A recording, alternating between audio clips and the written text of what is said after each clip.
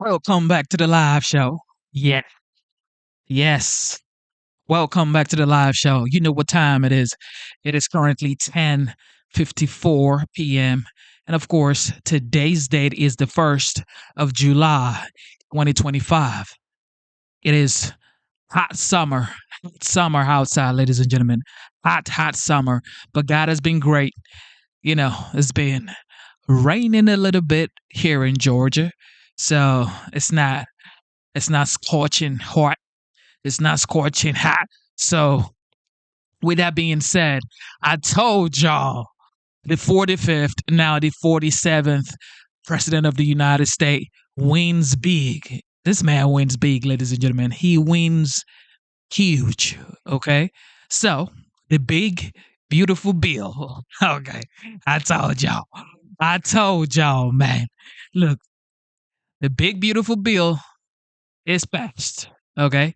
It is passed, ladies and gentlemen. Just like I told y'all, the ceasefire in Israel and Iran would come to pass. And here we are. Peace. Nobody's even talking about it anymore.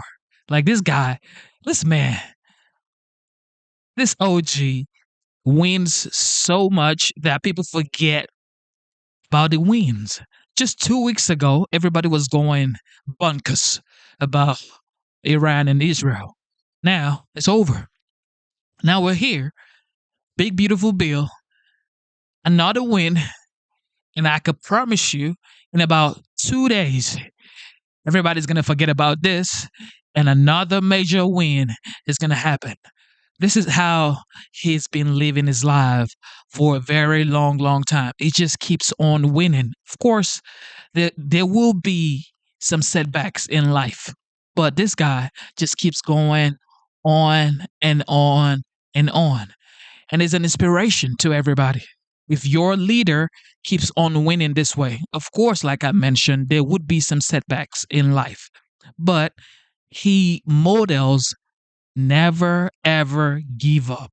Keep on moving forward. No matter what happens in your life, keep on moving forward. Ladies and gentlemen, I give you the President of the United States. And don't forget, if you're liberal, conservative, progressive, it does not matter.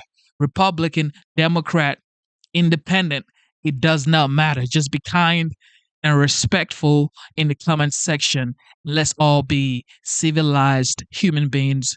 Let's all be Americans and put America first, okay? Because this is the greatest nation on the face of the earth. Here we go. The 45th, now the 47th President of the United States. Let's get it. Welcome, the 45th and 47th President of the United States, Donald J. Trump.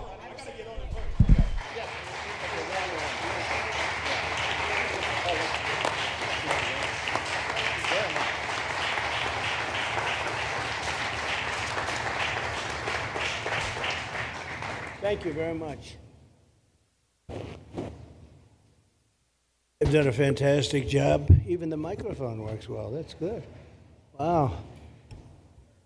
Well, I'd like to just thank everybody for the incredible job they've done. I love the state. As you know, Ron and I have had a really great relationship for a long time. We had a little off period for a couple of days, but it didn't last long. It didn't last long, and a lot of respect for each other. And it's a great honor to be deep in Florida, the Florida Everglades, to open America's newest migrant detention center. It's incredibly built, and you're seeing that yourself. That's why I said, let the press join us on our walk so they can see what's happening. It's known as Alligator Alcatraz, which is very appropriate because I looked outside and that's not a place I want to go hiking anytime soon. But very soon, this facility will house some of the most menacing migrants, some of the most vicious people on the planet. We're surrounded by miles of treacherous swampland, and the only way out is really deportation. And a lot of these people are self-deporting back to their country where they came from. Quite a few. We're amazed at actually the number. We took the FEMA money that Joe Biden allocated to pay for the free luxury hotel rooms, where he's paying hundreds of millions of dollars in New York City. and we used it to build this project, and Narana was just a little fraction of that money. The money they spent on that project, I happen to know the real estate developer. He's a he never really made that much, but he became very wealthy. With luxury, he didn't do well. With people that are not exactly luxury, he's made a fortune. I want to thank Florida Governor Ron DeSantis and Secretary of Homeland Security Kristi Noem, and Florida Attorney General James Uthmire. Where is James? Where is he? You do a very good job. I hear good things. I hear good things about you from Ron, too. No, you really do. He's even a good-looking guy. That guy's got a future, huh? Good job, James. I hear you did really, really fantastic. Worked hard. You're like in the construction business for a few days, right? Huh? Congratulations. For all the hard work and to make this facility possible. It's amazing. Thanks as well to Florida Agricultural Commissioner Wilton Simpson. Where is Wilton? Where are you, Will? Hi, Wilton. Been a long time. Thank you. Congressman Byron Donalds. Where's Byron? Hi, Byron. How are you? Good. Florida Speaker of the House, Daniel Perez. Daniel? Daniel, thank you, Daniel. Boy, you didn't want to sit up here with us, Daniel. Executive Director of the Florida Division of Emergency Management, Kevin Guthrie. Hi, Kevin. Good job. Acting Director of ICE, Todd Lyons. Todd, great job. And Senator Joe Gruters. He is a great guy. Where is Joe? We love Joe. Thank you, Mr. President. Thank you very much. Welcome home. Thank you. Thank you, Joe. Joe is great. With the help of those incredible Border Patrol agents, we now have the lowest level of daily border crossings ever recorded. As you know, last month, the month of May, just got released 2 days ago, the number of illegal aliens into the United States was zero. Zero. Even I find that hard to believe. That somebody must have gotten in, I think. I don't know, but they say zero. And the people that count them are radical left Democrats.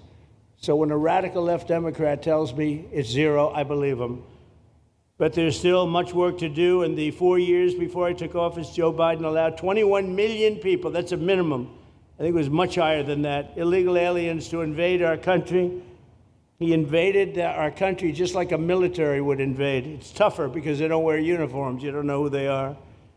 More than the populations of New York City, Los Angeles, Chicago, Houston, Phoenix, and Philadelphia combined.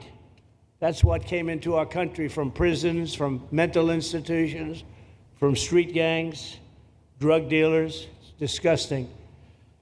This enormous country-destroying invasion has swamped communities nationwide with massive crime, crippling costs, and burdens far beyond what any nation could withstand. No nation could withstand what we did, and we're in the process of doing it, but we have some great people doing it now, and you see them up here with me. But it's, I'd call it like an unforced era. It's sort of like men and women sports. It's sort of like transgender for everybody. How could they have done this to our country? And we're never going to forget it. Last year, 15% of all the hotel rooms in New York City were used to house illegal aliens at costs that they never got for luxury. They never got this much for luxury people coming in from the wealthiest places on earth.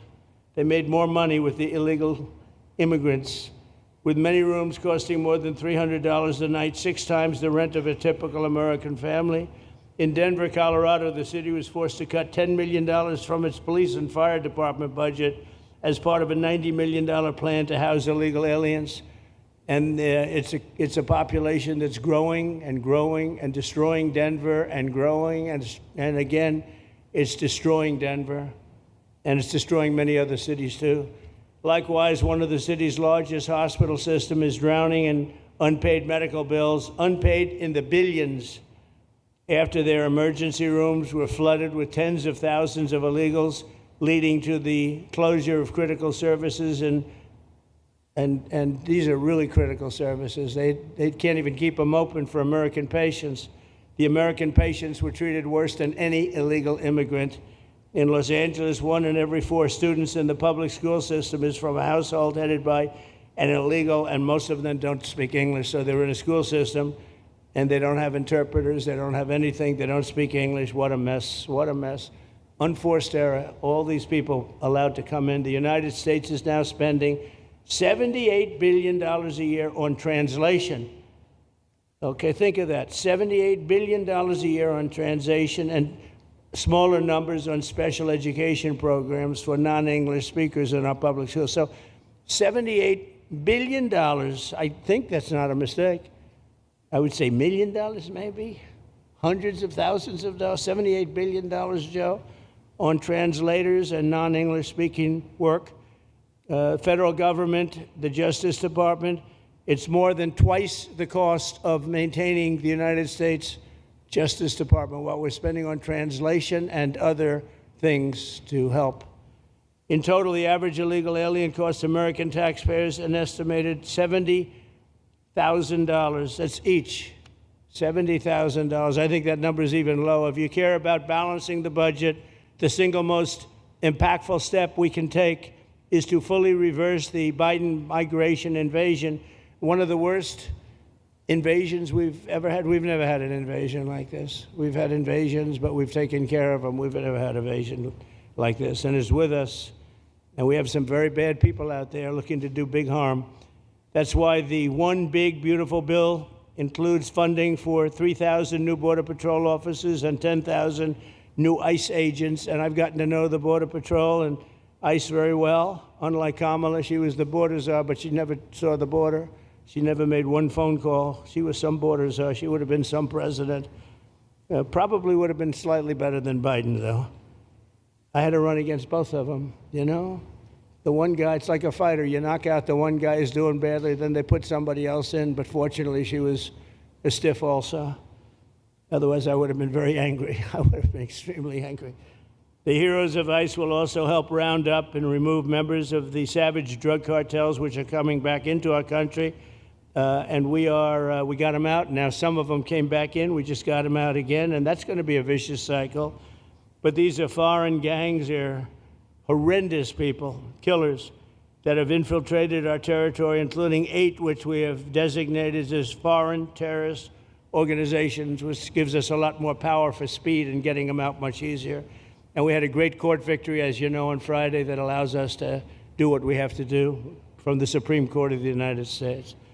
In 5 months, my administration has already arrested over 2,700 members of the murderous Venezuelan gang known as Tren de Aragua, including a pack of these sadistic animals arrested last month with over 280 guns. And these are guns of the latest caliber. These are guns that were made over the last period of less than a year, getting brand new guns, the latest and the greatest.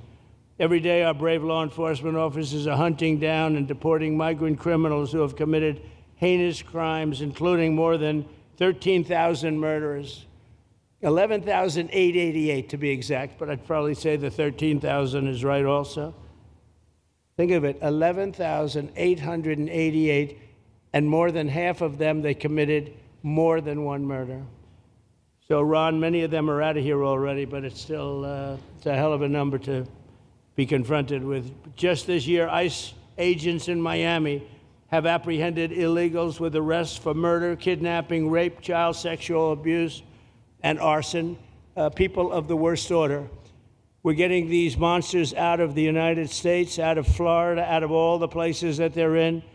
And on January 20th, I signed an executive order empowering governors and state police to be deputized to enforce federal immigration law. The state of Florida for embracing this opportunity and being a true partner. They've worked so well with the federal government. It's been just a beautiful, beautiful partnership. So, Ron, I'd like to thank you personally. You are my friend, and you'll always be my friend. And we may have some skirmishes even in the future.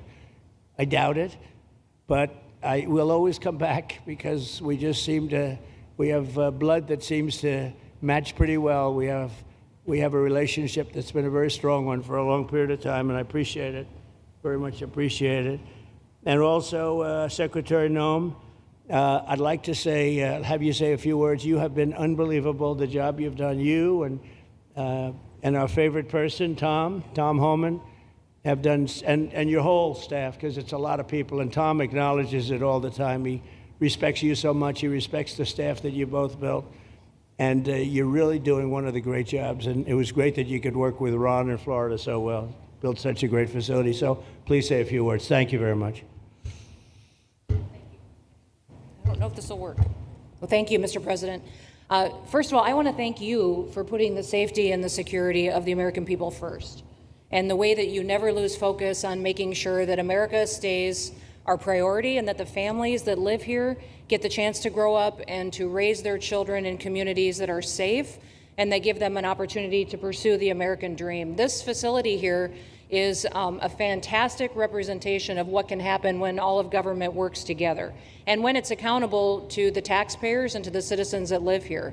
The president signed an executive order that allowed us to build partnerships with states and with local law enforcement officers, which is exactly how things should function in this country. More power, more authority given to people locally so that they can take control of their own destiny. And so we have already been working under the 287G program to deputize law enforcement officers, whether they be state highway patrol, local sheriff's departments in all of our states, and allow them to go out with our ICE officers, our border patrol officers, and make sure that we're getting the worst of the worst off of the streets.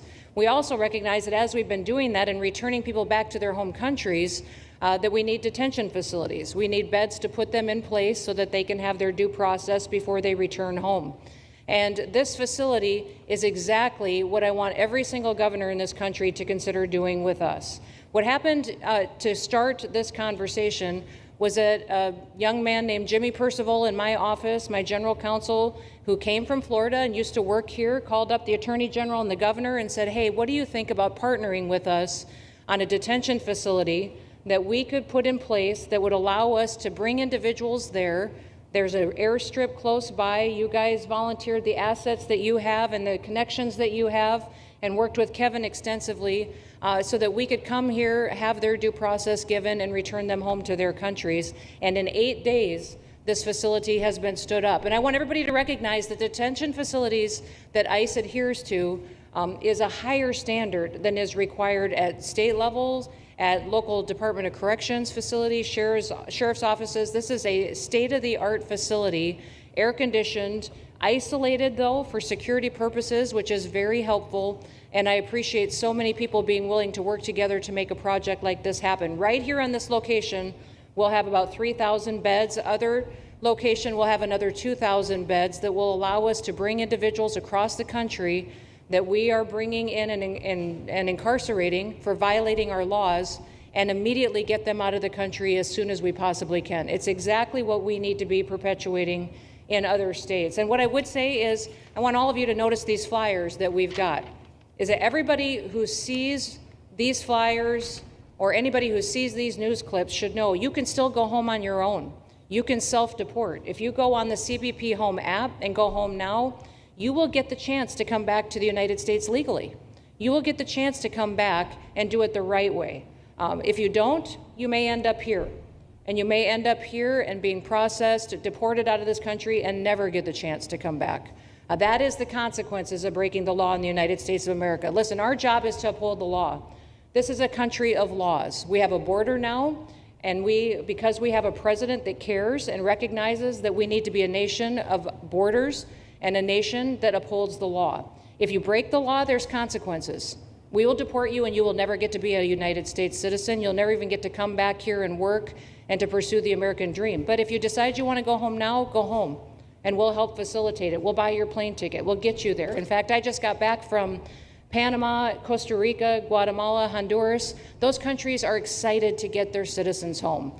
They're setting up programs to loan them money to buy houses when they get there, help them with food assistance, get their children educated, scholarships. They want their citizens that are living here in the United States illegally to come home and to be a part of their economy and help their countries grow. So this is a win-win for everyone. And I just want to end, Mr. President, by thanking our law enforcement officers, by thanking our ICE officers and our Border Patrol officers for what they do every day. They are out on the streets, and violence against them has increased over 500% since Trump has gone back into the White House, because he's upholding the law and because a bunch of liberals socialists and Marxists are out there lying about what President Trump is doing.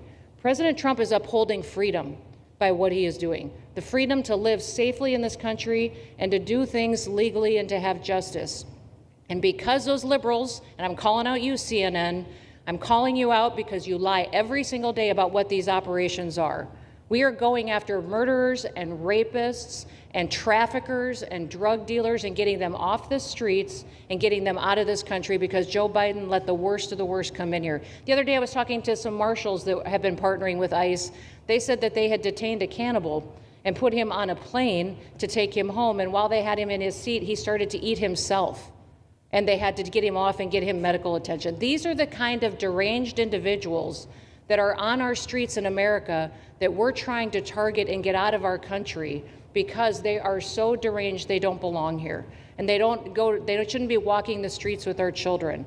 And they shouldn't be living in the communities with our families who just want to grow up, go to job, raise their children to grow up and get a job and to live the American dream. So thank you to all of our law enforcement officers, those in our military that have been helping, our National Guard. Thank you to Governor DeSantis for stepping up and being an example to other governors. I hope my phone rings off the hook from governors calling and saying, how can we do what Florida just did? How can we do exactly what they did? Because we need this big, beautiful bill.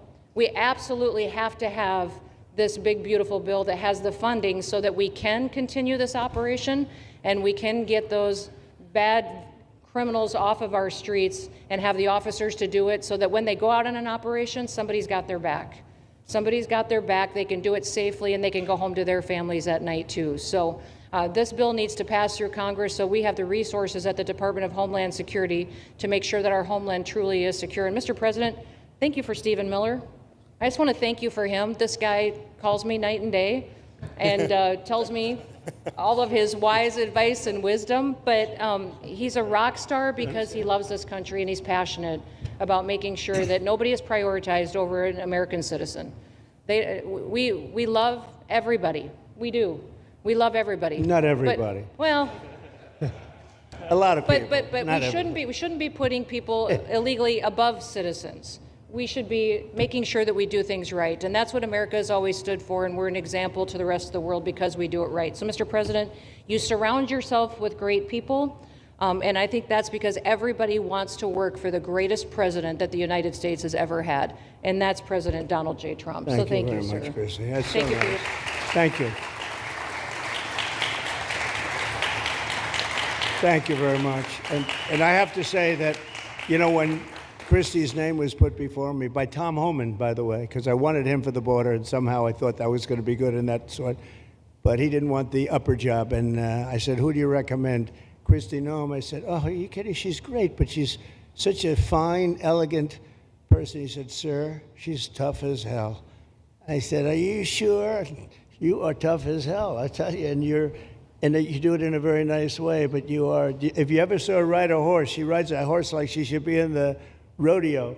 She's like an unbelievable horse person, and you've done a fantastic job. And Steve Miller would even agree to that. And he likes nobody, by the way. I don't think he likes anybody.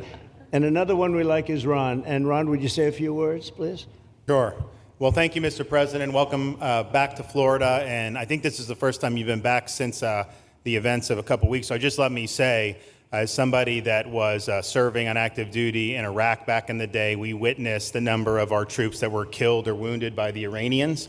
We know that they're a militant Islamic regime that was hell-bent on getting nuclear weapons, and under Joe Biden, they were about to get nuclear weapons. And because of your strong actions, those dreams and those ambitions have been reduced to rubble.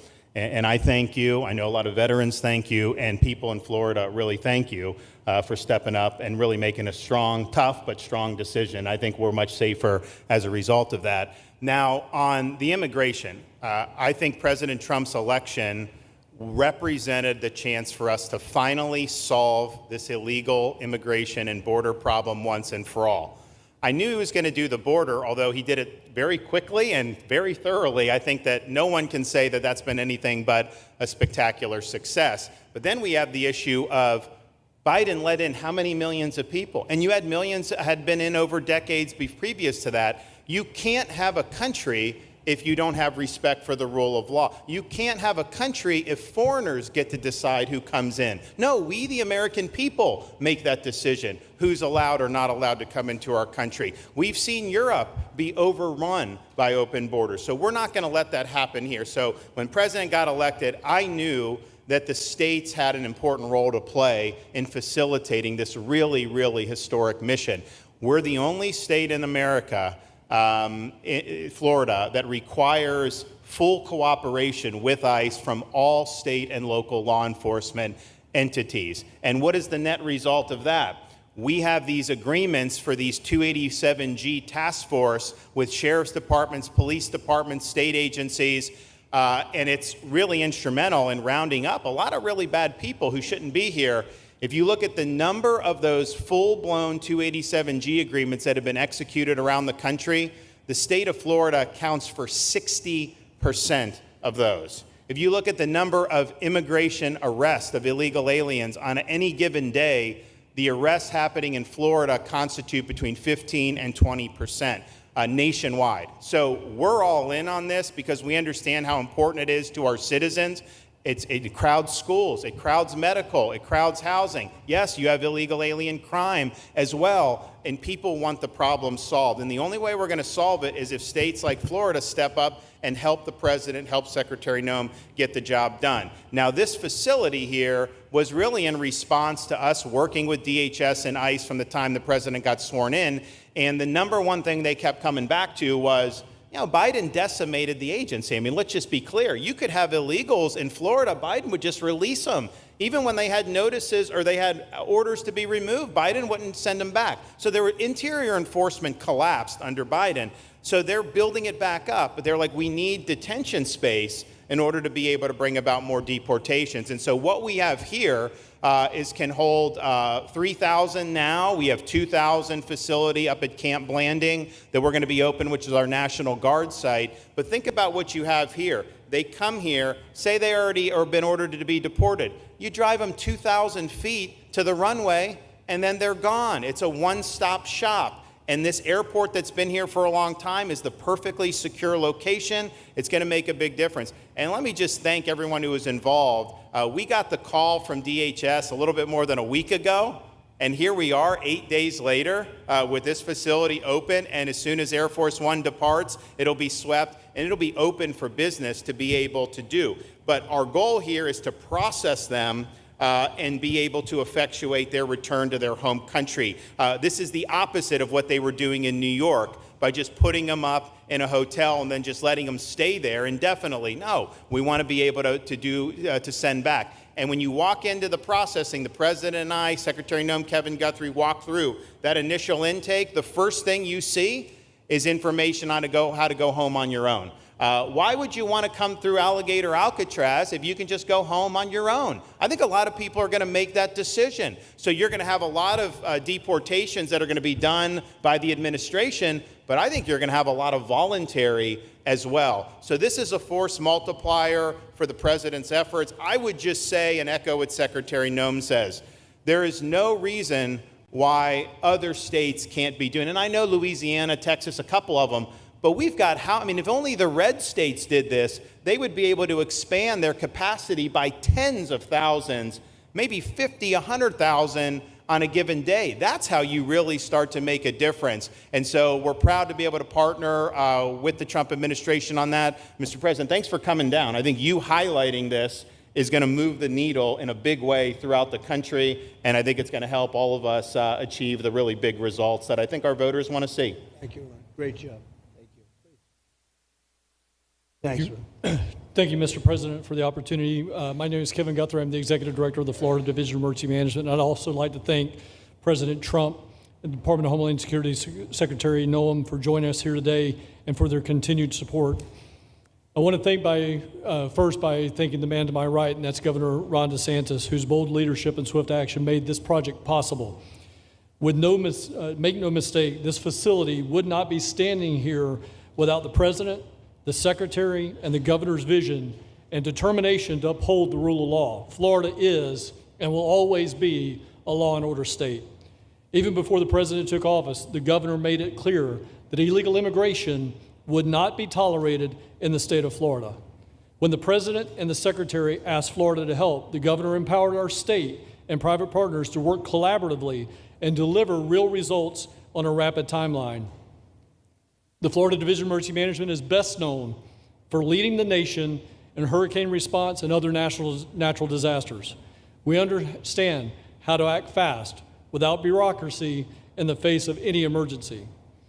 Our teams built roads in 8 hours, bridges in 3 days, base camps in 72 hours, and full causeways in 2 weeks.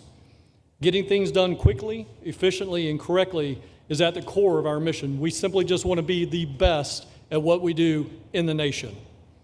When the governor called me, and we answered, and we were proud to bring our logistical expertise to the table.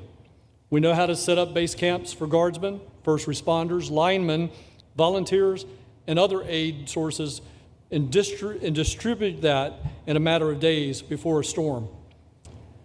We're able to translate this knowledge to what we did here at Alligator Alcatraz. Florida has put the best teams together who check their individual logos and egos at the door to get this done. Not just for you, Governor, but Mr. President, for you as well. There are over 13 different vendors that came together to get this solved in 8 days. Truly a whole of private sector partnership to get that done. Behind you on these boards, in only 8 days, we have built a fully compliant detention facility with a detainee capacity of up to 3,000 people, with room for additional capacity if you asked us to do so. The detention facility includes over 158,000 square feet of housing and is a fully aluminum frame structure rated for winds of 110 miles an hour or a high-end Category 2 for those people that don't think that we're taking that into consideration. This is Florida, by the way. Power supply is fully redundant with backup generators in place. We've put a staff village here on site with a capacity of 1,000. Our services are hot meal 3 times a day, 24/7 medical facility, pharmacy, air conditioning, access to indoor and outdoor rec yards, legal and clergy support services, laundry. Our security element is over 200 security cameras throughout the facility, more than 28,000 feet of barbed wire, 400 plus security personnel to include 200 men and women, soldiers and airmen underneath Major General John Haas's command as the Adjutant General of Florida. And it's all surrounded, as you pointed out, Mr. President, by 10 miles of beautiful Florida Everglades. Contingencies, as with all state correctional facilities, we have a hurricane plan. We will not wait for a Cat 2. We will follow our normal evacuation procedures as we do for any other facility statewide in our great state of Florida. We have on-site fire and EMS resources so that we do not we don't burden the locals with any type of response. All in all, sir, this has been a perfect state logistics exercise for this hurricane season. Everything we did here in the last 8 days, God forbid, if we have a hurricane, we're going to do it again. This was a dress rehearsal for us, and we are ready, willing, and able to support you, sir, the governor, secretary, and everything that you need us to do. Just a week ago, it was a taxiway and a runway, and now it's a fully functioning facility. We are happy to support you, Mr. President, Governor, Secretary. Fantastic job. Thank you.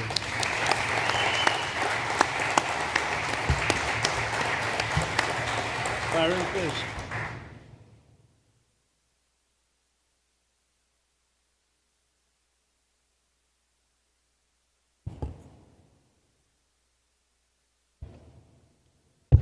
There we go. First of all, Mr. President, we all have to thank you for your leadership and for the mandate that the American people gave you to finally secure our borders and to deport criminal illegal aliens and longstanding illegal aliens out of the United States. That is a mandate given to you by the American people. I know Secretary Noem, Stephen Miller, Governor DeSantis, myself, on behalf of the other members of Congress in the Senate, and of course here in Florida, we are behind you 100% in that mission. To the governor, I really appreciate you and commend you for your leadership on this, taking swift, decisive action to building this facility.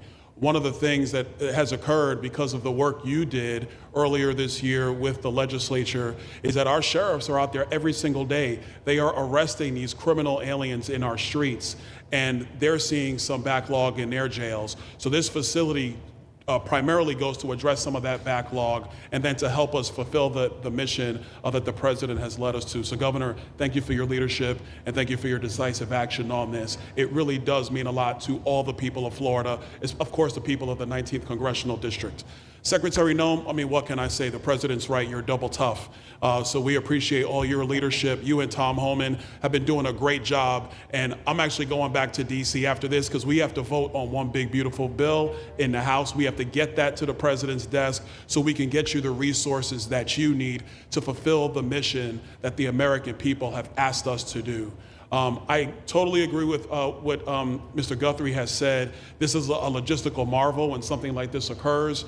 We've seen Florida Department of Emergency Management answer the bell time and time again. The governor has said we need to accomplish this, and DEM gets that job done. And we had a side conversation about, I know there were some concerns. People were like, well, what happens if a hurricane comes? What happens if this happens? And I looked at Kevin Guthrie and I said, you already have a plan, don't you? And he goes, of course we have a plan. You know that we do. This is what Florida does, Mr. President. And so I want to commend you for your leadership and your vision on this. Governor, thank you for all that you've done with your vision and determination. Secretary Noem, we're going to get the bill done so you get the resources you need. See you, sir. Thank you very much.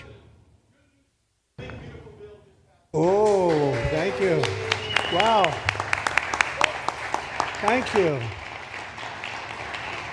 You know, I'm waiting, listening to these wonderful words, and they are music to my ears, but I was also wondering how we're doing, because I know this is prime time. It shows that I care about you, because I'm here, and I probably should be there, but we do care. Thank you very much. James, please. We're all happy now, James. Yeah. Well, I can speak on behalf of all of our sheriffs, state law enforcement, our police chiefs. We are going to continue to make arrests, our pedals to the metal, as many as we can. We want to fill this place up. The governor and Kevin have shown they can build bridges in 3 days, so why not some detention facilities? Hopefully there's more to come. And you really kind of were the inspiration for this. We like the idea of reopening the original Alcatraz. I don't know if that can happen or not, but we thought, hey, we've got our own natural Alcatraz in the middle of the Everglades. Right. Great runway, great perimeter, so let's make it happen. In Florida, we walk the walk, and we will deliver for all of you. Thank you. Well, I heard you were responsible for the locational pick, and you cannot have picked a better location. I said, whoever the hell made this choice, I know you take it a little heat from some environmental groups, but I take it all the time, and that's an honor. But I heard you were very responsible for that choice, and that was a big choice. Thank you very much. Great job, James. Thank you. Do you want to finish over here, and then we'll go over here, and we'll go back and celebrate the big, beautiful bill that you just got passed. You sure that's right, Brian? Yeah, all right. Wow, good. He's doing a good job. Right. Wow. Mr. President, first of all, I just want to say how grateful we are that you're back here in your home state of Florida. You've been doing an amazing job, not only at our border, but around the world, keeping this country safe and Americans. We are grateful for your leadership. God had a plan for us, and it was Donald Trump. So thank you for that. As a member of the Immigration Board and as the Commissioner of Agriculture of this state, I've been happy to help lead with the governor and the rest of the cabinet on this issue. We're very proud Secretary Noem's here today and others to represent not only the United States in our efforts to make this commitment to keep our citizens safe, but we're going to continue in Florida to remove the barriers to have your vision come true of a safe United States. We're going to get these illegals, the illegal criminals out of this state, and we really appreciate you and your leadership in this effort. So thank you for being here. Thank you very much. You're doing a great job, too. Thank you. Thank you, Mr. President. Joe Gruters, State Senator. I'm a member of your Homeland Security Advisory Council, your Vice Chairman. Thank you for that appointment.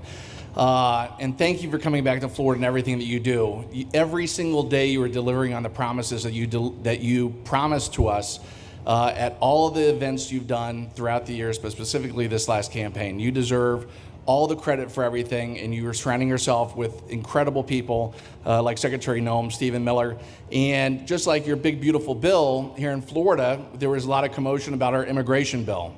And we had 3 B's in that: beds, badges, and bad guys. And this goes right along with our beds and the resources. And I give the governor, Ron DeSantis, a lot of credit for stepping up and making sure that we all work together, because at the end of the day, even if sometimes there's there are skirmishes. As a result of the back and forth, we ended up with a better bill, and we all win. And what we're doing here in Florida hopefully will happen all across the country. Your leadership is amazing. Keep up the great work, and just know that Florida loves President Donald J. Trump. Thank you very much, Joe. Appreciate it for a long time. Appreciate it. By the way, Okeechobee is something that we did together also, and that was a lot of money spent. I hope it was well spent. I know we did a Rolls-Royce job, but it's a lot of money that we spent out there together. And how is it going? You can delegate that to us because we move faster than the Army Corps. Good. So we will finish that reservoir. Good. If you delegate it to us, I'll get it done and much quicker. Oh, I would do that. Yeah. I'll tell you, let me ask myself permission.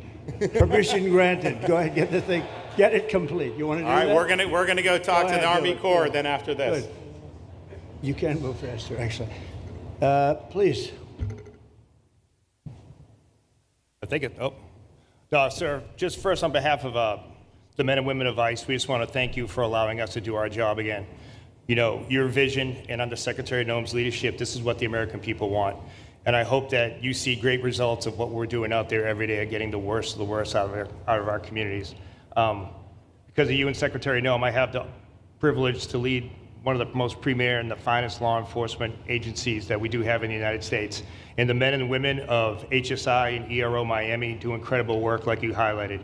And with the governor and the state of Florida, the partnership in Florida has been amazing. The 287G program is only going to help us to identify all those known gotaways and get the worst of the worst out of the neighborhoods. And through our Homeland Security Task Force, we are going to make America safe again. So thank you very much to both you and the Secretary. Thank you, Todd. Great job. Really great job you're doing. Thank you. Please.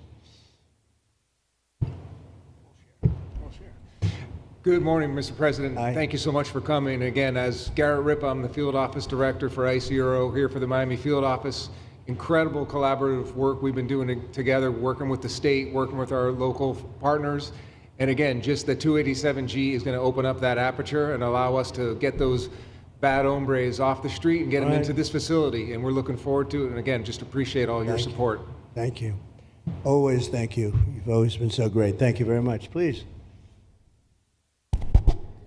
Good afternoon, Mr. President. On behalf of Air Marine Operations, my name is Andres Blanco. I'm the Executive Director for Southeast Region. AMO continues to execute and support your executive orders. Air Marine Operations brings a unique capability both in the air and the maritime domains. And in partnership with our Border Patrol, OFO officers, and ERO, we continue to conduct effective operations both interior, along the border, and along the maritime approaches. Thank you very much. Good job. Good afternoon, Mr. President. Jose Figueroa. I am the Acting Special Agent in charge for Homeland Security Investigations here in South Florida, and our office covers from Key West to Fort Pierce. Tremendous collaboration here with the state and our federal partners. HSI is conducting criminal investigations into TDA, MS-13s that are involved in human smuggling, sex trafficking of minors, and we will continue that effort with your support. Governor DeSantis, thank you very much for this facility. Looking forward to continue the great work. Thank you. Thank you very much. Steve, would you like to say something? Our star. Thank you, Mr. President. I just want to say on a personal note, getting to watch what you've done over the last 5 months to deliver on a 50-year hope and dream of the American people to secure the border. When President Trump came into office on January 20th, the United States had endured the largest wave of illegal immigration in human history. Not just American history, human history. And within just a few days, President Trump, through his strength, leadership, diplomacy, and vision, achieved the most secure border anyone in the world has ever seen. When we recently went overseas to the NATO summit, I had senior staff in foreign governments come up to me and ask me how he achieved the Trump miracle on his border and could that be replicated in their countries. For individuals who don't work in this space, to have 0 successful illegal entries in an entire month should be an impossible achievement. There's a 2,000-mile border with one of the poorest countries in the world, and you have open travel from 150 countries into Central America and South America. There are 2 billion people in the world that would economically benefit from illegally coming to the United States. And through the deployment of the military, through the deployment of novel legal and diplomatic tools, through the building of physical infrastructure, through the empowering of ICE and Border Patrol and the entire federal law enforcement apparatus, President Trump achieved absolute border security. And now, once this legislation is passed, he will be able to make that with those resources permanent. Watching what you've done, sir, has been one of the honors of a lifetime. I'm proud to be able to play any role in it. And what President Trump is going to achieve next with the resources in this bill will make America safer, stronger, freer, more sovereign, and more prosperous than it has ever been before. Thank you, sir. Thank you, Steve. Oh. Thank you. Shout out to the GOAT. Shout out to the GOAT, Dr. Luke, the GOAT. The GOAT. He said, America is winning. The world is winning. This is what we preach here on this channel. We're not here to say, all sort of BS. We're just here to say America is the greatest nation on the face of the earth, and we support the commander-in-chief. How bad is that? I mean, Jesus.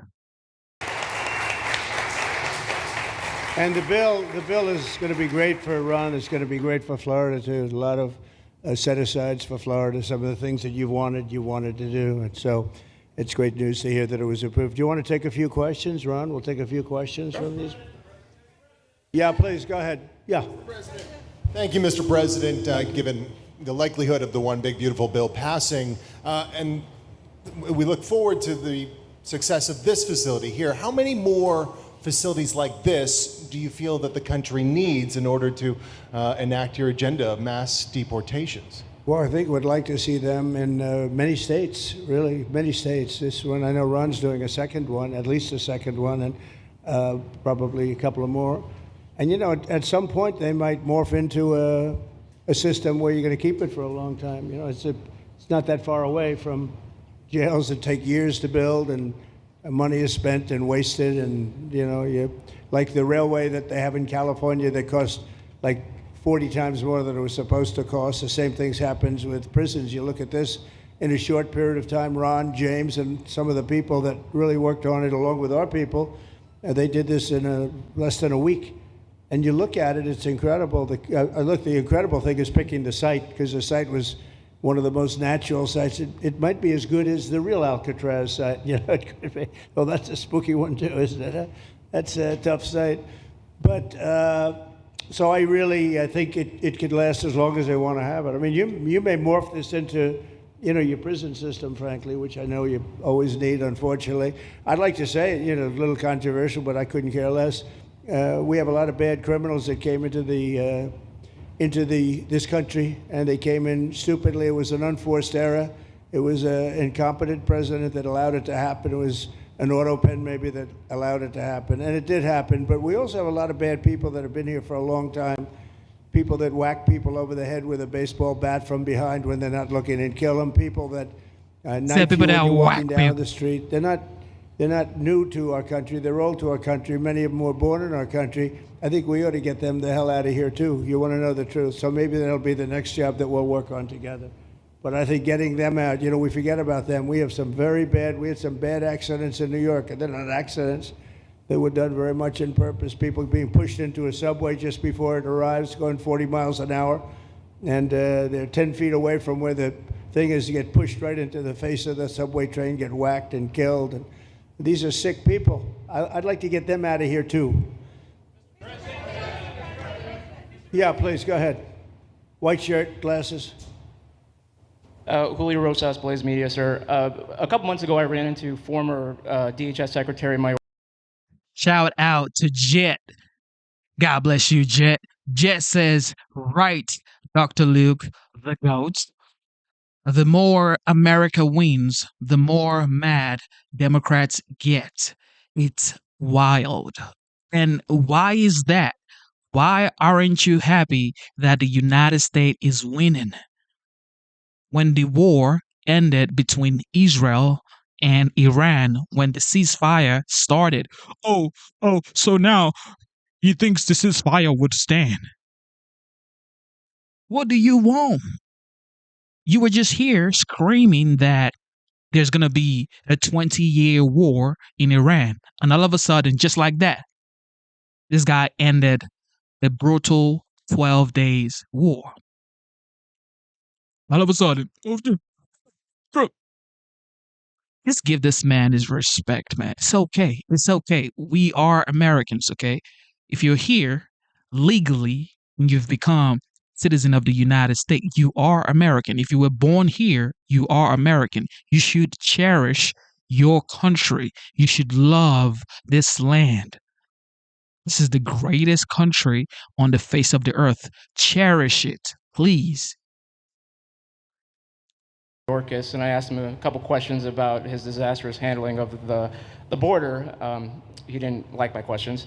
But the number one question that I heard from people in responding to my video was, why hasn't he been arrested yet? Obviously you guys are cleaning up the mess that was made deliberately for the past 4 years, and so people want accountability. It's great to see that the border is secured, and it's great to see the state level cooperation. But I guess I would ask you, why hasn't he been held accountable, or anybody really? Well, pardons were given out by to many people, and they shouldn't have been given out. Like the Unselect Committee of Political Thugs was given a pardon because they destroyed all of the information from 2 years of hearings, and they should be arrested, but they were given pardons. Was he given a pardon, Mayorkas? Was he not? I don't believe so. Well, I'd take a look at that one, because what he did is it's beyond incompetence. Something had to be done. Now, with that being said, he took orders from other people, and he was really doing the orders, and you could say he was very loyal to them, because it must have been very hard for him to stand up and sit up and talk about what he allowed to happen to this country and be serious about it. So he was given orders. If he wasn't given a pardon, I could see looking at that. In fact, why don't you take a look at it, Kristen? He was impeached, but yeah, it was just a fake impeachment. It was a fake impeachment. Why don't you take a look at it? I think he was so bad. They were all so bad. Look, it was the worst president in the history of our country. We've had some bad ones, but he was the worst president. But somebody told Mayorkas to do that, and he followed orders, but that doesn't necessarily hold him harmless. So take a look at it. Very good question, actually. Thank you. Yeah, please. Go ahead. Mr. President, you and the Secretary have both said that many people have self-deported since you came back into office. Yeah. How many is many, and has the rate gone up? How do you see the tempo of that moving forward going on?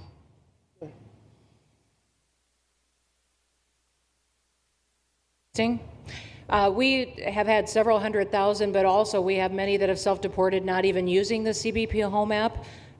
When I have gone to these other countries to negotiate security agreements and information sharing on criminals who's coming and going into their countries, they report that hundreds of thousands have come home that weren't on our radar, that they are coming home on their own and self-deporting because they want the chance to be able to go back to America someday. So we believe it's over 1 million, possibly more than that. I'm asking all of those countries for their information on what they have of individuals that may have returned home, that they have taking advantage of their programs to help them become a part of their civilization again too. So we know it's over 1 million, but we have to, I'm getting more information, and that number will grow.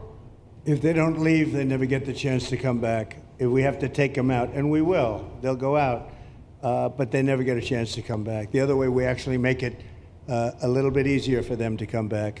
Okay? Thank you. Good question. Thank you. The bill is now passed in the Senate, but we are already hearing from some Republicans in the House who say they cannot get on board with the changes that were made to the bill in the Senate. What is your message to those holdouts? Well, I just heard that about the Senate, and the bill just passed, and it tells you there's something for everyone. I mean, it's a great bill. There is something for everyone, and I think it's going to go very nicely in the House. Actually, I think it will be easier in the House than it was in the Senate.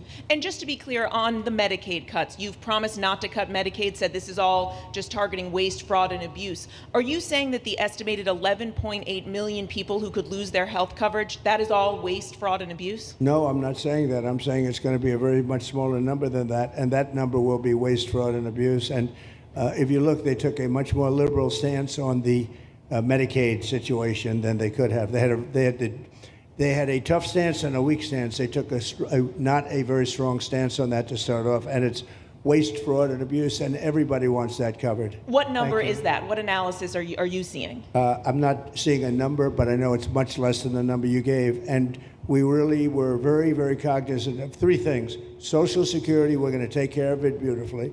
Medicare and Medicaid. And we are going to save it, whereas the Democrats are going to, you won't have it. They will destroy Medicare and Medicaid, and they have to because their numbers don't work. So it's not going to happen. They're the ones that have destroyed Medicare. They have made it so bad already, they're going to make it a lot worse. But now we'll be in charge, so we're going to have no problem with Medicaid or Medicare or Social Security. Thank you. Yeah.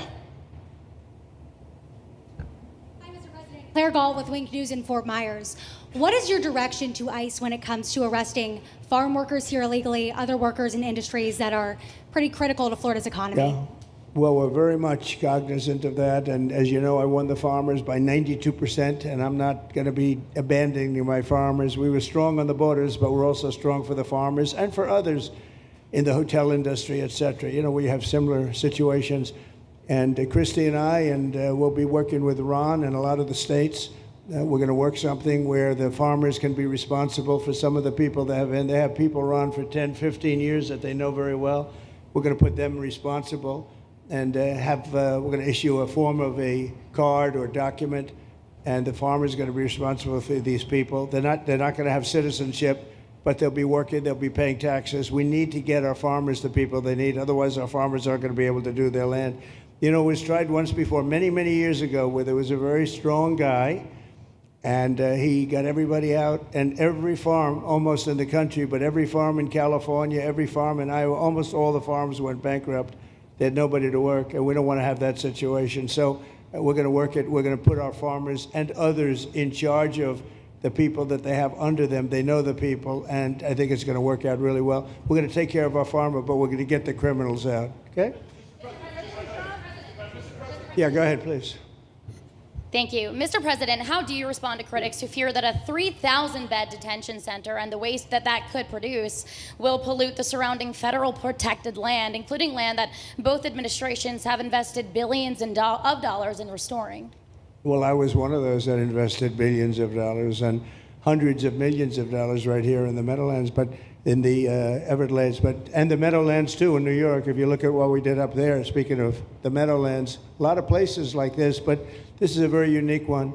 One thing I'll say about this land, we'll be gone a million years and this land is still going to be here. It's not going to be much different. You'll have the water moccasins, you'll have the alligators. You may not have people, but you're going to have all those animals. They're going to be around, and you got plenty of them out here. I think it was a brilliant choice, and I think almost anybody in his or her right mind would say this was a brilliant choice. I give the governor a lot of credit for using this piece of land. And in addition to that, it's on top of something that was already developed. It's an airport. You know, you have the runways, you have so it's already been developed. So it's not like you're dropping dirt right into the thing. There was zero movement of that. That was done many years ago because the airport's very old, but it was an abandoned railroad, an abandoned airport. And frankly, it's like perfect. And you can do expansion on this site substantially without doing anything. So the people, I heard them complaining about the Everglades. There's no, I don't think you've done anything to the Everglades. I think you're just enhancing it. This was already here. How long has the airport been here? Decades. Many decades, yeah. And they have, Kevin, all these guys, you know, have a waste plan, like the wastewater gets trucked out, potable water gets, literally, they have, even our DOT has put things up in case there's any seepage, which we don't. So you are literally doing this on concrete that's already here. So I don't think those are valid and even good faith criticisms, because it's not going to impact the Everglades at all. President's been a champion, we've been a champion, really changed the game in Florida on it. I think it's just people don't want to see illegal immigrants deported, and that's their ideology, and they have a right to that. But illegal immigration's unpopular, so they know that they're going to have less effect trying to do it. So they're going to try, oh, well, no, it's just about the Everglades. But really, I think a lot of those people, they just don't want to see illegals deported. Because if you actually hear everyone's here, you obviously know there's zero land that's being disturbed. Well, you know, when we talk about popularity, though, I will say I ran on the issue of illegals, and we have to get them out. and I won 82% on that issue. So I think that they may not like certain aspects of it, but ultimately they do not want them in their country. And if this is a part of a use, but I think from an environmental standpoint, it's incredible. In fact, when we landed that very big, heavy plane today, they came out and checked it fairly. I think they want the president to be able to land on a piece of concrete that's not going to go 6 feet underground. And they checked it. They came back and they said, this thing is really solid. So it's been there a long time. It's going to be here a long time. And it was a great choice of a site. Thank you. Yes, please. Brian, go ahead. Yes, sir. The people of Syria were recently seen on the streets waving American flags, chanting Trump, Trump, Trump. They're so appreciative of the economic sanctions that was lifted on that country, giving them a little bit of hope for prosperity. You want to comment on that? Well, they're great people, and the man that is leading them has a reputation. He's the head of some pretty tough organizations, and a lot of people criticized me for that. I said, well, what are we going to do, take him out of a day school, a country day school? It's going to be, by nature, I would think, Ron, they'll be pretty tough, and he is pretty tough, but I met him, spent a lot of time with him, good guy. I took off the sanctions because if I didn't do that, they wouldn't have had a chance. And Syria has a chance. The people are great. They work hard. They're very smart. It used to be a place of professionals, accountants and lawyers and doctors and high academic credentials in that part of the world. And I think it's going to work out great. I took off the sanctions, and they were very appreciative. They were shocked, but they were very appreciative. We're giving them a chance at survival. With the sanctions, it couldn't have worked. Thank you.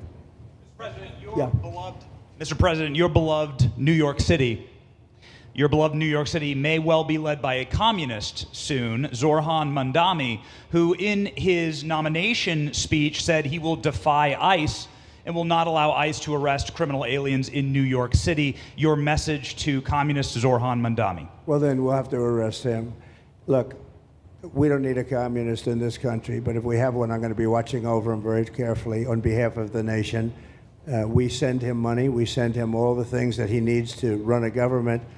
And by the way, they get about 3 times what you get, Ron. If you look at the per capita, Florida gets 1/3 of what New York gets in terms of the numbers. Why don't you give us those numbers? Yeah, well, because that's what we should send him. Yeah, well, like sometimes people say Florida gets more because they count Social Security recipients, but that's not money to the state. Those are seniors that live here. If they move to North Carolina, you could count it there. So it has no interaction with the state government. They get more on the city and state governments than we get. Right, substantially. We're going to be watching that very carefully, and a lot of people are saying he's here illegally. We're going to look at everything, and ideally. He's going to turn out to be much less than a communist. But right now, he's a communist. That's not a socialist. I've always said, we will not have socialism in this country. In the speeches, I said, well, what? They skipped socialism. And you got a lot of them like that. And you see AOC, she's out there with her, bad IQ. She's out there ranting and raving about how wonderful he is. And look, so far he's winning. He still has a race to win, but so far he's winning, and he has an advantage as a Democrat in New York City. I was there a long time ago, and it was a long time since a Republican won the city, but you would think that a Republican would be able to win. Or you have a good independent running, Mayor Adams, who's a very good person. I helped him out a little bit. He had a problem, and he was unfairly hurt over this question. He made a statement to the effect that this is terrible. New York City can't have all these immigrants come in, and like he was indicted the following day. And I said, that was a phony indictment, and it was a phony indictment. That was a Biden indictment. I said, don't feel bad. I got indicted 5 times every time you opened your mouth. That was a bad group. That was a very dangerous group, I will tell you. These were not nice people. That was the only thing they could do. They had no policy. They had no skill. They had no anything. But they were very good at that. They were vicious, vicious, horrible people. Thank you very much. Yeah, please, go ahead. Anna Giratelli with the Washington Examiner. Governor DeSantis has proposed using National Guard, deputizing them as immigration judges to get through this massive backlog of people in the immigration court. Would you be open to that? Yes, he has my approval. Okay. That wasn't too hard to get, was it, Ron? He didn't even have to ask me, James. You didn't even need James to ask me. He has my approval, okay? Good. I also like what he's doing in Okeechobee. He has my approval for that, too. I don't know how we work that out, but we'll work it out. We'll follow up. Go ahead. Please. President Trump, Jake Stofan with Action News Jax from up in Jacksonville. There's some talk about a facility similar to this up in Camp Blanding. Has that been approved by DHS? If not, what's the timeline? When could we see ground break on that? Well, I'll ask Ron or James to talk about it. Do you want to mention it, James? The overarching plan, I think the secretary has said she supports the whole plan, so you guys are going to keep going. Yeah. So, Mr. President, just specifically, the response for proposals is out for that today. It closes, I can't even remember what day of the week it is, but it closes on Wednesday at 5 o'clock. Then we will do notice to proceed. So I would say right after our wonderful Independence Day, we will be starting construction there at that facility. You're going to have another big runway there, too. That's great. Wow. Boy, I love these runways. It's very convenient, I must say. Having a runway is a nice thing. Today, you don't get runways approved. I will tell you, it's tough to get a runway. Although in the age of Trump, you get them approved fast. You know, we're approving massive electrical bins, what they call them bins, but big electrical facilities for all of the factories and the AI that's coming in. They're going to build their own electric. They're going to be really. They're going to be made into electrical providers. They're going to have a lot left over. They'll put it into the grid. I think, well, they're going to end up doing so much. They'll put it into the grid. Won't even cost anything from their standpoint. But so we have a lot of that happening. We get approvals fast. So, but I was just saying, runways are hard to get, but we'll get them now. But in the past, I would say over the past 30, 40 years, when you can get a runway, that was considered gold. Okay, please, go ahead. Go ahead. Sure.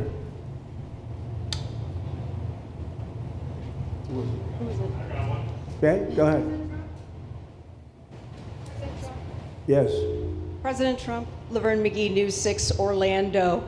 You have fulfilled several campaign promises along with the help of Governor Ron DeSantis. What is the next campaign promise that you plan to fulfill to the American people? So we have turned this country around in less than 6 months. And when I was away, and I was telling Ron, I was telling some others, I've said it a little publicly, I guess, but I met a lot of very important people. The King of Saudi Arabia, I was there 2 weeks ago, and Qatar, the leader of Qatar, who's great, and the leader of UAE, who's great. These are very substantial people, very smart people, and good people. And all three of them said essentially the same thing, along with many other people, because I just left NATO. NATO's we took it up to 5%. Nobody can believe that one run. That would be hard, but nobody believes that. What happened in NATO, over $1 trillion a year from like nothing. It was an honor. But every leader said that a year ago, this country was dead. They had no confidence in the United. They really felt it was a dead country, and it was some bad things were going to happen. But they used the term, it was a dead country, and now they said you have the hottest country anywhere in the world. We're the hottest country in the world right now. And we turned it around fast. I thought it would take longer than this. We turned it around fast. Some of it was psychology, and we had to know how good we were. But others was getting rid of rules, regulations, and all of the things that I got rid of already. I signed more executive orders than anybody in history, times like 3 or 4. And I got rid of just one. I got rid of the other night. You buy a house, they have a faucet in the house, Joe, and the faucet, the water doesn't come out. They have a restrictor. You can't, in areas where you have so much water, they don't know what to do with it. You have a shower head, the shower doesn't,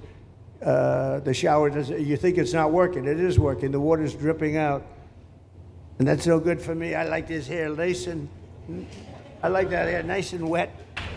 Takes you have to stand in the shower for 20 minutes before you get the soap out of your hair. And I put a thing in, and it sounds funny, but it's really not. It's horrible. And when you wash your hands, you turn on the faucet, no water comes out. You're washing, the water barely comes out. This was done by crazy people. And I wrote it all off and got it approved in Congress so that they can't just change it, because I did it in my first term. Everyone was so happy. And then one of the first things that Biden did when he came back is he put the restriction on showers, toilets, and sinks. Put this restriction, and washing machines. The washing machine, they give you like a quarter of this bottle to do your clothing. And people needed 10 of these bottles. And the people came to me from Whirlpool, and they said, we can't make a machine that's competitive. We can't make a machine anymore. It doesn't work. Why? They don't let us use water. Do you have any problems with water? No, we have so much we don't know what to do with it. You know, it comes down from heaven, right? And I approved all of that, the washing machines, the whole thing. The dishwashers, that was the other one. They give you like this much water right up to there to do your dishes. So people, you know what they do? They keep pressing the button. So they end up doing the dishes 10 times. They end up using more water than you would have used if you did it right in the first place. So all of that stuff has been written off. It sounds crazy. It's little things. The straw, I let you go back to a plastic straw. I was tired of having straws melt in my mouth, you know? It wasn't working. The paper wasn't working too well. So these are little things that I did. Then we have the big things. We have the biggest things, and that has to do with some of the subjects we're talking now. I think the things we're talking about now are the biggest, because if you don't have borders in this country, borders and good elections, and we're working on that next. There's some bills coming in that's going to make sure that you're a citizen, that people aren't counted in the voting when, you know, they were here and they're here as illegals and they're criminals in many cases, and they give them a count, and you end up with extra congressmen. We're going to work on that. We're going to straighten that out next. That's going to be easy compared to what we were doing. But we did the big things too. But little things like that, a straw, little things like a washing machine with no water. People go out, they spend all their money on a washing machine. The damn thing doesn't work. You can't use the water. Then you go to your sink and that doesn't work either. You're stuck. You know what you do? You have dirty plates the next day. That's it. And we solved so many common sense problems. And they weren't easy. You know, there are people that really believe in this stuff. But, you know, most states have so much water they don't know what to do with it. And look at North Carolina. I mean, they had a lot of water, and they have to get restrictors on their, you know, on their kitchen faucets. So we're very proud of the things we did, and we're going to do a lot more of them. Yeah, please, go ahead. You guys in good shape. Hey, it's Eric Bowling. How you doing, sir? Something we've talked about for, I'd say, better part of 20 years. I think it's something near and dear to your heart, energy, our energy security. Under Joe Biden, average price of oil for the 4 years was about $79 a barrel. He drained the SPR halfway down, promised to replenish it, never did. Right. Under you, first term, $53 average price for 4 years. Biden was $78 for 8 years. It was never refilled. The question is now it's $64 or so. Yeah. Coming down rapidly. Coming down, and what a great opportunity to fix another one of Joe Biden's problems, one of the things he broke in America, giving us the energy security of an emergency SPR, fill it to, maybe even go beyond and fill it to 1 billion barrels this time at a much cheaper price. Thoughts on the energy sector? So it holds 77 million barrels, and we had it up to the top, if you remember. And I was proud of that, and I made a deal to buy it at the lowest price of oil. It was a good deal, good instinct. And we filled it up, and when he came in, he started using it to keep oil prices down because he blew our energy policy out. Energy and his bad spending is what caused inflation. So now we have no inflation.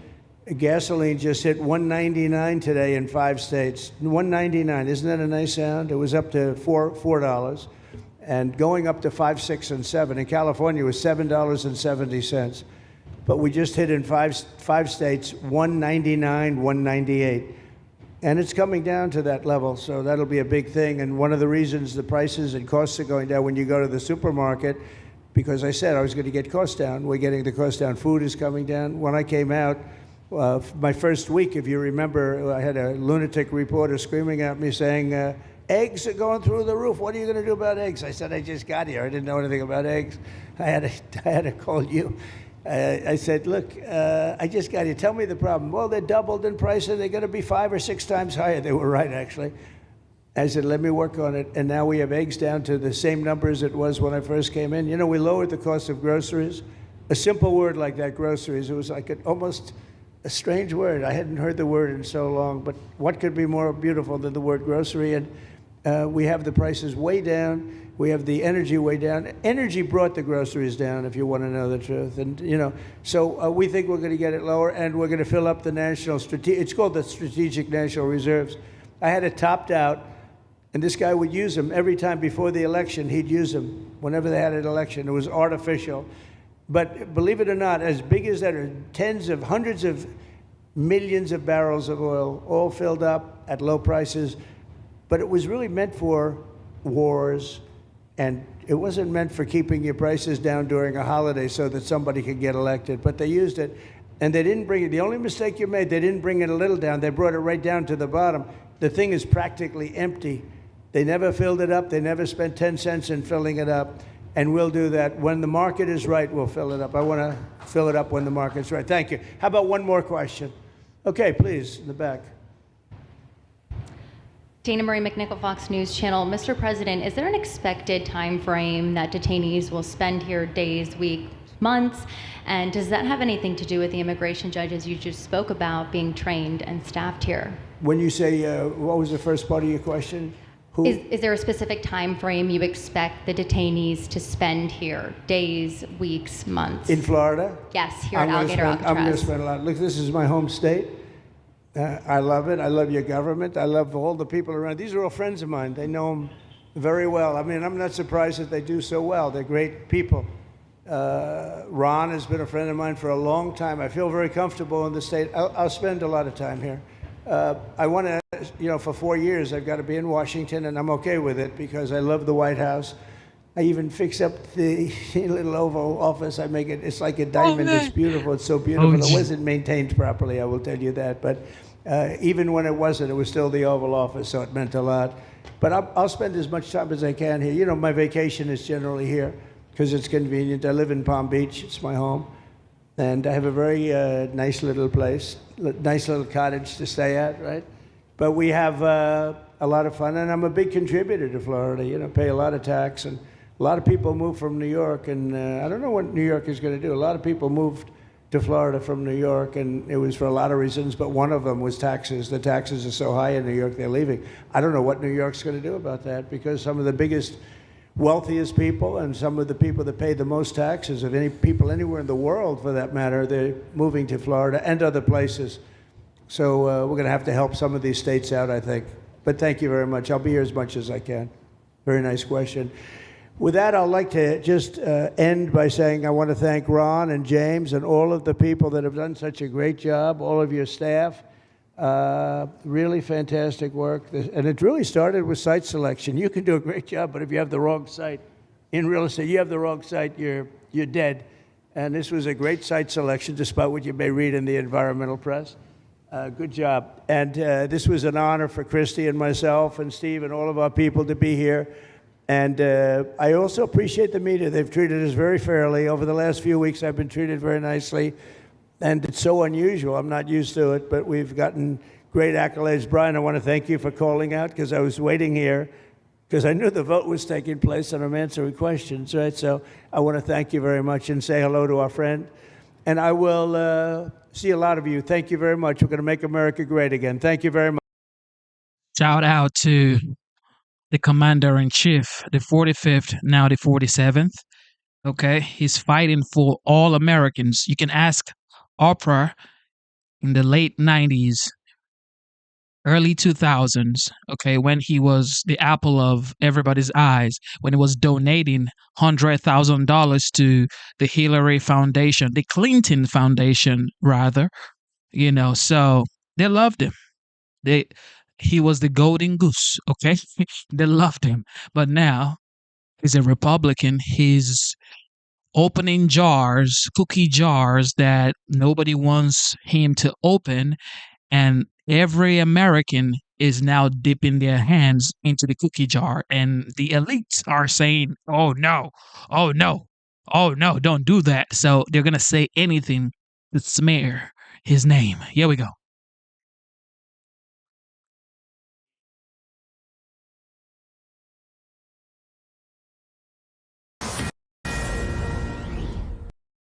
All right, so we understand that on the plane, the president gaggled a bit with reporters. We're going to give you that in a moment. This is a live shot on Capitol Hill as they continue to figure out the big, beautiful bill. And now we have that tape, so let's take a look. Ooh. Happy about it. Hope you enjoyed it. Go ahead. Especially on massive. What about it? Just give us a little idea of not only who you want. Well, I just don't think he does a good job for the country. He's always a no. They call him Rand Paul Jr. He's always a no. Nothing constructive at all. And just terrible. Thomas Massey from Kentucky. And nothing constructive. I don't think he's a very smart guy. Good education, but that's about it. I guess what I should have asked is, to what degree are you trying care about. I don't think about them. I mean, you know, when I oppose somebody, and for some reason the voters, almost always, they seem to go along with me because they know I'm working hard. I have a nice high IQ. They like that, you know. We like high IQ people. But they know I make good decisions. That's why we have that. Trump was right about everything, right? But, you know, I don't like guys like, they just keep saying, no, I vote no, I vote no. There's nothing. Let him do something. Let him get what he wants to vote yes. But if you look at his voting record, it's always against. Well, he's going to have an opponent. He's going to have a big opponent, a good opponent, who's going to win. A poll just came out, and it showed anybody I endorse against Massey loses by 25 points. So he's going to be history, I think.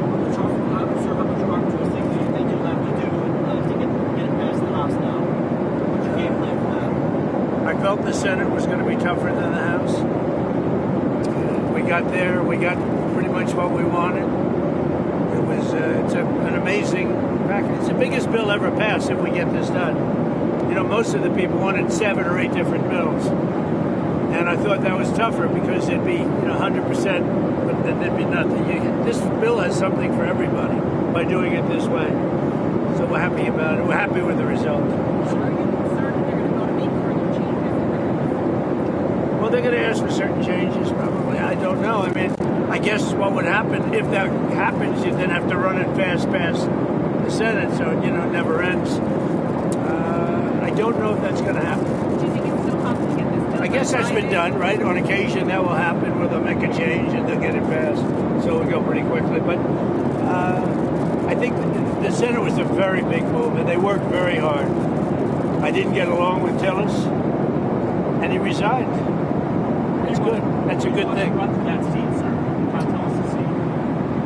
Well, somebody that would really be great is Laura. She grew up there, but they live in Florida. They have a very good life, and they're great people. She did fantastically running the RNC. She's even got a show it's like the #1 show, and Mark Levin is likewise. I mean, they have the #1, #2 show over the weekend. So she's done well. She's a great person, Laura Trump. I mean, that would always be my first choice, but she doesn't live there now. But she's there all the time. Her parents, and she really knows North Carolina well. And I won it 3 times. I don't know who the candidates are going to be. I think you're going to have one of the congressmen step up, and should do very well. So is she talk to you about it? No, not at all. It's so soon. I had it out with this guy 2 nights ago, and he resigned. Which I was happy about. He did us all a favor. Sir, you spent a lot of time with Secretary No today, obviously. Did you discuss with her at all this report about an $80,000 money payment she received in 23 and appears to have been kept off her federal disclosure requirements? No, I haven't. I didn't. You're telling me this for the first time. I think she's done an amazing job. On Secretary No, you talked about... Who are you with? Washington Examiner, sir. Okay. Good paper, actually. Paper action. Right now, again, with the speed of the deportations, obviously Tom Hogan, Stephen Miller have talked about this isn't enough. Well, it's going to take a long period of time. We're going to have a lot of angst because it's a tough thing. But no, I think they're doing an amazing job, and we're doing a lot of home deportations. We're doing a lot of deportations or self-deportations where they come in and they deport, and then they want to come back into the country. And they can only come back into the country under no circumstances unless they go out the proper way. Otherwise, they're never coming back in. No, I think it's going very well. Look, Biden did us a tremendous disservice when he allowed this to happen to our country. And I always said it's the toughest thing. I had inflation, and I got rid of it. We don't have inflation. I had a bad economy, and we set a new stock market high today. We're doing unbelievable. The country's doing unbelievable. I always said the most difficult thing is what happened at the border, allowing 21 or 25 million people to come into our country. It's the most difficult thing. It's a very hard thing. I think we're doing a fantastic job in getting them out. But you have a lot of self-deporting, a lot more than people understand. And those people are eligible maybe to come back in. Mr. President, are you thinking of extending the pause on tariffs beyond July 9th? No, I'm not. I'm not thinking about the pause. I'll be writing letters to a lot of countries, and I think you're just starting to understand the process. We've dealt with Japan. I'm not sure if we're going to make a deal. I doubt it with Japan. They're very tough. You have to understand they're very spoiled. I love Japan. I really like the new prime minister, too. Abe was one of my closest. All right, President Trump talking about a lot of different things that are on his mind right now. Hey, Sean Hannity here. Hey, click here to subscribe. Everybody has something bad to say about this guy, if they are liberals, of course.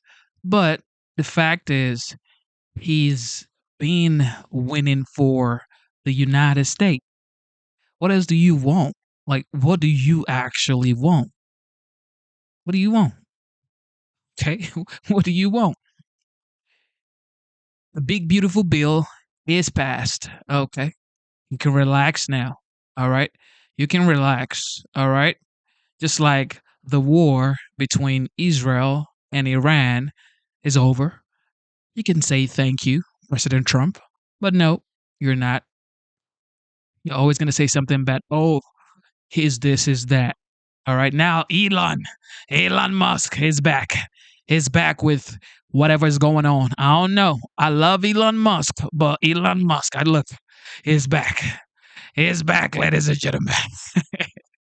He's back. All right, here we go. Here we go. We're going to move on with our topics that we had for today. Other really important news. President Trump wasn't holding back during his tour of Alligator Alcatraz. The reptile-infested ICE detention center deep in the Florida Everglades is officially opens tomorrow, and it's got room for 3,000 of the worst, they say, violent criminal migrants. We're talking child predators, rapists, and fentanyl traffickers. They'll be up against the alligators and pythons. Here's what the president had to say.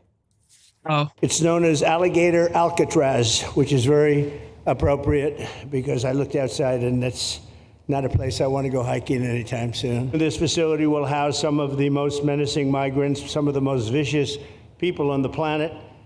We're surrounded by miles of treacherous swampland, and the only way out is really deportation. We took the FEMA money that Joe Biden allocated to pay for the free luxury hotel rooms, where he's paying hundreds of millions of dollars in New York City, and we used it to build this project. But right on schedule, the liberal media and Democrats just took the bait on Alligator Alcatraz. Alligators rarely attack people. Pythons rarely attack people.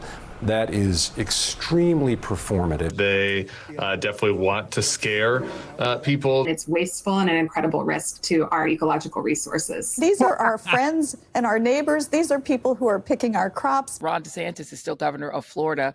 He took the Comfy Couch hosts on a tour of the concentration camp that he's building in Florida in order to round up brown people, and throw them in a camp because he doesn't want them in Florida. Greg, Joy Reid is so full of it. The couch is not comfy. No, not at all. It's very stiff. Look, the Dems fall for it. They call it cruel and inhumane. So how is it cruel and inhumane? Because it's remote?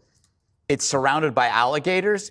There are like 100+ airports in Florida that meet that criteria. Everything in Florida is surrounded by alligators. How many pictures have you seen on this show of golf courses where an alligator comes up on the fairway and everybody's going, oh, look at the elevator?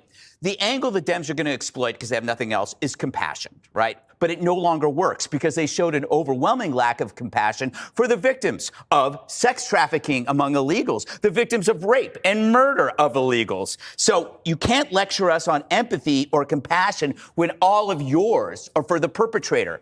The great thing about Trump and what the left misses, he knows how to sell something. He knows that you incentivize with words. He causes his message to do the heavy lifting. Right? So if you're an illegal with an opportunity to leave, you could leave now or take your chances and end up in a place surrounded by alligators. It might not even exist. It doesn't matter. He creates this in your head, which is why it's not surprising. 1 million people have already self-deported because there were 4 words that served as the message. Biden's out, Trump's in.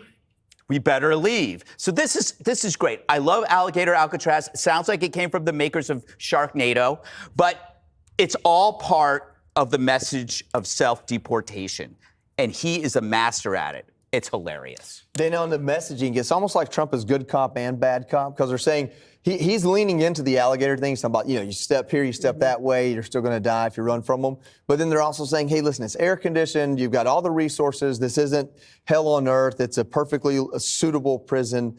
And I guess in that way, he kind of neuters their attacks, but also leans into the messaging he wants. Right. Well, and also because it's catchy, right? Alligator Alcatraz, and you can picture it. And I think it's better than trying to reopen the old Alcatraz. This makes a lot more sense. Plus, one of the guys, the Attorney General from Florida, he was on Newsroom this morning, and I said, well, how long do you think a stay is going to be at Alligator Alcatraz? And it's not years. Mm-hmm. He said days, possibly weeks, in some cases months if they have a bunch of due process hearings. So there's that. Also, the deterrence factor is also important. So it is illegal to cross into the country. And you might say, like what on the montage, you might say, well, but these are people that are doing work, and maybe they haven't done anything wrong, but they did do something wrong initially. And if they want to change that in Congress, they can try to do that. But the deterrence factor is also important. The self-deportation is one thing. Plus, we have additional cooperation now from these countries and taking back their illegal immigrants. So all of these things are happening, and it is what President Trump promised to do. He promised to close down the border. That has happened. Bill Melugin was just reporting on X the numbers for June in terms of people coming across the border. It's at absolute record lows, and this is what people wanted. If Congress wants to change somebody's work permit or ability to stay and work longer, they have the ability to do that. And I think President Trump would be willing to listen, but they can't get past their hatred of him and grasping at straws to come up with a coherent message that they could go to him with. Let's go. Harold, they said two things today that I thought were interesting to me, and this is just from the angle of how Democrats are objecting to it. They said if you're getting sent there simply because you're here illegal and you don't have a record that they want to put you in jail for, and I think it's right out of President Trump's mouth, is or maybe it was Ron DeSantis said, you could be at the gate of this place and choose to self-deport. But if you're a murderer or rapist, if you have those kind of charges, the worst of the worst, then they're going to keep you there. Shout out to Jet. God bless you, Jet. Jet says, self-deport, don't want to mess with the swamp puppies. I guess it's talking about the alligators and the snakes in the water. I don't even like snakes, so look, by the mention of snakes, I run away. Okay, look, with that being said, when people say, Genesis, you are a sellout, why? Because I voted for Trump or because of the show? You got to pick one. You got to let me know why I'm a sellout, okay? And then I'm going to take you back to when Oprah Winfrey was all lovey-dovey with Donald J. Trump before he became a Republican. And everybody else, okay, everybody else in the Democrat Party, they loved this guy. But now he's a racist. He's a bigot, is whatever name that the liberal call him. And of course, you support it because what else are you going to do? You're just going to support what they say support. You're not going to actually see for yourself. And guess what? I am a legal immigrant. So I wasn't even born in the United States. So I'm supposed to hate Trump. I'm supposed to hate him because I'm a legal immigrant. I'm supposed to hate this guy. But I love this dog. I love this man. Look, because he's an inspiration. He says what he say, and he does what he says he's going to do. He does it. He said he was going to enact tariffs. He did it. He said he was going to end the wars. He's doing it. He said he was going to end illegal immigration. He's doing it. He said the big, beautiful bill would be passed. He's passed it. I mean, come on, man. Just give this man give him his flowers, okay? It's okay, liberals. It's okay, Democrat. Just throw in the towel and bow down to greatness. It's okay. This is for the United States. It's bigger than you. It's bigger than me. It's for the United States. So throw in the towel and support the greatness of the United States. And with that being said, I got to say shout out to Jeremy Knight. It says USA, USA, USA. And of course, he ended it with Make America Great Again. What of that are Democrats objecting to? I have no clue. I think there's some Republicans who are raising concerns about this vote. But let me step back. I think that if this thing here works, I think it's great. I think there's a lot of theatrics here that I think may bother some. Doesn't really bother me. But two, the border, the president has been outstanding on the border. The number of crossings has decreased so dramatically.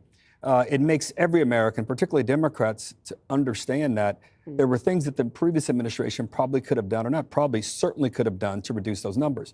The hard part, Joey, has always been immigration. I served in Congress 25 years ago, and we were grappling with how do you provide paths to citizenship and who deserves a path to citizenship, who might be an undocumented worker. We're seeing now ask from industry, retail, agriculture, asking administration to have some leniency there. It's more complicated, more nuanced. Now, the hierarchy of deportations is where the president's having his challenge. I hope that whomever populates Alligator Alcatraz, which is a clever name, Greg's right, the president's good at this performative stuff, that we put more violent criminals there than we do law-abiding gardeners and law-abiding dishwashers and law. All right. Shout out to All the Mike. God bless you for the super chat. It says, if they call you a sellout, they can get out. They can get the hell out. Shout out to All the Mike. God bless you for the super chat. It says, if they call me a sellout, they can get the hell out. But they would not get the hell out because they actually love this administration. They love it. But they have to say what they've been brainwashed to say. Like, he's racist, he's orange man, he's bad, he's not the right person, impeach him, maggot, bigot. They have to say those things. That's the only thing they know how to say. Oh, you're a coon, you're a sellout. That's the only thing they know how to say. Shout out to Other Mike. God bless you for the super chat. God is the greatest, and America is the greatest nation on the face of the earth. Love your country, ladies and gentlemen. Love it. It is the greatest. I love this nation. Abiding retail workers. Because as we're seeing, even to ask from the president's own supporters not to deport people whom are so critical to the economy. One thing we know as we look at this issue now is that the reliance that the United States economy has on for its massively positive performance on undocumented immigrants is larger than we thought even before the election. Rosanna, when gardeners and retail workers and farm pickers, when they are employed under a false identity, claiming 14, 15 dependents so they don't have to pay weekly taxes, and then when the IRS catches up to them, they go into the shadows and come back to the same place sometimes with a different identity, they're not really law-abiding, are they? Well, I don't know I didn't about... say that. Yeah. I didn't say that. I know you didn't, but that's a part of this conversation. Let's face it, the migrants are a very part of our ecosystem, getting people into the farmlands, picking those crops that we need as Americans. But, you know, this is a flashpoint about land, power, and respect, right? Because the conservationists are coming out and say, you can't use this land. You're going to pollute our water. You're going to destroy our wildlife. You're going to reverse decades of Everglades restoration work. And then there's the Native Americans who say, wait a second, this is our land. You're not supposed to be doing anything like this on our land. And by the way, Governor DeSantis got this detention center up and running in 8 days. That could never happen in New York. We're talking about in New York doing new jails in New York. It's taking years just to discuss it, let alone 8 days. That could never happen in New York. You know, there's one thing that, when we talk about inflation, we always talk about currency. But the Dems have managed to apply the principle of inflation onto people. Flood the country with cheap labor. You make the American workers here worth less.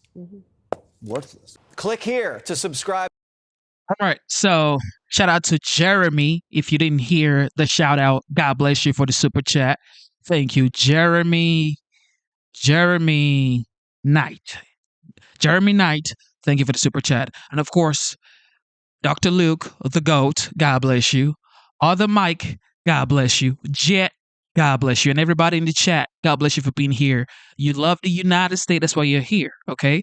Because that's what we do here. We praise this nation because God has blessed this nation.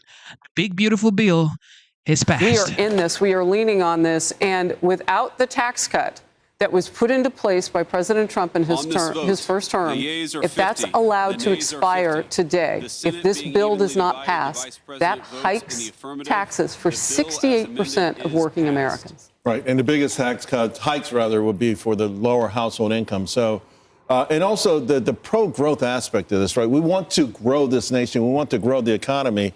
And taxes are a central part of that, particularly for corporations. Hold the vice president breaking the tie right now, which means they had some no votes from those Republicans. This bill, the big, beautiful bill, has passed because the vice president of the United States, J.D. Vance, has come to the Hill more than once thinking that he would do this. And when he showed up this morning, they were right. He would be needed. He has done it. Let's listen and see if there is any audio that we can take in. Okay. Pursuant to the order, 4 February 29, 1960, the hour of 12 noon having arrived, the Senate having been in continuous session since yesterday, the Senate will suspend for a prayer by the Senate chaplain.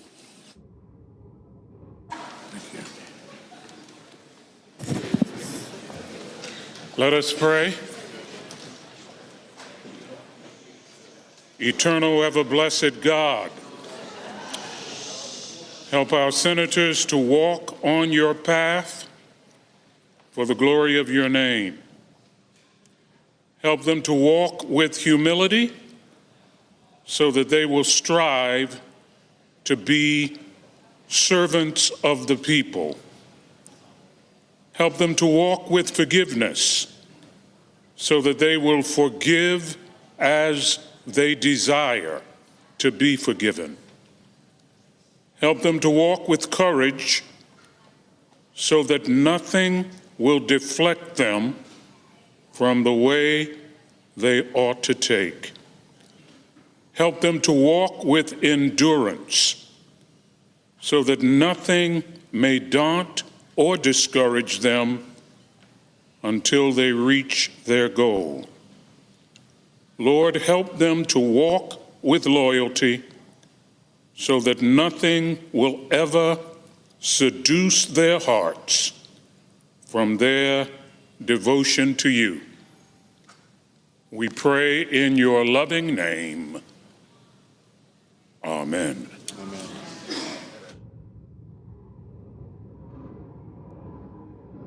There you have it. God is the greatest. Almighty God is the greatest. I'm so glad I voted for Trump, man. I'm glad.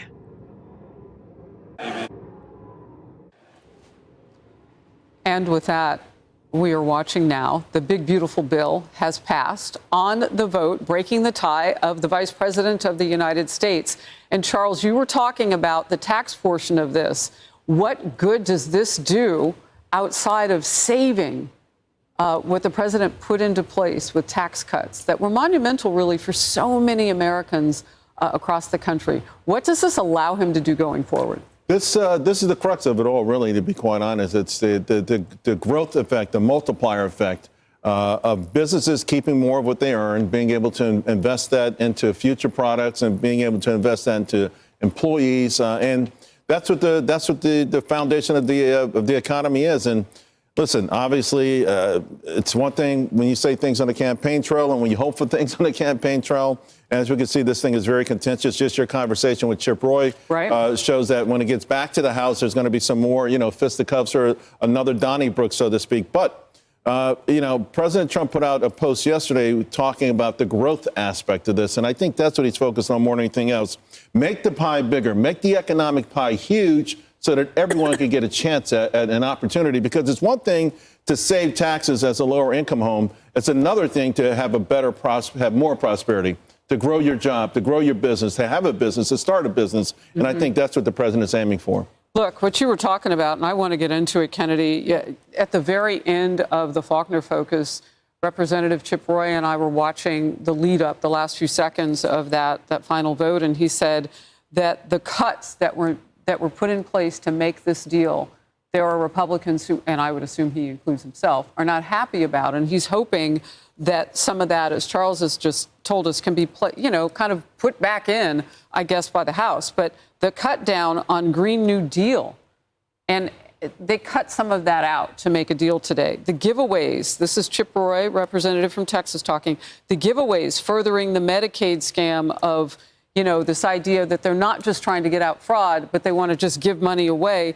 for Senator Murkowski of Alaska to vote yes for this. What are your thoughts on it? So a lot of that was offsets from Obamacare. So that was expanding Medicaid for states like Alaska instead of really reforming the system. And it is the way they're doing it, it's still a Band-Aid. It's still a stopgap. And I think they really have to focus more of their attention on these meaningful reforms going forward, because that shouldn't be the thing that kills this bill. That shouldn't be the thing that kills tax cuts.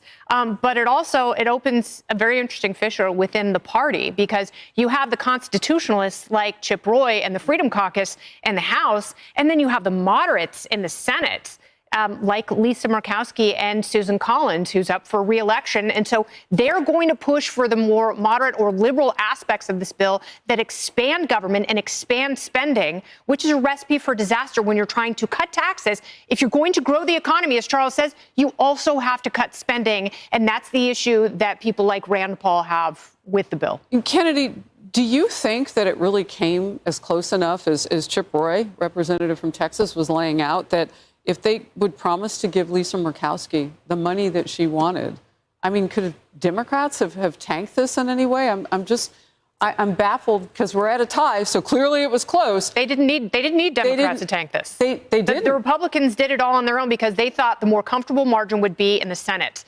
Because, mathematically, in terms of the ratio of Republican votes, you have more of them in the Senate, and they lost 3 of them. So it's even tighter in the House. So how you go back with this to the House and come up with a compromise, because, these are some pretty big issues. This is still a pretty big gulf that they have to tightrope in order to pass this bill and have it signed. Well, and the other reason, Jerry, that they thought it might do better or easier, might be an easier road in the Senate, was because the Senate had promised all the spending cuts and all those things. But much of that, not much, but some of that got shaved to the point where Congressman Roy is talking about maybe they're not all comfortable with it, the way it's cut down now. That's right. So now it has to go back to the House. The House has to vote, obviously. And the question is, how does that happen? Does it happen? I think there's a very good chance that it happens, obviously. But let me just talk for a second about some of this stuff in this bill that is going to help middle class, because there's been a lot of disinformation about this. And the disinformation is basically that it helps Trump's billionaire friends. Nothing could be further from the truth. Remember, no tax on tips, lower taxes on Social Security, car loans on American cars. Those will be deductible. So you're seeing a lot of things in here for regular Americans, going to help regular Americans, and nothing will help them more than Americans. Donald Trump's original tax cuts, right? They really help the middle class. It helps the lower class. So this is all good news. I want to say that the CBO has been no help here, because the CBO says that there's going to be $3.3 trillion more in deficits over the next 10 years because of this bill. They've got it wrong, and they've got it wrong for exactly the reasons we've been talking about. You brought this up earlier, that the economy is going to grow under this bill, right? It's going to get bigger. That's going to spend off more tax revenue and make our country wealthier. Well, just real quick to that point, the CBO on the original tax cut bill said it would cut add cut 1.5 trillion, and instead it added 1.5 trillion. It would add 1.5 trillion to the deficit. It cut 1.5 trillion out. So in other words, they were a million times wrong, $3 trillion off. So it's really awful with the CBO. Of course, they don't add tariff revenue and a whole lot of other things, but a lot of these folks in D.C., really seem beholden to it, and it's easy to game. So that always boggles my mind. I feel like it's more for public consumption than it is for actually being in a realistic world. Yeah, Emily, presidents want that deliverable. They want that initial vision. The president got it already this morning. He's talked all in deep about the numbers, the 2,700 gang members that have been picked up in short order by his administration, illegal gang members, suspected gang members who were here as illegal aliens. So he's having a deliverable there. This conceivably could lead us to another one. That's right. I spoke with border czar Tom Homan yesterday, interviewing him on Fox Across America when I subbed in for Jimmy.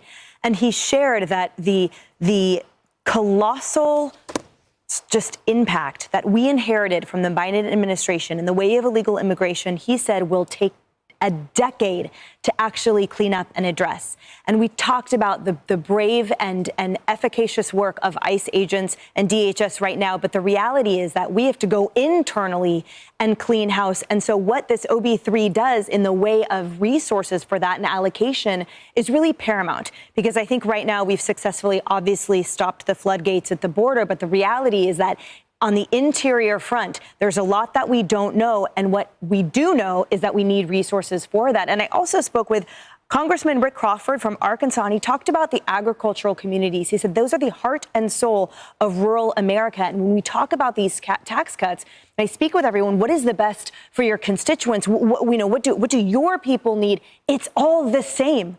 That's the entire point, that the massive impact it would have had if this didn't pass or doesn't pass the House. Right. It will be catastrophic and devastating. Child tax credit, families over 68%, small businesses, millions of them. So every single person affected. And the senators Mullen and Tuberville from Alabama and Oklahoma echoed the same. So it may not be perfect, but the reality is it would be devastating if it didn't pass. You know, just talking about it plainly, as we often do here, Emily, on the couch, if you can imagine struggling under the high inflation of at 9.1% under Joe Biden in the last 4 years, if you can imagine price setting going to higher rates and never coming back down. I mean, the inflation has come down precipitously, as President Trump had promised, but the government doesn't set the prices. We're a capitalistic nation. So, you know, those prices are still high. So to take away people's ability to pay for those prices that they've had to be buckled under and struggled under for 4 years with less money to pay for them if this doesn't pass the House, that's inconceivable. That would be punishment on punishment. My dad he's almost 80, and COVID almost totally destroyed our small family farm and agricultural community, and it was made all the worse because it was in a blue area in Oregon. And the reality is he now does everything himself for all of that reason. The cost cutting that we have to endure because of the suffocation from federal regulations and the states piling in, you are right. You cannot afford it. We cannot afford to continue that. All right. One thing everybody knows about President Trump is he's ready to cut regulations. So regular Americans can take charge of their financial situation. That's what everybody needs. That's what everybody needs. Like, majority of Americans are tired of living paycheck to paycheck. Now you have no tax on overtime, no tax on tips. Just imagine, do you know how many Uber drivers are in America? Do you know how many DoorDash delivery drivers are in America? It's like, this is monumental for everybody in the United States. Look, people would say, you know what, this is going to be bad for Americans. Trump is bad for Americans, or whatever you want to say. That's the same thing Hillary said about Trump in 2016. She said if he won the election, there would be a nuclear situation. And she was like, thank God someone with your temperament would not have access to the nuclear codes. And it's like, this guy had peace for 4 years, and now he's doing it again. Is ending wars, bringing prices down. I mean, what else do you want, man? It's like, it's right in front of you. Wake up. Just wake up, man. It's okay, like I always say, throw in the towel and bow down to greatness. That's it. Look, this is for America. It's not just for you. It's not just for me. It's for every single American, okay? Let the United States win. That's all we care about. That's all we want. All right, Mike Johnson. Here now with more is the Speaker himself from the great state of Louisiana. Mike Johnson is with us. Mr. Speaker, thank you for being here. I was in touch with senators all through the night last night. Didn't get a lot of sleep. I'm sure you probably didn't either. And I will tell you, there was a point where they were short one vote. And I know that there are some changes. And from the beginning, you said and asked John Thune, you asked senators to make minimal changes possible. They have to deal with the reconciliation process. That does complicate things on their end. They have to deal with the Senate parliamentarian. That complicates things. Would you say 85 to 90% it's identical? Yes, that's great, Sean. Good to be with you. 85 to 90% of this bill is the House-generated product. The Senate made some modifications to it. They made it more conservative in some places and moderated it a little bit in others. But I tell you what, as the president said so well today, this is no longer just a House bill. It's not a Senate bill. It's the bill of the people, of the hardworking American people, and we are going to deliver it, as you said, Sean, by July 4th. It is so critically important. Remember, we got a clear mandate from the people in November to do this. President Trump ran on a clear set of priorities and promises, and we did as well, and this is the vehicle to deliver it. We're almost there at that finish line.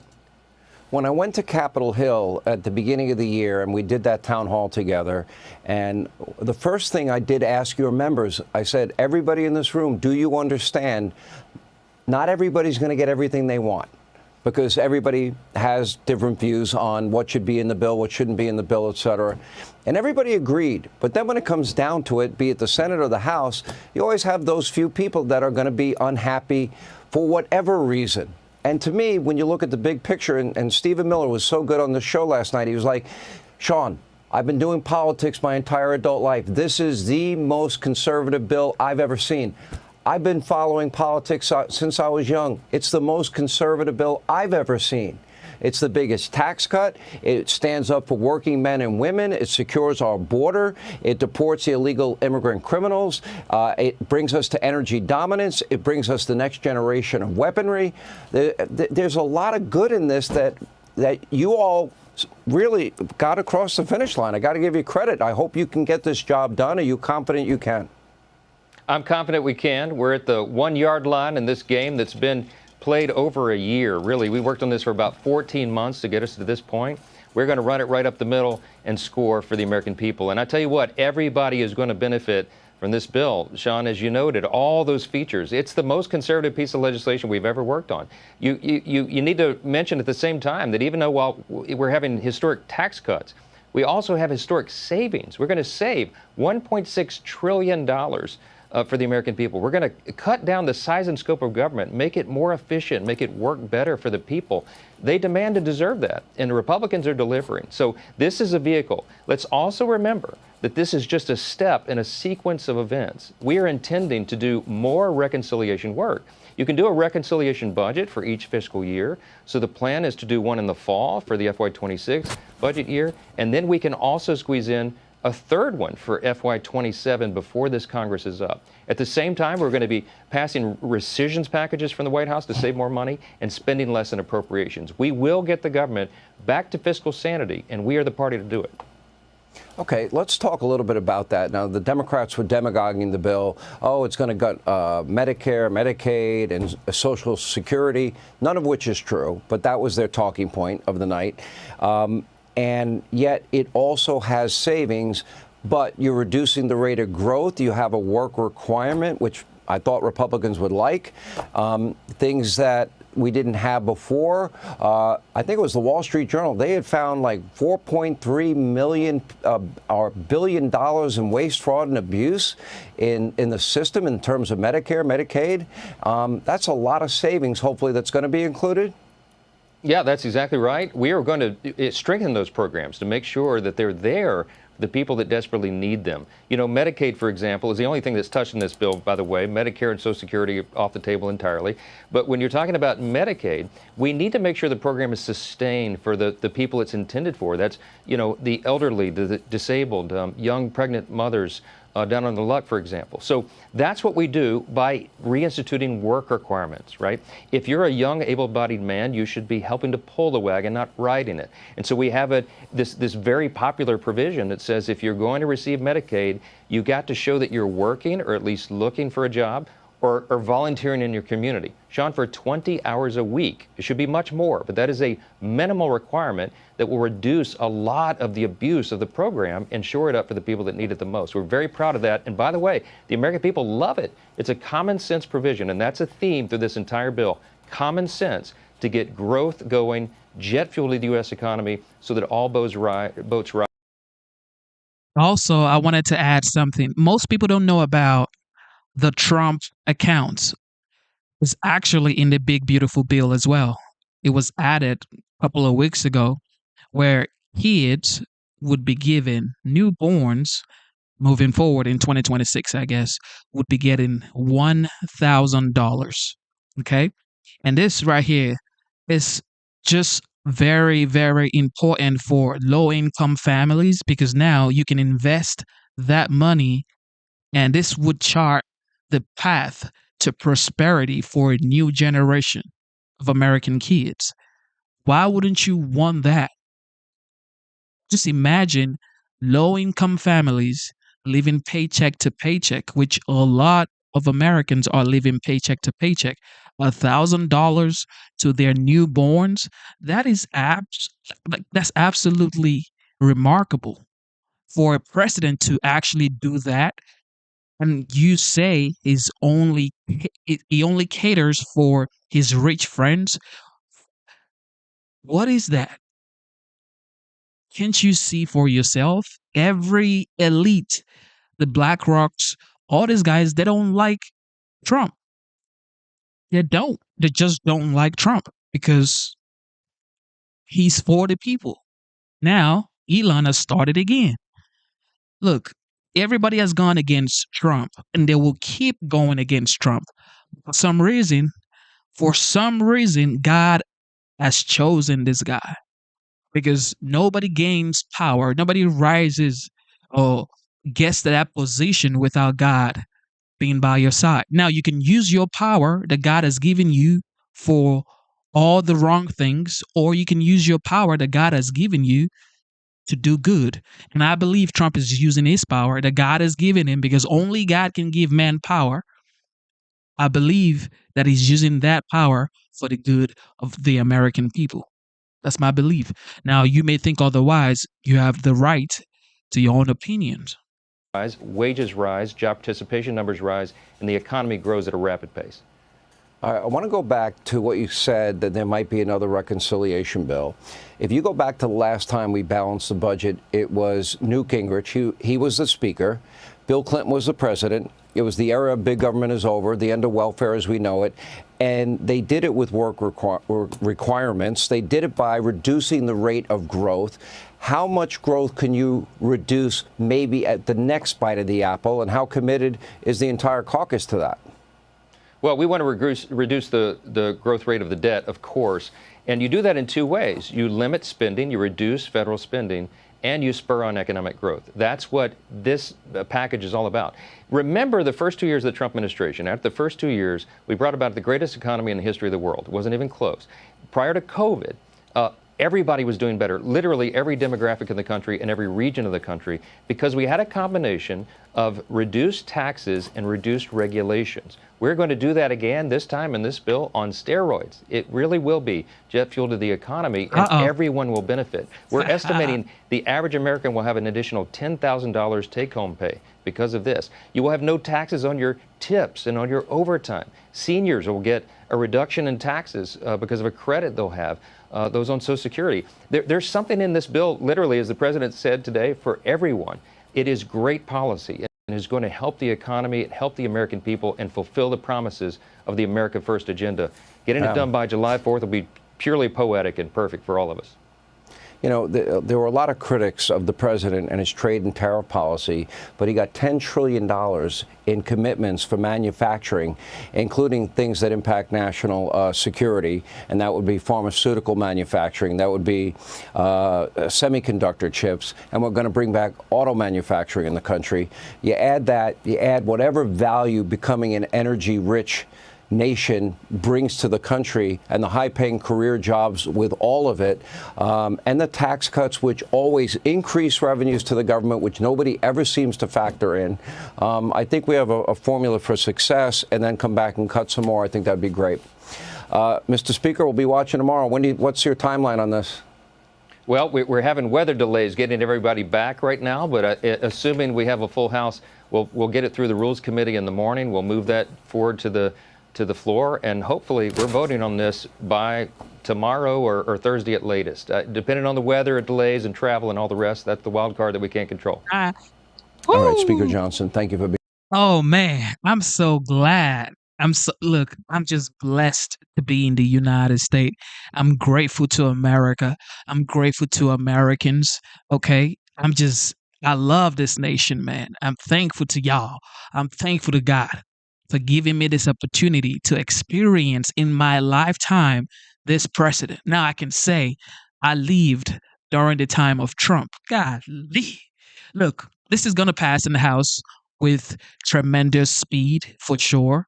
I mean, what? It's not going to pass. Look, it's going to pass. It's going to pass, for sure. Okay, it is going to pass because this is what God has ordained from the beginning, okay? This is just what it is. This is what I believe, okay? Now, I may be wrong, but I'm hardly wrong, okay? I'm hardly wrong. All right, here we go. Elon Musk and Scott Basson. What in the world is going on here? Here we go. Now is Treasury Secretary Scott Basson. Mr. Secretary, great to see you tonight. There are a lot of Republicans who are thrilled about the extension of the tax cuts, but have some reservations about spending. You've seen them. Your message to them tonight. Laura, good to be with you. And look, this is the signature piece of President Trump's domestic agenda. This is more than a tax bill because it also includes border, it includes defense, it includes school choice. And I just had a meeting with some of the House Democrats, the Freedom Caucus, and I can tell you that group should be so proud of themselves. They have changed the center of gravity in the debate. We are going to start paying down debt. We're going to grow the economy, and they were big contributors to this. So I believe that at the end of the day, they will be there for President Trump and give Speaker Johnson the ability to move this bill to the president's desk for signing this Friday. Now, I know the bill, Mr. Secretary, includes a lot of money for immigration enforcement, a big priority of the president's, specifically at the border. Will any of that money be used to speed up the deportations that, they're impressive, but 200,000+ is still a drop in the bucket when we have about 30 million people here illegally? Well, Laura, that's a great question. And it's important to get this bill on the president's desk because we have been tight on funding. Kristi Noem has done a fantastic job at DHS along with Tom Homan. They have apprehended the thousands of criminals, but in terms of the overall deportation, it is important to get this funding, and once we get the higher level of funding, then we'll be able to move on to the next level. And your favorite topic, Elon Musk, I mean, he is beyond furious about this legislation, said it's basically a betrayal of what he thought the administration stood for, focused a lot on spending, deficits and so forth. And he said he's going to fund the primarying of anyone who voted for this, who claimed to be a Republican who believed in fiscal restraint. Your reaction to what Musk has been posting for the last few days about this? Well, as I said earlier this morning, I think if Elon sticks to rockets, I'll stick to finance. And, I am confident that this bill is going to pay down the debt. And there were 50 senators who weren't threatened by his words. And Vice President Vance stepped in. They broke. I gotta say, man, of course, we know Elon gets subsidies from the government for his companies, and he's doing great job. He's doing phenomenal job for the United States. I mean, this guy is building rockets and is doing great things like Starlink. I mean, he's doing great things Starlink was used in North Carolina, some part of Georgia, and other countries that have disasters have been using Starlink. So he's a great entrepreneur. He's a great guy, okay? However, going on X and saying that whoever votes for this bill is going to make sure that they don't win their seat again. And if that's the last thing he does on this earth before he dies, so be it. It's like, what are you saying, bro? Like, what are you saying, bro? Calm down, man. That's the thing with Elon. Elon is look, like I said, as a phenomenal guy, but come on, man. What are you saying? This must not be because of the EV credit that is being taken off the $7,500 EV tax credit. Is that why he's mad? I don't think that's why he's mad. This man is the richest man in the world. So why would that make him mad? You know what I mean? But he's just, look, his rant is just wild. The first time when he went bonkers, he said Trump is on Epstein files. Then 2 seconds later, like 2 days later, he said, well, I may have gone a little bit too far. And now he's doing not the same thing he did the first time, but now he's doing almost the same thing. Like, what are you doing? I know in like 2 days he's going to say, well, I'm sorry. Like, come on, man. Come on, man. Keep it together. Keep it together, Elon. You are a genius. Just keep it together, man. Come on. The tie in the Senate, and now we're moving into the House, and President Trump has shown incredible leadership on this, and in conjunction with Leader Thune, Speaker Johnson, I think that they're going to hold the majorities together and push this forward. So you're not worried about Musk's threat to primary people with all the money he has?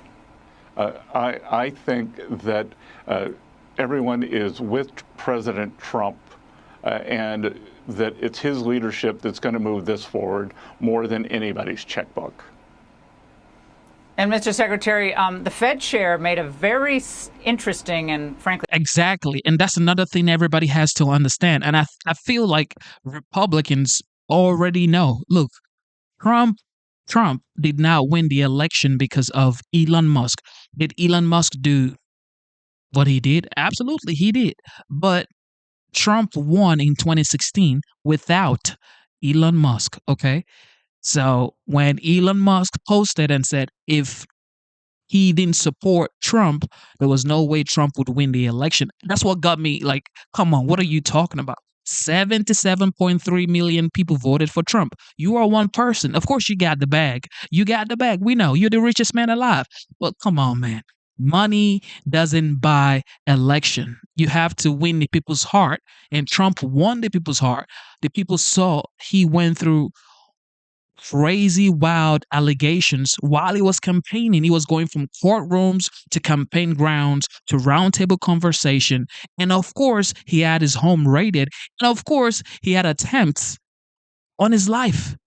So you can't buy that credibility. You cannot. Okay, your money is absolutely useless when you're talking about the people's heart. Okay, no. I respect Elon Musk, like I said, but come on, man. It's not just because of you, bro. It's the American people, the hardworking American people, the plumbers, the truck drivers, the construction workers, the mothers, the fathers. Those are the people, the college students. Those are the people, the everyday Americans. Those are the people that voted for Trump. Come on, man. The stunning admission today. Watch this.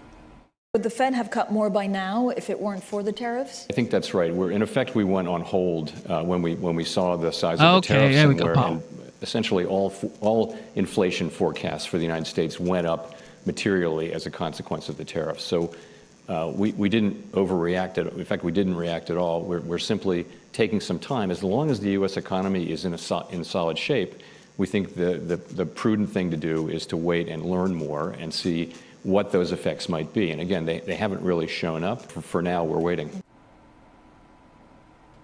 Mr. Secretary, Powell hates the tariffs. That's clear. And he said it's the best approach. Just be prudent and patient. Your reaction tonight? Well, Laura, I can tell you that the overall Fed board has had two reactions to the tariffs, and it's a little bewildering to me why this wouldn't have pushed them more towards a cut or has put them on hold, because the Fed publishes something called the Summary of Economic Projections. They raise their inflation forecast, and my hunch is that's going to be wrong, but they lowered their growth forecast. So if you're lowering growth forecast, then why wouldn't you proceed? We saw, I'm just basing Fed behavior on past behavior, and we got a 50 basis point cut last September, and inflation was higher and core inflation was much higher. So I don't know. I guess this tariff derangement syndrome happens even over at the Fed. A different type of TDS. And the president was asked about the Fed chair and his future. This is what he said. Do you intend to announce your pick for successor to Jay Powell earlier than say, or as early as say this summer or this fall? Will I do something about who it's going to be? Yes. Anybody would be better than Jay Powell. No, he's causing us a fortune because he keeps the rate way up. I think it's Trump derangement syndrome personally, but you know. Well, he said it's Trump derangement syndrome, but it seems like the old financial establishment, Mr. Secretary, they all pretty much despise tariffs. But they have to admit that the tariffs have not stoked inflation.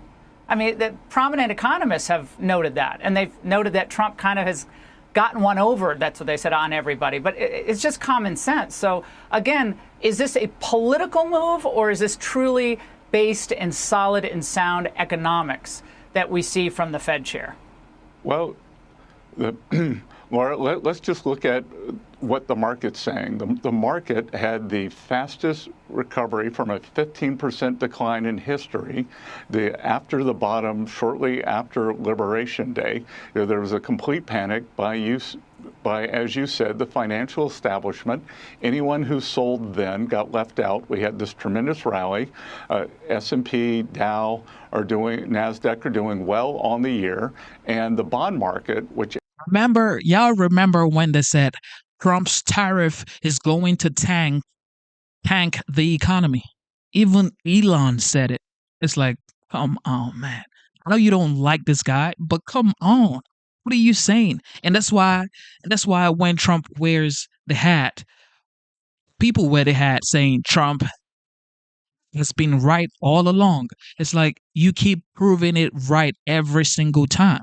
Every single time, this liberals keep proving Trump right every time. You say something bad about what he's doing, and 1 month later, everybody says, oh, it's actually working. It's like, don't you get tired? Aren't you tired yet? That's why I said, throw in the towel and just let America be great.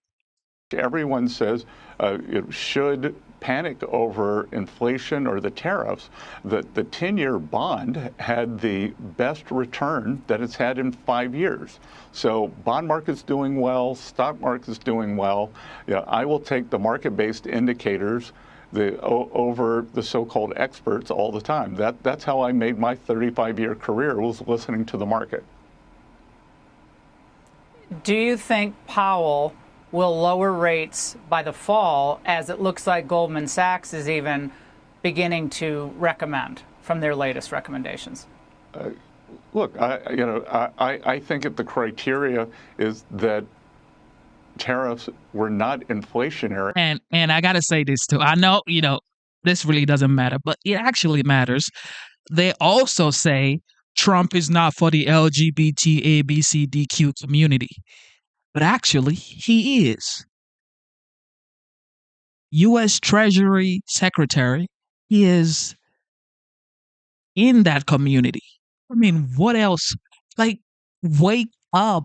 This guy he doesn't care. He hires who is capable of doing the job. And that's who I voted for. I believe Trump was capable. He's capable of doing the job. I'm not here to look at your skin color. I do not care about your skin color. Are you capable? Can you actually do the job? I don't care if you're A, B, C, D, G, K, D, Z, B plus community. Who cares, bro? Nobody cares. Are you capable? That's all that matters. It's all that matters. Okay? Stop all that whatever. Stop trying to divide the United States. We actually are one. Okay? Just focus on capabilities and who actually can do the job. That's what we are here for. Can you do the job or not? If they're going to follow that criteria, I think that they could do it sooner than then, but certainly by September. But again, I don't agree with their criteria, but if you're following that criteria, sure, why not the fall? All right, Mr. Secretary, have a wonderful Independence Day. It is what it is, man. Look, winning all the way. That's all I care about. The greatest nation on the face of the earth. Here we go. Pam Bundy. On the heels of the huge Supreme Court ruling on Friday, the DOJ now continues to implement President Trump's immigration agenda. Earlier today, the department filed a lawsuit against sanctuary city policies in Los Angeles following the recent lawlessness and the riots that have plagued that city. And last week, the DOJ filed a complaint against Minnesota, challenging laws providing in-state tuition benefits to illegal immigrants. Still, Democrats are going way out of their way to resist everything that President Trump does. One software developer has now created an app to warn people when ICE agents are nearby. And this morning, fake news CNN appeared to promote the app. How nice of them. Fake news Take a look. I talked with Joshua Aaron, who Okay, is the longtime tech worker who developed this platform, and he said he really wants it to be an early warning system for people about the location of immigrations and customs enforcement officers.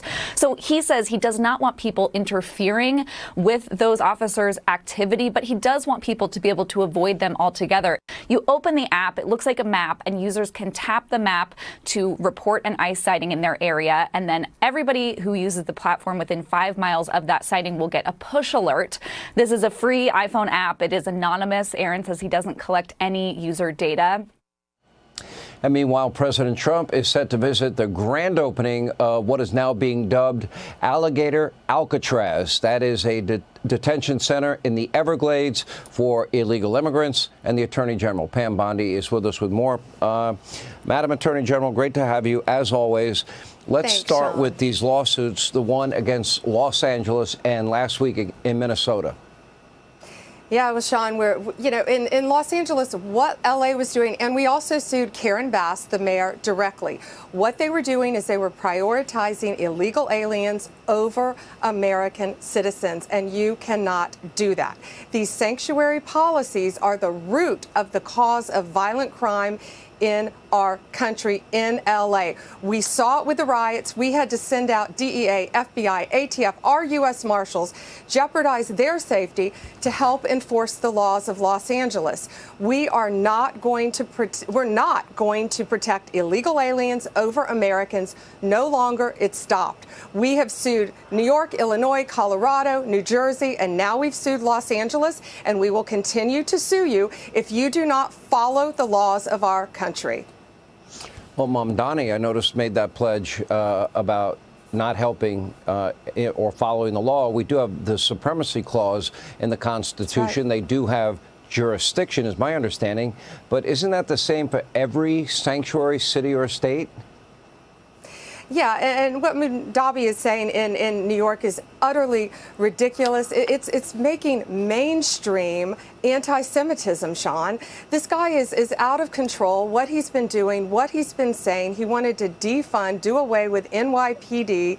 It's so frightening. And the things about anti-Semitism should scare us all, given what happened with the Holocaust Museum, given what happened in Boulder, Colorado, and we just lost that victim, as you know, the 82-year-old victim who was firebombed, given what happened in the UK with that concert saying all these anti-Semitic things. Someone like that is very dangerous, not only for New York, but for our entire country. So we're going to keep fighting for the citizens of these cities. If these mayors and these candidates for mayors won't do it, Donald Trump will, including Tim Walz, Governor Tim Walz in Minnesota. Let's talk about, I mean, the administration racked up a series of very powerful decisions last week, including the nationwide injunction. Let's go through the importance of those decisions and how it impacts the administration. Well, it impacts everything President Trump has done, his agenda, everything he's trying to enact under his powers of the executive branch.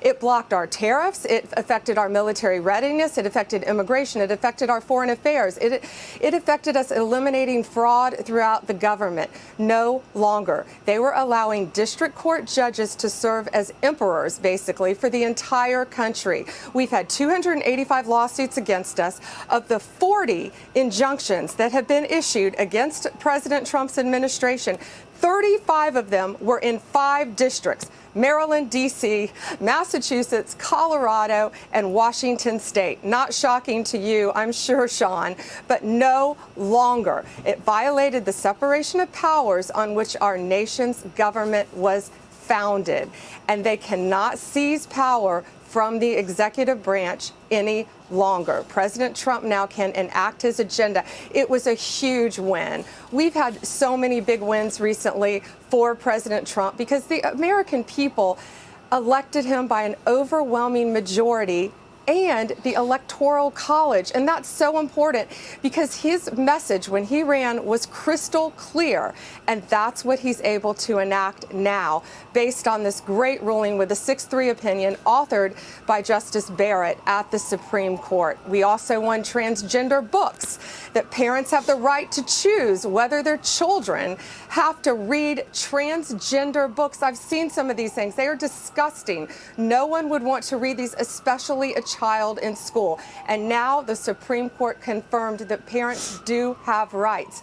That also came out last Friday. And as I mentioned before, we also sued last week Governor Walz in Minnesota for tuition for illegal aliens. You can't do that. Once again, these governors, these states are prioritizing illegal aliens over our students. They're treating our students like second-class citizens, and the Trump administration is not going to put up with it. It ends, and it ends now. You know, we've had Tom Homan on many times on the program, and he's talked about a dramatic increase in violence against ICE agents, over 450%. I mean, really scary numbers. If you have or put out an application or a warning system that ICE agents are in the area, are you guilty of obstruction? Are you guilty of aiding and abetting in that case? And by the way, if you're a sanctuary state, does that status aid and abet just the very status of it? Yeah, and that's what he's doing. And people obviously are ICE agents, all of our federal agents who are working hand in hand on these task forces, our federal agents from the Justice Department could be injured. Another thing I'm so excited for in this big, beautiful bill is homeschooling and school choice. We all know that you can only go to the school in your zip code, okay? Or in your county, all right? But now, with this big, beautiful bill, you have school choice, okay? Now you can go to other schools. I feel like that is so good for, again, low-income families who live in rural communities. They have the opportunity to now move their kids farther away to get the opportunity to receive better education, because some of these schools in low-income communities, their reading proficiency is like out of this world. Even the math is like out of this world. So I really like that part. Also, homeschooling. In my opinion, I feel like homeschool is the best thing you could do for your kid. Some people don't like it, but I think it is the best thing for your kid and the connection, parent and kids connection, because you don't want to spend all that, you don't want your kid to spend all that time out of your sight and they're being indoctrinated with what you don't even know. Okay, so in my opinion, I feel like homeschooling is the best thing for any parent, but maybe not. But that's my opinion, though. I feel like, yeah, I would prefer homeschooling than actually sending my kids to a school for 8, 9 hours, and I don't even know what they're doing. Giving a message to criminals where our federal officers are, and he cannot do that. And we are looking at it. We are looking at him, and he better watch out, because that's not a protected speech. That is threatening the lives of our law enforcement officers throughout this country. And shame on CNN. I just saw that for the first time when you showed it, that they're promoting that app. That's shame on them for doing that. That could hurt our law enforcement officers who are out there protecting them, protecting all of us every single day. You know, the only reason that we even drew any attention to it was because you were on the program.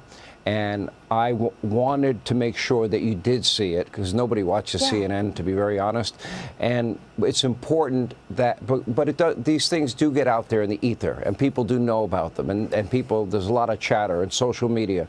And I want people to know that if they're involved in this, they are putting ICE officers' lives in jeopardy. Or if they dox the homes of ICE officers, that scares me too. What happens to them? That's right. You cannot dox you. We're finding you. People don't think that we can find you. We are finding you. We've made that abundantly evident by the cases that we're making. No longer will crime be rampant in our country, and we will protect the great men and women in law enforcement. I feel like, Sean, what has happened to this country where our police officers are out there every day? There's no ordinary day in the life of a police officer. They're out there protecting all of us every day. They're protecting CNN. They're protecting everyone. Yet these people are so against law enforcement officers, whether you're a candidate for mayor in New York City or you're some network of promoting an app. You're warning people about that app and not to use it. And thank you for that. Defund, dismantle, no bail, let the criminals go free, and fire the cops and hire social workers. That's the platform of the Democratic Party. Attorney General Pam Bondi, as always, thank you. Great job. Look, God is the greatest. That's all I can tell y'all. God is the greatest. Okay? God is the greatest. That's all I can tell y'all. Because people would just hate for nothing. They just hate you for what? Like, what are you doing? I mean, Jesus. All right, here we go. That is not sitting well with my next guest. Border Czar Tom Homan joins me now. Tom, they've crossed the line here. This is out of control. I know, it's just simply disgusting, and any network that covers that is disgusting as well. So I'm hoping DOJ steps in there and see if they cross that line of impeding federal law enforcement officers. Look, Lawrence, you and I talk about this. Assaults against ICE is up over 500%. Now you got an app that's going to tell where ICE operations are going to be. It's only a matter of time before ICE agents are ambushed by some nut, like what happened in LA, throwing a Molotov cocktail, throwing bricks at these officers. This is just disgusting at every level. So I hope DOJ dives in this deeply, because, you know, ICE is concentrating on public safety threats and national security threats. This shouldn't be a partisan issue. This shouldn't be an issue anybody is against. So they're already a dangerous job going after the worst of the worst. These guys are putting their lives on the line every day going after the worst and worst international security threats. And this app makes it that much more dangerous. It's incredible that those who enforce law, all of a sudden they're the bad guys. The ones who break the law, they're victims. It's disgusting. Why would CNN promote this? Why would they do a story on this? You know, I can't figure it out. I've been doing this for 4 decades. I've never seen anything like this in my life. It's got to be they hate Trump more than they love law enforcement. Or I can't figure it out. But something needs to be done. I mean, you advertise this guy's app on a national TV network. That's just going to bring more followers, sick followers, to the app and use it. God. Again, letting the bad guy know ICE is coming. They're here. Here's where they're going next. This is dangerous for the men and women in law enforcement. So true, Tom. I want to get you to weigh in on another story. So a judge has decided to delay Abrego Garcia's release from a Tennessee jail over deportation concerns. Not because he's a public safety risk, not because he beat his wife, not because he trafficked people across the border, not because people died in vans because of his trafficking, but because they don't want the guy to be deported. Should a judge be doing this? Absolutely not. It's just another disgusting story. This judge is telling us I don't want you to abide by the federal court order issued by 2 different federal judges that this person needs to be deported. So he's basically tells, ignore the orders issued by 2 federal judges. I'm going to make my own independent, radical decision. Again, DOJ's on top of this. We got a great AG and Pam Bondi. I think they'll take this fight all the way. Bottom line is, there's no place in this country for this man. He needs to be sent home. It's unbelievable that the judges now become these activists right now. If they want to be activists, they can take the robe off. Any of the judges that I work for in juvenile court, they would never tolerate this type of behavior. I want to get you to weigh in on Senator Chris Murphy. He's angry that the border numbers and the crossings are so low. This is the Senator Watch. Border crossings are at a record low. Do you give the Trump administration some credit for that? No, I don't give them credit for that because border crossings are low because they're violating the law every day. We wrote that bipartisan bill last year to reform the asylum process, to make sure that only the right people are coming in and that we judge those cases expeditiously at the border. So it's true, there are very few people crossing on a daily basis, but that's because the Trump administration is violating the law. You guys aren't violating the law. You can still go through a port of entry. It's just all the legal ways to get across the border are locked down, which you promised you were going to do, Tom. Yeah, look, he just proved he's not very smart. Bottom line is, the reason border crossings are so low because we're enforcing the law. Enforcing the law that him, as a member of Congress, enacted. The law clearly says, it's under statute, if you arrive at our borders without proper documentation, you shall be detained. Not maybe, not think about it, not release them to an NGO and put them in a hotel room $500 a night. We stopped catch and release. We are detaining and removing. That's exactly what we're doing. We're enforcing laws that Congress enacts, and we're not going to apologize for doing it. Bottom line is, we got the most secure border in the history of this nation because of Donald Trump, and I'm proud to be a part of it. There's a lot of Americans proud back at home. Tom, I want to get you to respond to a man that could be the next mayor of New York City. I don't know if you remember, but he confronted you at one point. I want to play this sound for you. This is him when you came to New York. Watch.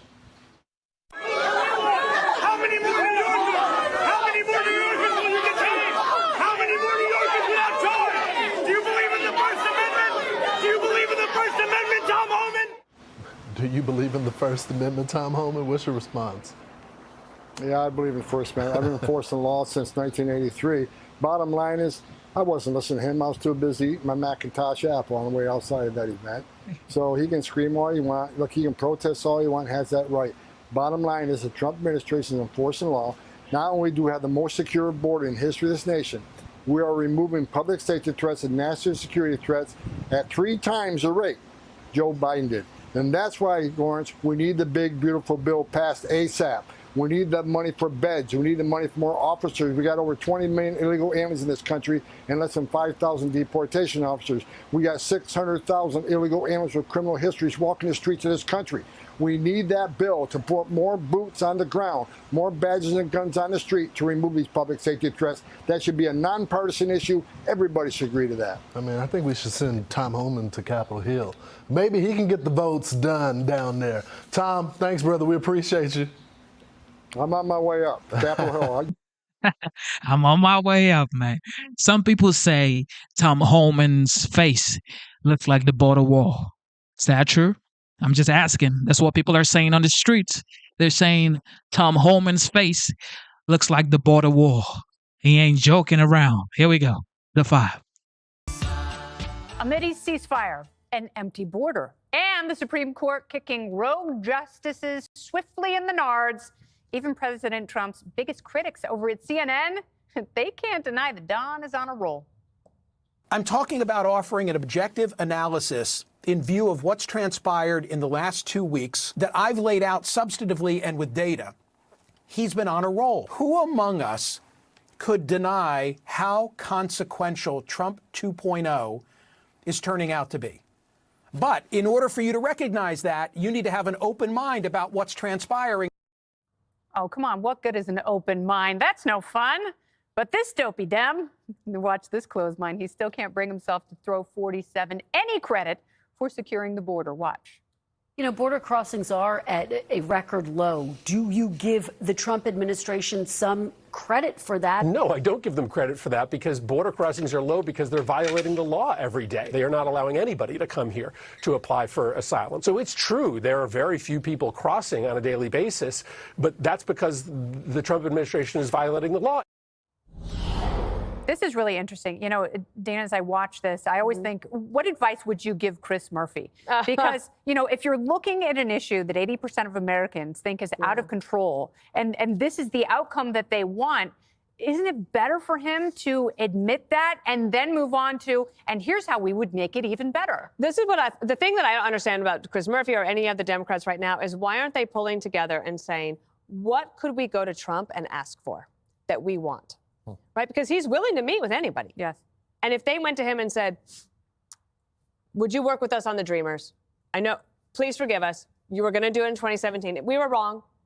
We would like to try to do it now. Would you work with us, Mr. President? And we can bring, 45 votes and we think we can get it done. What do you think? Should we make a deal? Like, I don't understand why they don't do that because just fighting him isn't working. The fact that Trump's on a roll is not just luck. These pieces have been put in place over time. So last week, yes, huge Supreme Court wins, but also how did that happen?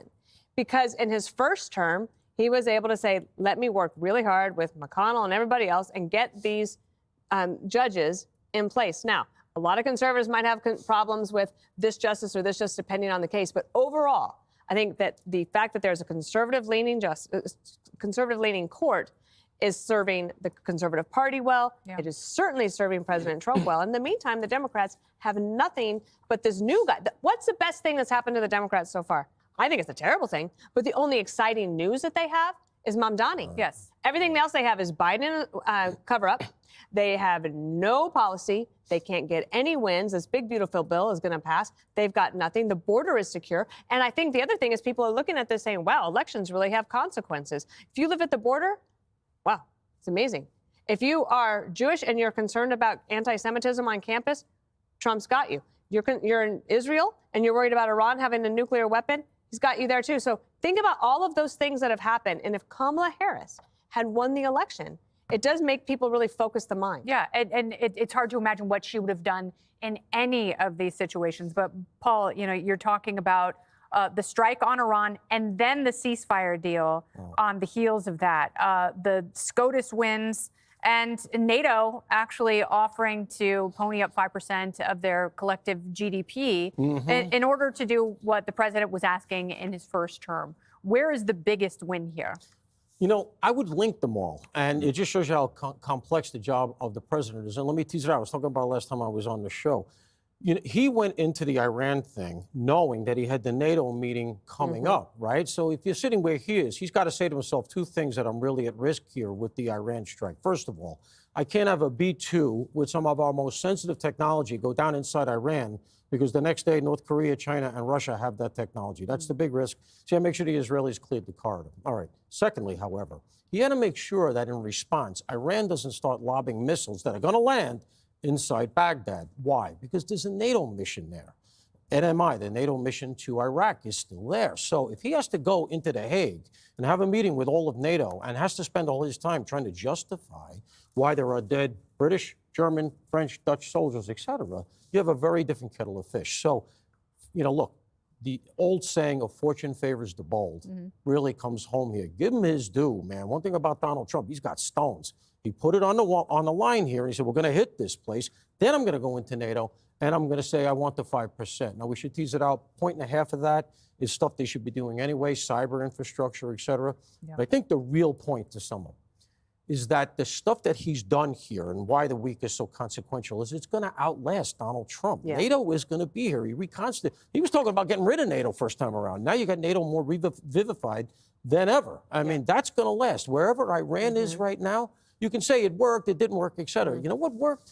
Iran knows now. We can come again, guys. Right. We got those planes. We got a few more of these bunker busters. So this stuff outlasts him. That's why it's a big win. That's why they won't give him any credit. So is this luck? All of these things lining up at the same time in the same week to the point where CNN and NPR have to extol the virtues of these wins? I'm glad you asked that, Thank you. Frankly, all these successes bore me one after the other. Oh, my gosh. But, we've all been to magic shows as kids, at birthdays, hundreds of magic shows. So when we see a guy show up with a top hat, chances are a rabbit's going to come out of it. You know, when a magician saws a woman in half, you're not going to call 911. Just wait a minute. She's going to come back together. But Democrats are like the guy always shocked when he pulls a rabbit out of his hat. Literally, they're suffering from this delusional amnesia where they cannot grasp, how does he keep doing this? He keeps doing this. If Chris Murphy watched a magician saw a woman in half, he would probably run home and tell his wife the hazards to cutlery are overstated, and then he'd pull out a large knife and go, let me show you, honey. That is how stupid they are. Trump never ceases to surprise them with success because it's based on things they are incapable of grasping, which is reason, incentives. That's the big thing, clear-eyed action. But it really is incentives. And you said luck. It's more like what Paul said. It's convergence. These things seem to be coming together. And ideally, Dems should be happy for this because it's good stuff for the country, even if they hate the guy that's behind it. But there was this new study that shows that pride among Democrats has hit the lowest it's ever been. What's interesting about that was when Biden was in office, 85% of Republicans were extremely or very proud. So love of country was on a separate rail from our own politics. And that's the problem for the Democrats. If politics isn't going their way, it affects their brains. It affects their emotions. It affects their patriotism. It affects their relationships with other people. They must contaminate all areas with their misery. They have to somehow, their political disappointment must become everyone's problem. You know, it's a hell of a bag of rocks to carry around, all this resentment that they have. If they just took it off their shoulder and put it down, they'd probably feel a lot better and thank me later. Well, Harold, I would like to thank you later because I think you could take some of Dana's advice and apply it to the next presidential election. Because if the next person who starts to move up the field with the Democrats is someone who doesn't necessarily talk like a Democrat and is focusing on 80-20 issues, don't you think we'd see more success and unity in the country? We would. We'd also, as an extension of that, I think Democrats, you have to be willing to call balls and strikes. Paul, I think you said it well, and I think everybody has. And Dana, the way you open the segment, if you can't give someone success for devastating the terrorist proxies in the Middle East, if you can't give one some success for setting back or putting in demise a nuclear program, we knew the ambition was to hurt Israel, to destroy Israel and destroy us. I think it makes us lack credibility when we actually have really good answers on other things. I think during the last 4 years when President Biden was in office, the fact that we couldn't talk honestly about the border and admit that there were real challenges there and real problems there, I think it distracted from some of our other answers. And when we couldn't say that little boys shouldn't be playing a little girl's sports, it really damaged us with female voters and, for that matter, male voters across the country. We don't like the big, beautiful bill. Democrats didn't offer something different. I've said around the table, why not just offer the first $50K in income, no taxes, the first $50K for businesses, no taxes, the Trump accounts, the baby accounts. I was actually part of that in Congress 20 years ago, introducing that to give every young person, every newborn, an opportunity to be invested in the economy and give them a little more if they don't commit a crime. If they go to college, be it a 2-year college or a 4-year college. If we don't offer innovation and ideas, we're going to lose. I give President Trump credit. You got NATO to get 5%. You attacked that mountain and retarded there and set back their nuclear ambitions, and you have these proxies devastated. And I got to give you credit. You said you. Oh, they're coming for this man. They're coming for him. Liberals are coming for their fellow liberal. I'm telling y'all. I'm telling y'all, man. He just gave the commander-in-chief his flowers. But liberals don't like it. Look what they're doing to Fetterman. Get something done on the board, and you have. Democrats talk about the hierarchy of deportations. That's where the country and that's where the division is. But if all we do is say no, no, no, and he sucks, we're going to be the ones that are penalized for it. But Barack Obama attacked the program as well through Stuxnet. And everybody took an enormous victory lap. It was the greatest thing since canned beer. And you know what? You could never ascertain. Did it work? Did it not work? We know this worked to a certain extent. I wouldn't go overboard with the canned beer thing, I think. Well, even Hillary wanted to bomb Iran, as it were. Up next, President. Here we go. On the 5, Moderate one more Democrats time. are sweating through a hot socialist summer. Zohran Mamdani is closing in on the Democratic nomination for New York City mayor, and he's already stirring up controversy. The socialist refused 3 times to condemn hateful rhetoric that calls for violence against Israelis and Jews. Do you condemn that phrase, globalize the intifada? That's not language that I use. The language that I use and the language that I will continue to use to lead this city is that which speaks clearly to my intent, which is an intent grounded in a belief in universal human rights. But do you actually condemn it? I don't believe that the role of the mayor is to police speech. So why not just condemn it? My concern is to start to walk down the line of language and making clear what language I believe is permissible or impermissible takes me into a place similar to that of the president who is looking to do those very kinds of things. Okay, what? Anyway, Zohran had no hesitation condemning billionaires and the white neighborhoods he wants to tax. Explain why you are bringing race into your tax proposal. That is just a description of what we see right now. It's not driven by race. It's more of an assessment of what neighborhoods are being undertaxed versus overtaxed. I don't think that we should have billionaires because, frankly, it is so much money in a moment of such inequality. And President Trump is sizing up the man he might have to work with. He's a communist. I think it's very bad for New York. I don't know that he's going to get in. If he does get in, I'm going to be president, and he's going to have to do the right thing, or they're not getting any money. Whoever's mayor of New York is going to have to behave themselves, or the federal government is coming down very tough on them financially. He said if Benjamin Netanyahu comes to New York, he's going to have him arrested. Oh, he's a radical left lunatic. So this was burning up the airwaves, partly because it's not just a New York story, in my opinion, Kennedy. I feel like this is a tale of things to come, and it's coming to a city near you. Because there are patterns here on behavior, on the slogans, and the tactics on which he is doing this campaign. Yeah, and you know, this old song and dance has been used over and over again, but it's a Ponzi scheme because there's always a new group of voters who, you know, look at this stuff and they see it all and they take it at face value. It is a very superficial, very slick message, incredibly well packaged. But if you look beneath the surface and you look where socialism and democratic socialism has harmed communities throughout the country, you don't have to look very far. You know, you can go to Chicago and let's go Brandon Johnson, the mayor there, has done a great disservice to the city. And there are writers there, reporters and citizens who are warning New Yorkers, don't fall for it. It is a scam. He doesn't have your back. He is not going to improve these neighborhoods. He's going to turn Madison Avenue into the market of sweethearts like they have in Roosevelt Avenue in his home district of Queens. So it's incredibly dangerous, but he's done a great job targeting voters who haven't heard it before. And my advice to them is talk to the exiles from places like Eastern Europe and Cuba, where socialism kills. Or, you know, talk to some of the free market reformers in Sweden who saw their GDP swirling down the toilet when they tried to be a socialist country, the kind of country that Bernie Sanders admires. But that system of governance and economics doesn't exist in Sweden anymore.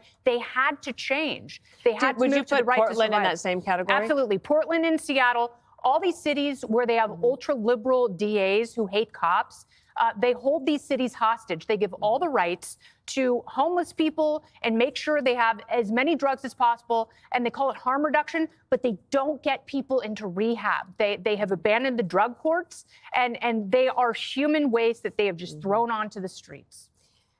Harold, he is kind of the only one that has figured out a way to go through the window that opened when basically Mayor Adams decided to run as an independent.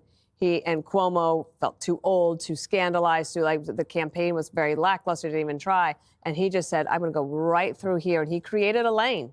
And now the Democrats are looking at that. Wait, so who is our leader? Is it Hakeem Jeffries? Is it Schumer? Or is it this guy?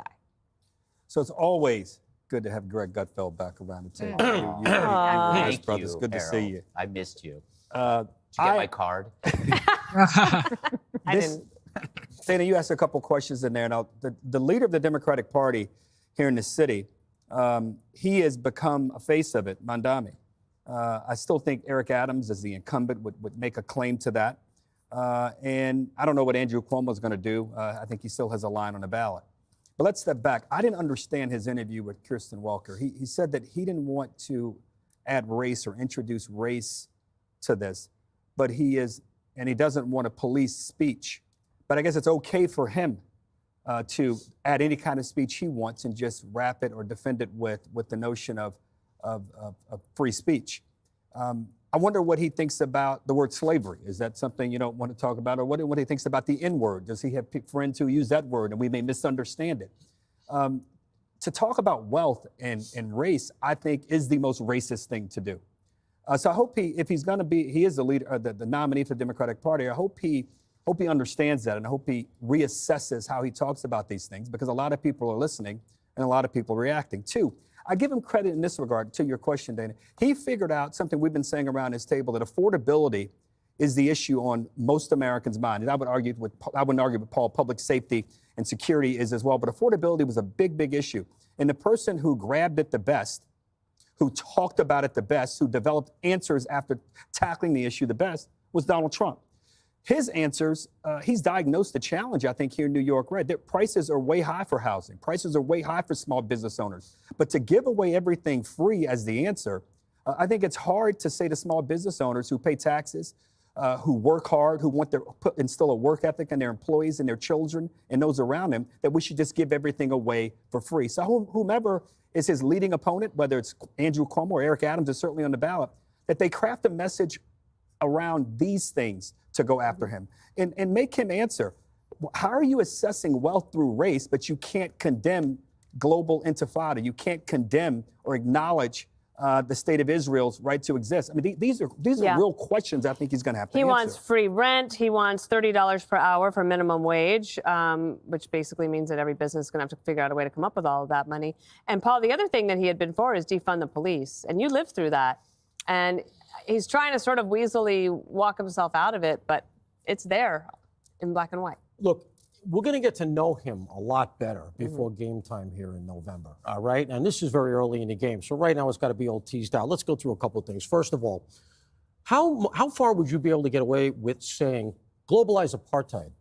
Because that's how that hits the ear of Jewish Americans. To globalize the Intifada means, okay, the Intifada is an uprising in the Middle East. You can attack Jews. If you're globalizing it, that means you can do it anywhere. Furthermore, he says, you know what, mayors shouldn't police speech. Yet at the same time, he is saying, I am going to crack down on, quote unquote, bigotry and hate speech in the 5 boroughs. And he mentions MAGA, naturally, of course. So that's very contradictory. Let's remember something. He got in because I would argue he's the first guy to truly weaponize. This is the first TikTok campaign. Yep. He's the one who figured out how to weaponize TikTok to get him in. So when you consider the fact that it's received wisdom on both the left and the right, that TikTok is a Chinese influence operation, which it is, okay? The American TikTok looks very different from the TikTok that you get in Beijing. If that's the case, is it any shock that his electorate tracks closer to Beijing than it does to New York or Washington? Of course it does, because that's what they're getting. They're getting Beijing's message. Now, I'm not saying he's a Beijing agent, he's a Chinese agent, he's part of the CCP. I'm not alleging that, but it's the ideology. And that's just basically there. Real quick, let's go through the metrics of the vote since you bring it up. What he's doing right now is he understands that chances are Cuomo's not going to be there by game day, which means his main adversary is going to be Eric Adams. So what he's doing is he's leaning very hard into the black vote. He knows that Adams is going to peel that off. So that's why you see him. He's meeting with the Reverend Al. He's with Spike Lee. He's quoting all of a sudden he's talking about Reverend King, which you've never heard him do. And he's doing this thing. Well, I said white. I didn't mean white. What he's trying to do is peel off 10%, 15% of the black vote. Because remember something, Cuomo got the black vote over him. He knows that. He's a clever politician. But let me just close by saying this. This is the fault, in my estimation, and it is a fault, because this is just a disaster. We get 8 years of this guy's going to be nothing left in New York. All right. This is the fault of the teachers. Yep. Because the kids don't understand that if you just take one look at history, name anywhere, a socialist/communist regime, and he is a communist, according to all the specific, I could go through it, he tracks to all the communist ideology. He's talking about seizing the means of production. I mean, that's right out of Marx. But punting on that, the bottom line is, if you look at anybody who inhabits the space he inhabits throughout history, not one has ever succeeded without devolving into a dictatorship.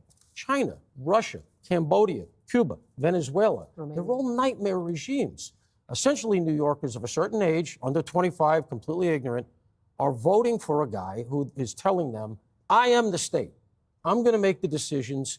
You run it, go ahead. That's what they're doing. Greg, within about 2 years of becoming a U.S. citizen, he was joining protests demanding statues of founding fathers be taken down and calling America a racist country. And that's the kind of thing that really turns people against overall. Like, you get the polarization that gets stronger. Yeah, also, he's just not deep. No. This is a very shallow person. This guy makes David Hogg look like Margaret Thatcher. And I would be careful on how you criticize him, because remember, the Democrats' fault with Trump was that they went after him without offering an alternative. Yep. So the accusations of Islamism, is that it? Islamism? Whatever. Like, it's going to feed into Islamophobia. Calling him a socialist in New York isn't an insult. It's a virtue signal for the luxury believers. You know, the hard left are going to flock to the person that we say creates the most harm. And in a low turnout city, that's all you need. A lot of people are really comfortable in New York, and they're not even going to pay attention. This guy's going to sneak in. I think you need to explain to these people what socialism is. It's redistribution. To get free stuff, you have to take it from everybody else. So it's theft. They're taking from your parents to pay for what? Imagine government-run supermarkets. Imagine a 7-Eleven that looks like the DMV, but with even less goods. That's how dismal and depressing it's going to be. So he's the walking, breathing definition of the luxury belief. That is the stance that only the elites can endure, because the brunt of the policies will destroy the lower class. They can't afford this. So it's easy, like you said, to vote for defunding the police if you have private security. It's easy to promote sanctuary cities when you don't live near the Roosevelt Hotel, or you're not competing for jobs in which the wages keep getting lower and lower. So I would just, for people that don't know this guy, remember, it wasn't Daniel Penny he defended. It was the deranged perpetrator, Jordan Neely, a psychopath who threatened to kill citizens in the New York City subway, who was a violent offender. That's the choice he made. So if you vote for this guy, you're making that choice too.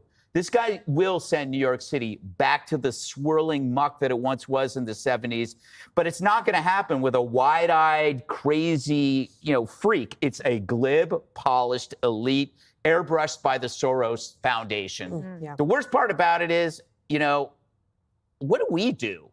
I live in a neighborhood where a woman was nearly murdered around the corner from me by a deranged homeless guy. One guy was murdered 2 doors from me in end of the last summer. What could happen? Like, when do we move? Like, when does a company decide that it's no longer safe for its workers to be here? Yeah. That's a decision, because you know what? I love having a career, but I cherish my survival as well. And the blessing you have is you have that option. So many of the people he wants to represent don't have the option to just get up and move out of the city. That's right. What'll happen is the people who can afford to do it will pay their way out of it. This is really what happens. But the vast majority of people have to stay, and that's what people have to pay attention to. Well, we'll see what happens. I also think that both parties are failing to provide true economic policy options that give people an opportunity and hope, so that they can also realize. So this guy, he may win the mayor race in New York, and if he does, I feel like New York is it's been the apple of the United States eye for a long, long time. And it's a tourist center for the United States. Everybody around the world knows New York. In fact, the first city that comes to your mind, if you were, say, a Ghanaian, or you are maybe in Saudi Arabia, or, Japan, China, the first city that comes to your mind would be New York, then maybe California. Okay? So if this guy gets into power as the mayor, and whatever happens, I feel like sometimes you got to let people see how far down things can go. Then let them make the choice, just like what happened in 2020. Joe Biden won the election, okay? And then people saw how far down we went, and they said, oh, hell no. And they voted for Trump. So sometimes it's like, let people think, you know what, it's not that bad. Let them vote for this guy. And then after 4 years, when they see the state of New York, when they see how, in my opinion, crime would go up, then they're going to decide for themselves, like, look, we can't do this. So whatever happens, happens in New York.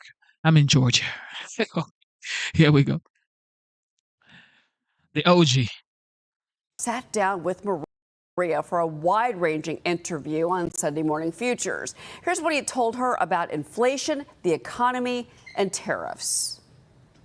Mr. President, what a 6 months, 5.5 months you've had, and now you talked about inflation. Egg prices are down, oil prices are down, gasoline is down, wages are up. Yeah. The last time we spoke, you were reluctant to say anything about the potential of a recession. How are you feeling about the second half of the year in terms of the economy? Well, we've been right on everything, and the critics, you know, not all were critics. A lot of them said, look, I'm just going to bank on Trump, because I have been right about everything practically. Well, the markets are at all-time highs as well, by the way. Look how well I did in the first term. We had a great first term.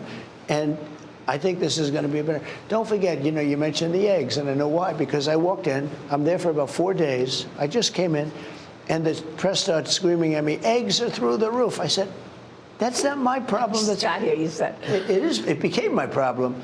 But we did a great job. Brooke Rollins did a fantastic job. Now you get eggs at low prices. When I first came in, eggs were through the roof, food was through the roof, groceries were through the roof, and it's all way down right now, and gasoline is down. A lot of it follows energy. You know, energy is a big, big factor. If you get energy down, you're going to be okay, generally speaking, with it. Not necessarily 100%, because spending is a very big part of it, too. But you get energy down like I did. You know, we have been drilling like crazy.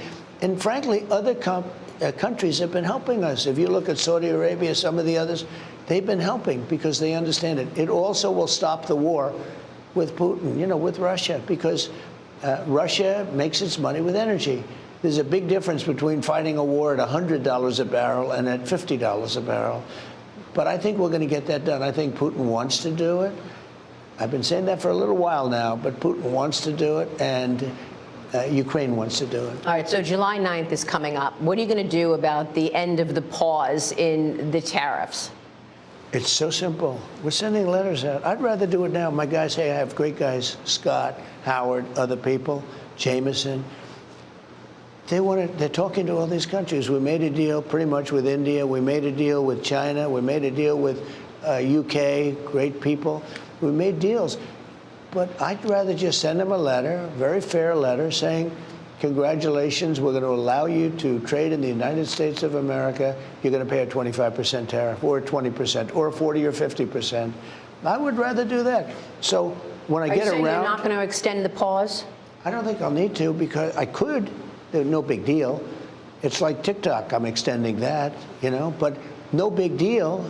We have a buyer for TikTok, by the way. I think I'll need probably China approval, and I think President Xi will probably do it. Who's the buyer? I'll tell you in about 2 weeks.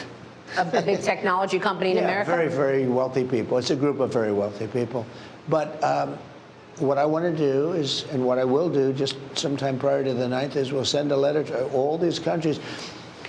There's 200 countries. You can't talk to all of them. No matter how many people you have, you can't talk to all of them. We'll send a letter, and we'll say we would consider it a great honor, and this is what you'll have to do to shop in the United States. We're like a department store, to shop in the United States, and you'll pay a 25% tariff, and we wish you a lot of luck. And that's the end of the trade deal, because we have something that nobody has.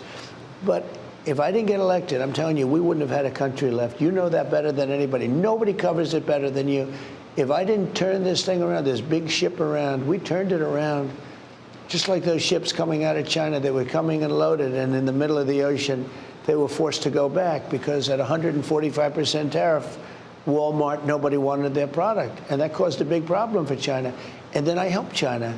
I help China So by we- reducing it. We still don't know. We don't have the clarity on what you're going to do with these expiration of these pauses. July 9th. No, I think I thought I just said it. with No, China. I thought I just said it. You ready? You're going to send the letters. I'm going to send letters. That's the end of the trade deal. Uh-oh. I could send one to Japan.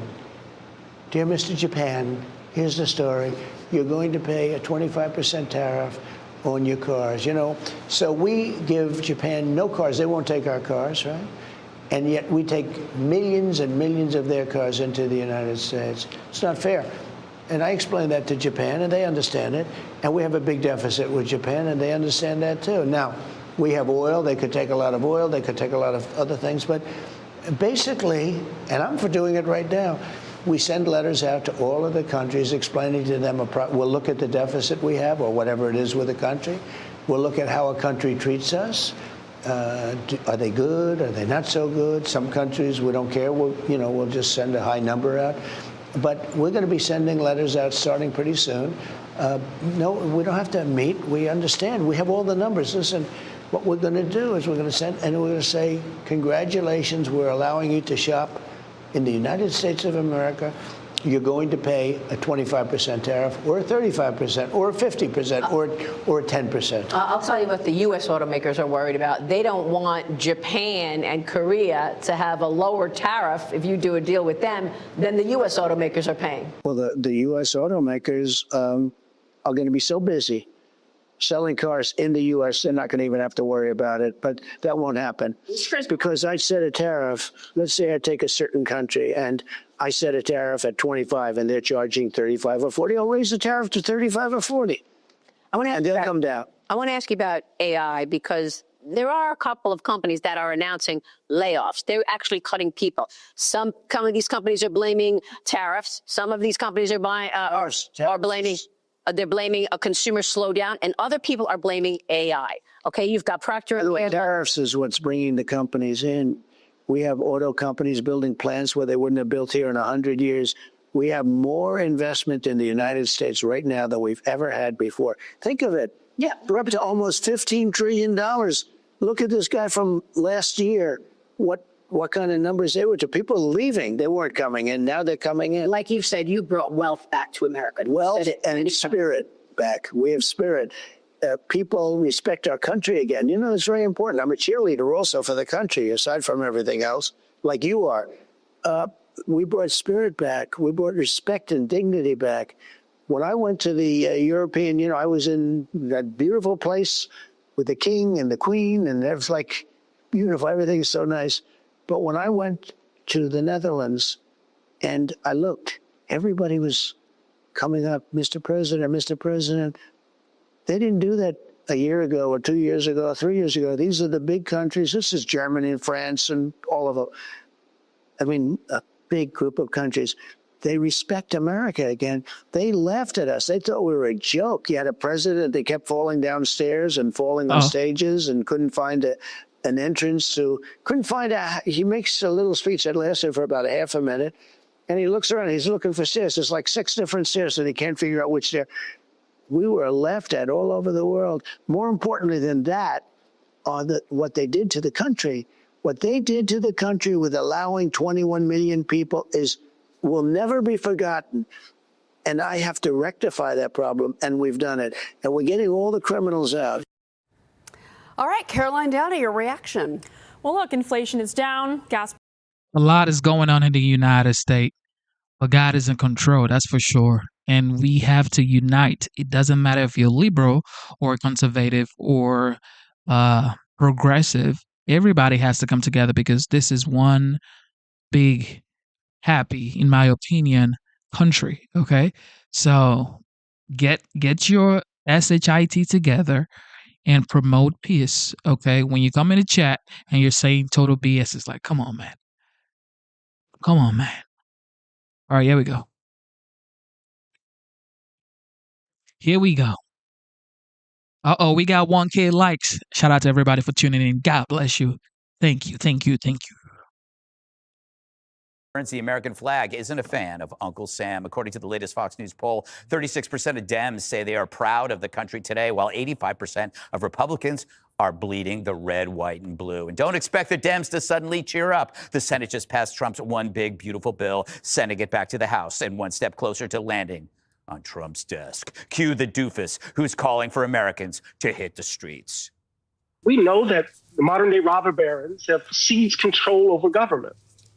We know that they're exploiting hatred and grievance. And so I think it's really important for us to understand that if they pass this bill, the American people should engage in a general strike and say, no, we just can't wait for the next election cycle. The damage would already have been done. Well, that's a boring house. Harold?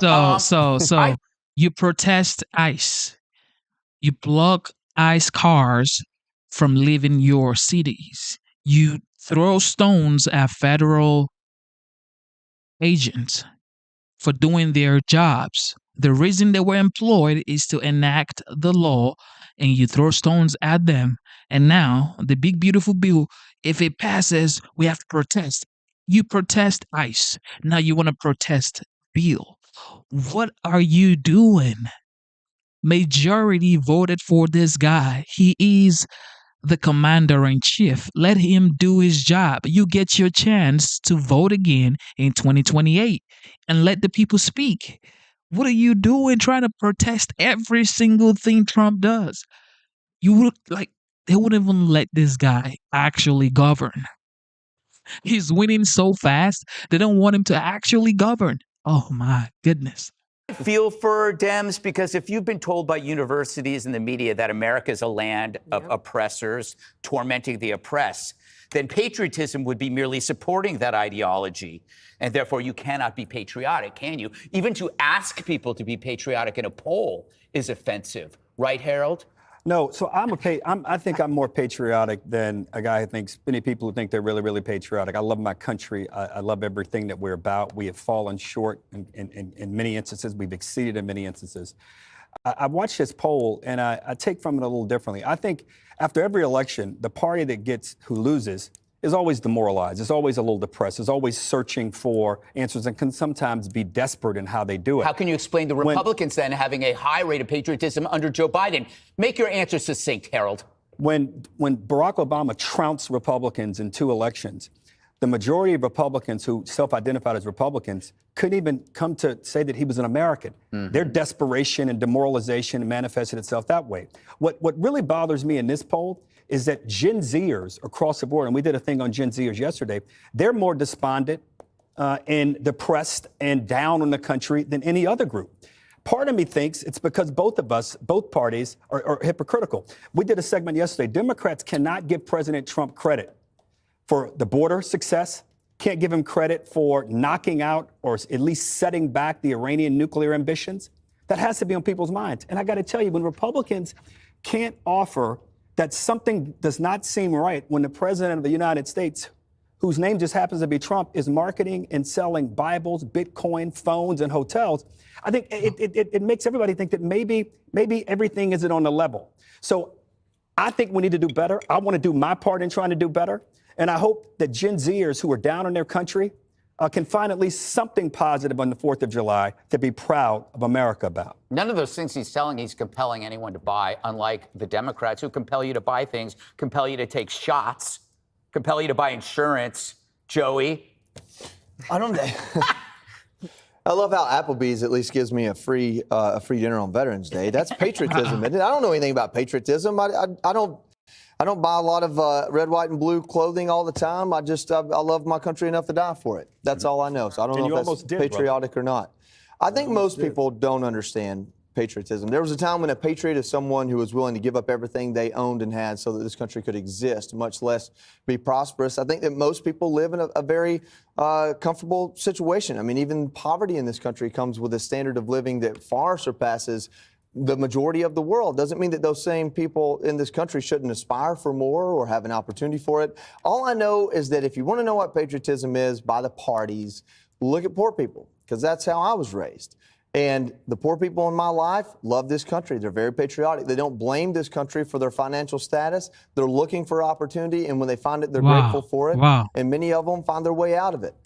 If the other party, and I would say this is very much a part of the Democrat message, is that if you're poor, it's not your fault, and you should blame this country for it and its oppressive nature and the system at hand that wants you to be patriotic and love your suffering, that's not patriotism. So I don't know if we're going to put a label on it. If we're talking about the two parties and how they voted on a poll, I don't think anybody that voted on that poll, or I don't think the majority of people that voted on that poll have a true sense of patriotism, and that's a real problem. What do you say, Roseanne? I know that the left is going to be canceling certain July 4th celebrations because of immigration raids, but they didn't do that with Pride. I mean, we canceled nothing on Pride. No, but that was a holiday that we celebrated. First of all, I want to say to Joey, thank you for your service. Oh, thank you. That wasn't about me. I was being smart. I know, but I want to just say thank you for your service. And I am going to celebrate July 4th so proudly, red, white, and blue all over the house. But ever since President Trump was elected, some on the Democratic side just could not digest it from the very first holiday that came, Thanksgiving. Some on The View were actually encouraging their viewers not to sit at the same table with their family if they voted for Trump. And then came Christmas. And some people on cable TV, Democrats saying, don't sit with your family for Christmas. So now the next big holiday, here we are, the 4th of July. Of course, they're going to tell you not to. Don't listen to them. Don't miss this opportunity to be joyous, to spend time with your family. You know, I grew up in a household where everybody was a different religion, a different party affiliation. And we discussed and we hugged and kissed and we moved on and we ate lots of pasta and meatballs. And that's what I suggest that you do on this July 4th. Hot dogs. Exactly. Like, just because that's why I always start this segment with, it doesn't matter. It does not matter if you're Republican or Democrat or independent, liberal, conservative, progressive. It does not matter. Stop taking this whole party thing too seriously. You are American first before you are a Republican. You are American first before you are a Democrat. Okay, so stop saying, well, I'm a Democrat. Look, you are an American. Okay, that's it. Okay, you can choose to be a Republican. You can choose to be a Democrat. I get it. But all in all, you are an American first. Don't forget that. Stop hating your fellow American brother and sister because he voted or she voted for Trump, or he or she voted for Joe Biden. I mean, you may not like Joe Biden's policy, you may not like Trump's policy, but these are Americans. Look, I can never promote hate because it's just unethical. All right. We want a better world. We want a better world. I just happen to vote for Trump and I admire the guy because he does his job the way I expect every capable individual to do their job. That's it. Okay. That doesn't mean I don't like you. That doesn't mean I don't respect you because you voted for Joe Biden. That doesn't mean anything. Okay. I love the United States. I love every single American because I'm grateful to America. All right. Because I voted for Trump. Don't hate me too. Don't hate me. And if you hate me, I'm just going to have a good time. Okay. Hamburgers. Dana, how will P. Diddy celebrate July 4th? I can't help but think Perhaps of him. with a bologna sandwich. And a in bottle his of cell. baby oil. Oh, yeah, I mean, that's not a good combo. No, it's I don't not. think. It's not. This was one thing that was interesting to me is something you brought up was that the Republican pride in America doesn't change. Yes, even under It stays opposing even. presidents. And there's probably something to that. And it's one of the reasons I think that parental accountability and parental ability to see into what's happening in the schools is really important because it's not just starting at the universities. You have like land acknowledgement things that are happening in elementary schools and things like that. In addition, I would say this, if you live in America, you won God's great lottery. Because the question is, are you proud of your country compared to what? One of the things that all these liberals are upset about is that these illegal immigrants would be sent to third-party countries. Terrible places. They don't want them to have to go to the terrible places. Why do you think that people wanted to come here in the first place? I think the question should be, it deserves a follow-up as compared to what? My last thing is, they think that they would rather go to Europe. Right. Okay, well, do you want to be taxed by 60% and live in Northern Europe? Or do you want to live in Spain where you get taxed a lot and you have 21% youth unemployment? They have such a dismal situation in terms of entrepreneurship that they don't have any ability to pay for their NATO dues. And now you also have a situation where all of Europe wants to tax American companies extra for digital taxes because they have no innovation of their own. So I would just ask them, as compared to what? Like, where would you actually rather be? It's always a half opinion. They never think of the other half. Up next, President Trump hammers Mamdani, the commie. Said Mamdani the commie. Look, these people too do this. They do too much. All right, here we go. What is going on with Sean Diddy Combs? Okay, Sean Diddy Combs. Here we go. Reached a partial verdict in the Sean Diddy Combs federal sex trafficking trial. Uh-oh. We're going to go live to CB Cotton outside the courthouse with more. And CB, you've been there from the beginning. And for those people who haven't been watching me, could you characterize what the trial has been about and what we are about to get from the verdict? Hey, Dana, great to be with you. So this is another explosive moment in the courtroom during this 2-month-long trial. Jurors announcing this afternoon that they were unable to reach a unanimous decision on count 1, the most serious charge in this case, racketeering conspiracy. Jurors sent back a note just before 4:30 local time this afternoon to let the court know that they had reached a verdict on counts 2 through 5, but could not reach a unanimous decision on count 1. Again, the most serious charge in this case. Right now, the judge is talking with both sides about what to do next. He has told the courtroom he does not want to give a partial verdict. So now he's weighing 2 other options, which would be sending the jury back to continue deliberations or giving some version of an Allen charge, which would be, which in most cases would be instructing the jurors to go back and continue deliberations on the count that they can't reach a consensus on. So right now we're waiting to learn more from inside the courtroom. But I can tell you, when this note was sent back today, it's the 6th note between the 2 days of deliberations. Defense attorneys were very quickly huddled around Sean Diddy Combs inside the courtroom, and we saw that one defense attorney hugged another. And this is really a key moment in this trial. For over the course of 2 months, prosecutors have argued to jurors that Diddy, with an inner circle, created a sex crime ring to force and coerce women into drug-fueled sex parties called freak-offs with male escorts while he watched. They called a variety of witnesses, 34 to be exact, including Diddy's ex-girlfriends and accusers, former employees, and law enforcement investigators. And prosecutors say their testimony, along with bank, flight, hotel records, salacious texts, and videos, all prove Diddy is guilty of these charges.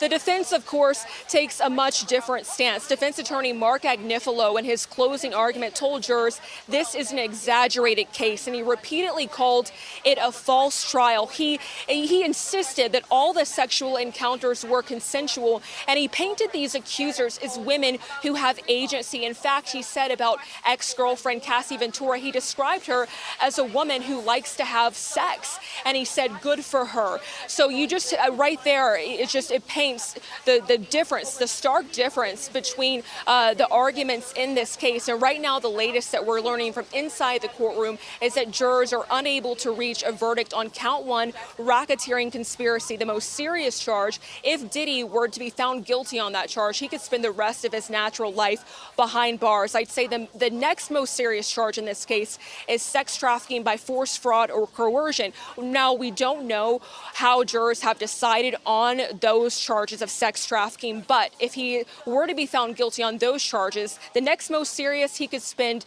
up to 15 years in prison, up to life in prison. So 15 years to life in prison. And then the last charge is transportation to engage in prostitution. We also know jurors reached a unanimous consensus on that charge. We have seen a lot of action here outside the courtroom, a lot of activity. Supporters of Diddy, others who want to see him behind bars for the rest of their life, they're all gathering here outside the courtroom right now, waiting to find out what the judge decides to do next. Dana, I'll send it back over to you. All right, CB Cotton, just stand by there. We have Harold Ford Jr., Rosanna Scotto, Joey Jones, Greg Gutfeld, and myself, Dana Perino. So Harold Ford Jr., it's great to have you around the table. So we have breaking news. So we're going to wait to find out what is happening here. What is your take on the fact that they couldn't that they said no on count 1, racketeering? I have not, admittedly, I've not followed the case very closely. I've seen read some of the headlines. I'm going to be as interested as anyone to see what this judge does. I mean, I read it where the first count was the most important. CB certainly reinforced that. So we'll see what the judge does. Okay, here. Rosanna. So the prosecution called dozens of witnesses. The defense, when it came to their turn, called no one. In the summation, Diddy's defense called this a modern love story between Diddy and Cassie. And anybody who saw the footage of Cassie getting beaten up in the hallway, I'm sorry, if that's a modern love story, I don't want to be a part of it. But a hung jury, possibly on the RICO count, which carries the biggest sentence so far. That would be life in prison. The sex trafficking and prostitution, I think, carries maybe 10 to 15 years if he's convicted on those counts. We will see how that works out. But, I mean, his family is there in the courtroom right now. Diddy has been calm, cool, and collected. At one point, you know, he was signaling to the jury, making eye contact. The judge at one point told him to stop. But for the most part, Diddy sat there with his lawyers, made notes, and like I mentioned, not one single witness did they call, which said a lot. I guess they felt the prosecution did not prove their case. A lot of people said from the very beginning, the RICO count was going to be very difficult to prove. I think that's always the case, right? And, with you know, RICO. especially in this kind of case. And I think the jury is wrestling with that right now. And we've seen partial verdicts. Just about 2 weeks ago, Harvey Weinstein, another big case in another courtroom. That was in Manhattan criminal court. This is in federal court. They had several partial verdicts, and the judge read those verdicts over 2 days. So hearing partial verdicts is not that unusual. CB, can you characterize a little bit more what happened inside the courtroom? Yeah, Dana. So I can tell you there were some interesting moments between Diddy and his mother today. His mother has been inside court almost every single day of this trial, and several of his adult children have also been here almost every single day.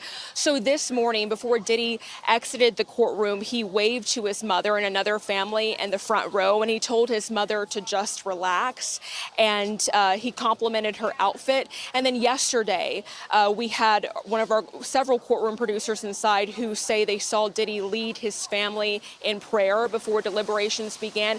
So we're getting this sense that Diddy's family, you know, they're standing strong behind him from the moment these charges were filed until we get this verdict from the jury, the final verdict from the jury. I can also tell you that Diddy has had 2 books with him as jurors continue to deliberate. Both of them are self-help books about positivity and happiness. And Diddy's defense team asked the judge for permission for Diddy to have those books with him as jurors continue these high-stakes deliberations. And I also want to note that it's been very interesting just to watch as these deliberations got underway. Yesterday, about an hour into the deliberations, they came back with a note to say they had concerns about one of the jurors and whether... Hopefully, look, God take control of all of this stuff because I don't even know. I don't know. Of course, we all saw the video with Diddy, you know, in the hallway. It was really not good for Diddy or the girl, which I think was Cassie. But, dear Lord, this man has children. And for some reason, you know, anytime kids are involved, it's just, I don't know, man. I don't know. But whatever happens, happens. All right, here we go. What happened here? A gut-wrenching in story out of Idaho. A procession lining the freeway early this morning in Spokane, Washington, saluting the 2 firefighters who lost their lives during an ambush attack that also sent a 3rd firefighter to the hospital. The as-yet unidentified suspect is accused of starting a brush fire in a northern Idaho mountain range in an effort to lure first responders into a trap, where he then acted as a sniper to shoot at them once they arrived on scene to fight the blaze. The suspected gunman was found hours after the shooting by police in a wooded area with a weapon near his body. This is Outnumbered. I'm Emily Campagno here with my co-host, Harris Faulkner. And also joining us today, Marie Harf, Fox News contributor and former State Department spokesperson under President Obama.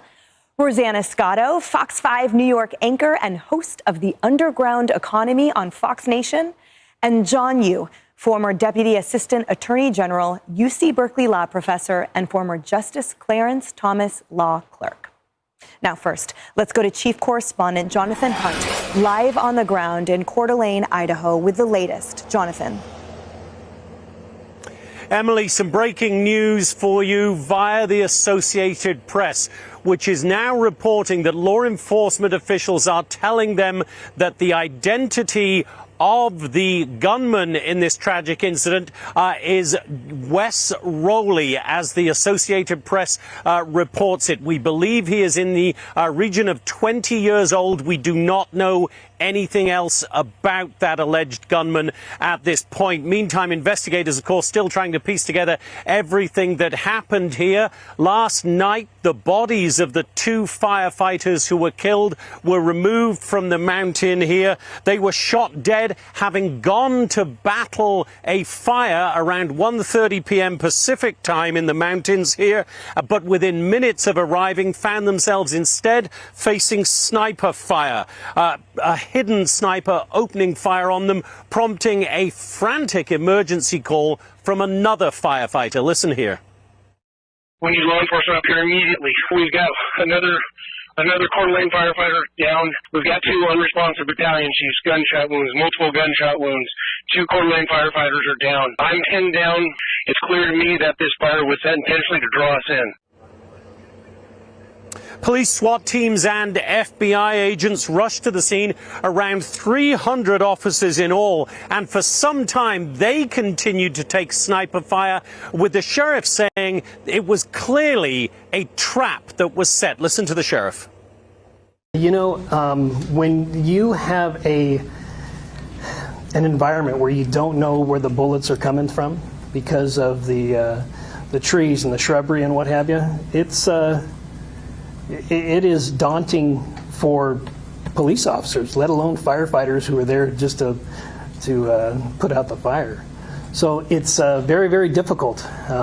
Very difficult for drones or helicopters to see any individuals up there. So this was a total ambush, taken by surprise. After several hours, members of a SWAT team discovered the body of a man. He was dead.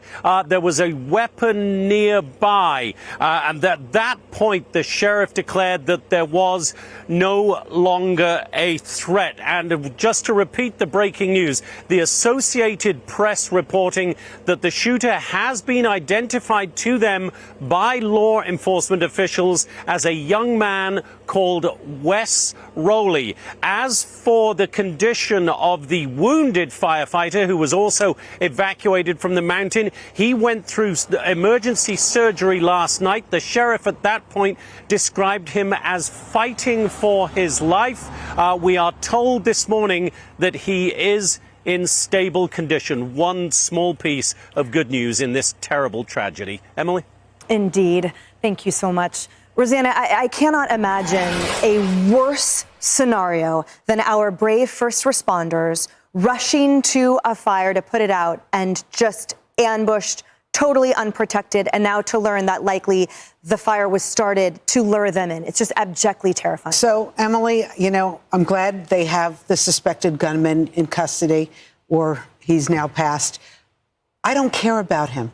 I don't want to know his motive. I don't want to know his name. I don't want to know his background, his childhood, nothing. He killed two innocent firefighters who were running towards danger. They are unsung heroes. The people in that community lined the roadways yesterday as they brought their bodies to the morgue.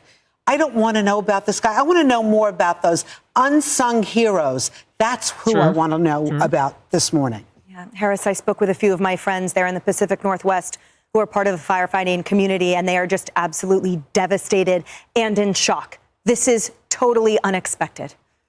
Yeah, and when you hear the real-time call for help and that the firefighters on the ground believe that it was set and they were drawn in, I mean, that's so jarring to know that they're taking incoming fire and they're telling the world what they think has happened. If you'll allow me, Emily, I want to save some of my time for you, John. Is this domestic terrorism?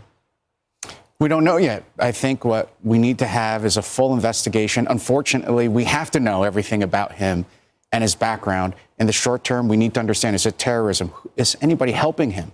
Was anybody working with him? That's why the FBI is there, to see if this is part of a larger conspiracy. And then I think we have to figure out ways to punish people like this, to stop them. Because I totally agree. We have people rushing in to save people's lives. Now they have to worry about people shooting at them. So we have to figure out ways to deter people from ever doing this in the future. If there are people helping him, he's 20 years old, apparently. If his parents should have known, then unfortunately they have to be investigated too. It reminds me of cases of minors who've had guns and done school shootings. And we have had to punish the parents for not reporting them if they've stolen guns, if they shouldn't have had weapons. I think we have to do that kind of full field investigation here too. In the long run, we have to think about culture.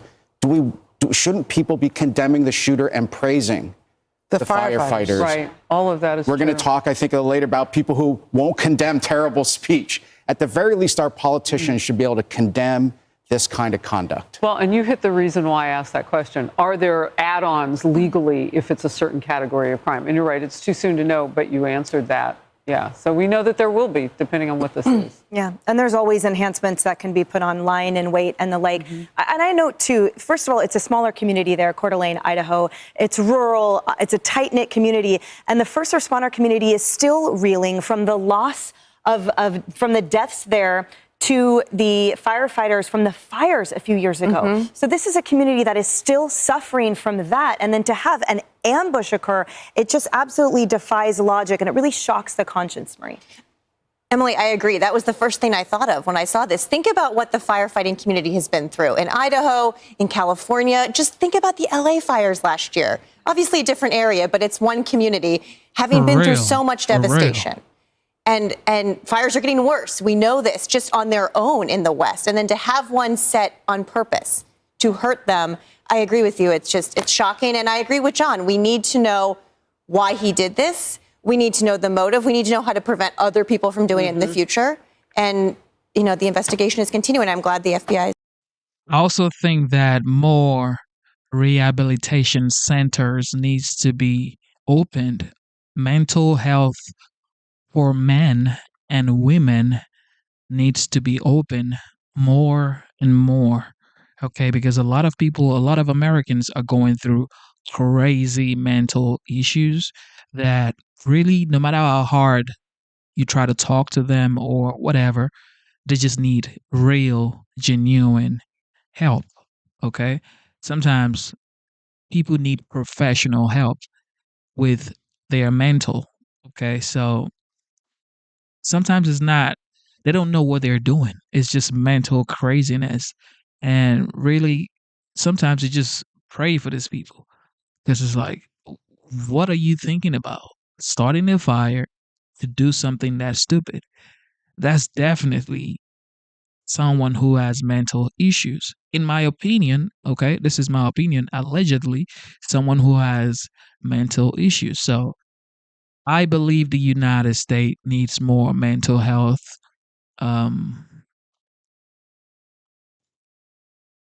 help, for Americans, because a lot of Americans are depressed and have mental issues.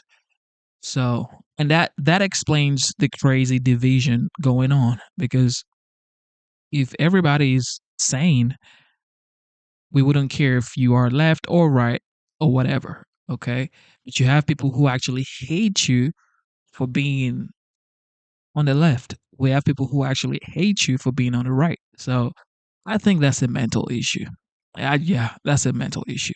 All right, Caroline Leavitt had a press conference yesterday. All right, this is the youngest press secretary ever in the White House. She's a mother. I always say that because it's not easy to do what she's doing, being a mother and a wife and being young.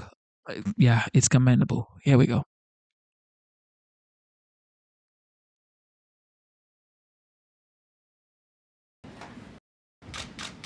Good afternoon, everybody. Good afternoon. Did everyone have a good weekend? Yes. Good. It's good to see you back here. We have another busy week.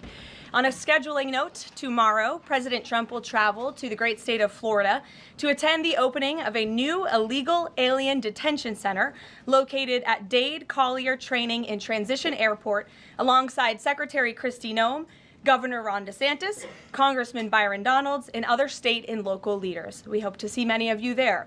The facility is in the heart of the Everglades and will be informally known as Alligator Alcatraz. There is only one road leading in, and the only way out is a one-way flight. It is isolated and surrounded by dangerous wildlife and unforgiving terrain. The facility will have up to 5,000 beds to house, process, and deport criminal illegal aliens. This is an efficient and low-cost way to help carry out the largest mass deportation campaign in American history. We are truly coming off a historic week of President Trump racking up win after win on behalf of the American people. President Trump restored peace through strength and acted decisively as commander-in-chief to obliterate the immediate threat of the Iranian regime's nuclear capabilities and then brokered a ceasefire between Israel and Iran, which continues to hold.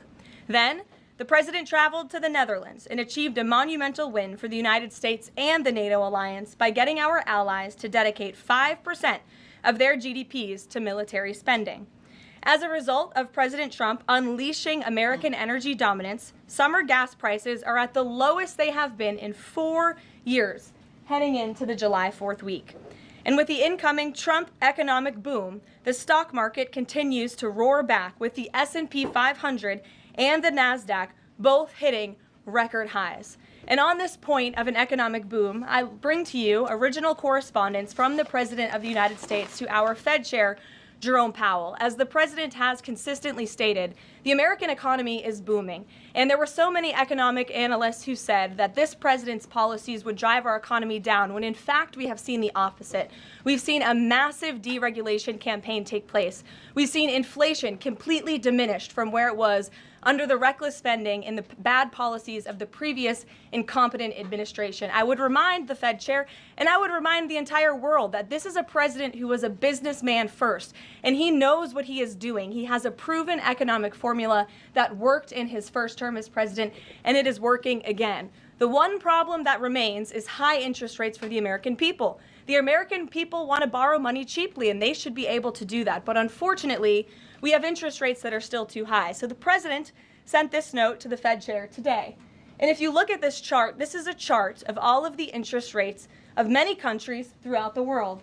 At the top is Switzerland. They're only paying 1/4 for interest rates. Cambodia, Japan, Denmark, Thailand, Botswana, Barbados, Taiwan, Bulgaria, Cuba, Sweden, Morocco, Cabo Verde, South Korea, Algeria, Canada, Albania, Libya, Malaysia, China, New Zealand, Trinidad and Tobago, Czechia, Bolivia, Australia, Costa Rica, the Bahamas, Kuwait, Papua New Guinea, Bosnia, United Kingdom, and the UAE are all paying lower interest rates than the United States of America, which has one of the hottest and strongest economies in the world.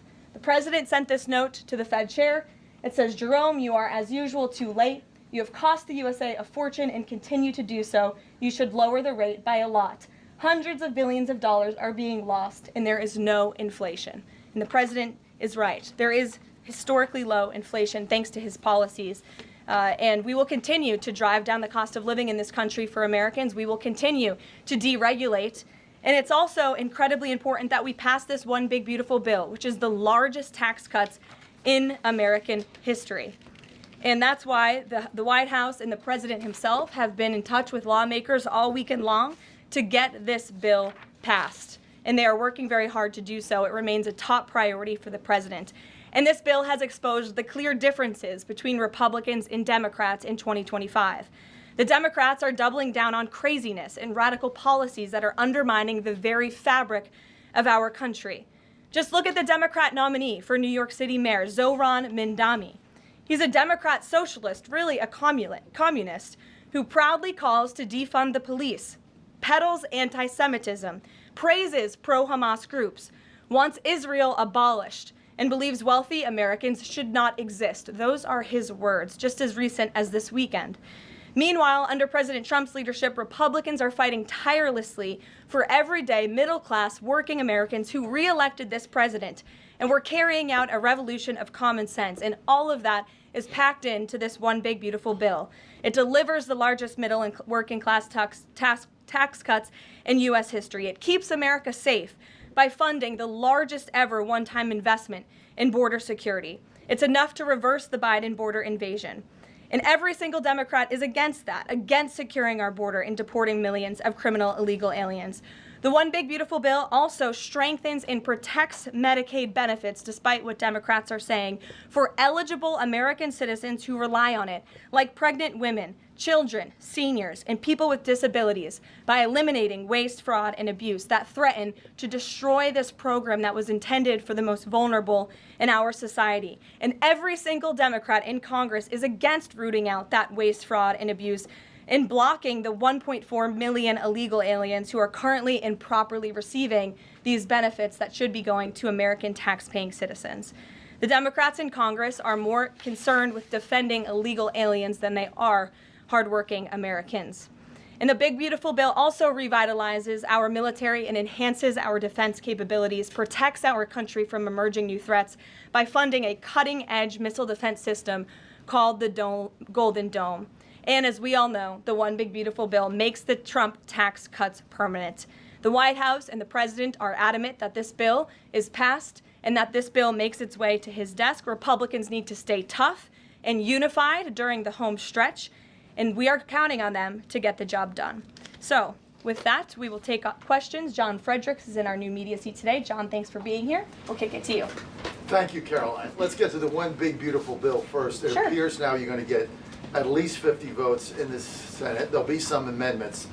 What is the president's confidence level in getting 218 votes in the House by the end of this week in order for him to sign it on Friday? Well, look, we are very well aware, the president is very well aware, that this bill needs to not only pass out of the Senate, but it needs to go back to the House, and we need the full weight of the Republican conference to get behind this bill, and we expect them to, and we are confident that they will.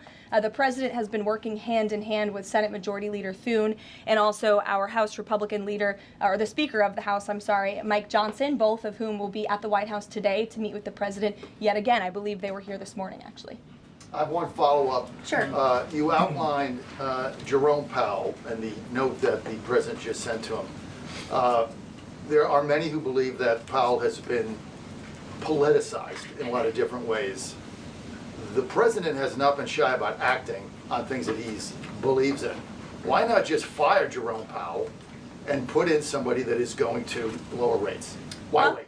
Well, it's a good question, and one you can ask the president, because that's a decision for him to make. But you're right to point out the politicization of the Fed, and it's very unfortunate for our country. But Jerome Powell cut rates numerous times ahead of the election when Joe Biden was in this Oval Office, but now he refuses to, and the economy is in a much better place. So there really isn't a good explanation for that, and the president is rightfully calling attention to it. Thank you. Kelly. Good afternoon. On Iran, the president posted on his social that he is not even talking to them anymore. When we were at NATO, he said he expected the U.S. and Iran to have talks as early as this week and that he might even want to see a written agreement. What is the update now if he's saying he's not even talking? So as I told you from the podium last week, I said the administration, and namely our special envoy Steve Witkoff, has been in communication both directly and indirectly with the Iranians. That communication continues. The president himself has not talked to Iran, which he pointed out in his truth statement. Peter. Thank you, Caroline. Does President Trump want Zohran Mamdani deported? I haven't heard him say that. I haven't heard him call for that. But certainly he does not want this individual to be elected. I was just speaking to him about it and his radical policies that will completely crush New York City, which is obviously a city that the president holds near and dear to his heart. There's this Congressman, Andy Ogles. He wants the Attorney General Bondi to explore denaturalization proceedings because he thinks Mamdani could have misrepresented or concealed material support for terrorism based on rap lyrics he wrote in 2017. Does President Trump think this is a worthwhile use of the Attorney General's time? Well, I'll let the president speak to that. I have not seen those claims, but surely if they are true, it's something that should be investigated. And could President Trump see himself, you said you just talked to him about this, could he see himself working with a mayor Mamdani, somebody who, on Meet the Press this weekend, was given 3 chances to condemn the phrase globalize the intifada, but he couldn't.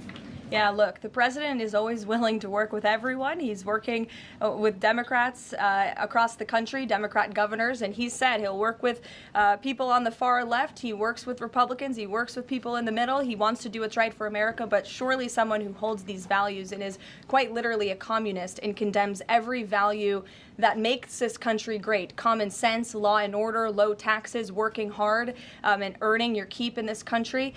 He's against all of that, and I think the president would find it difficult to work with someone like that. If he is elected, I'm sure you'll hear more from the president on that, but we'll have to see. Hopefully the voters of New York City choose wisely. Sure.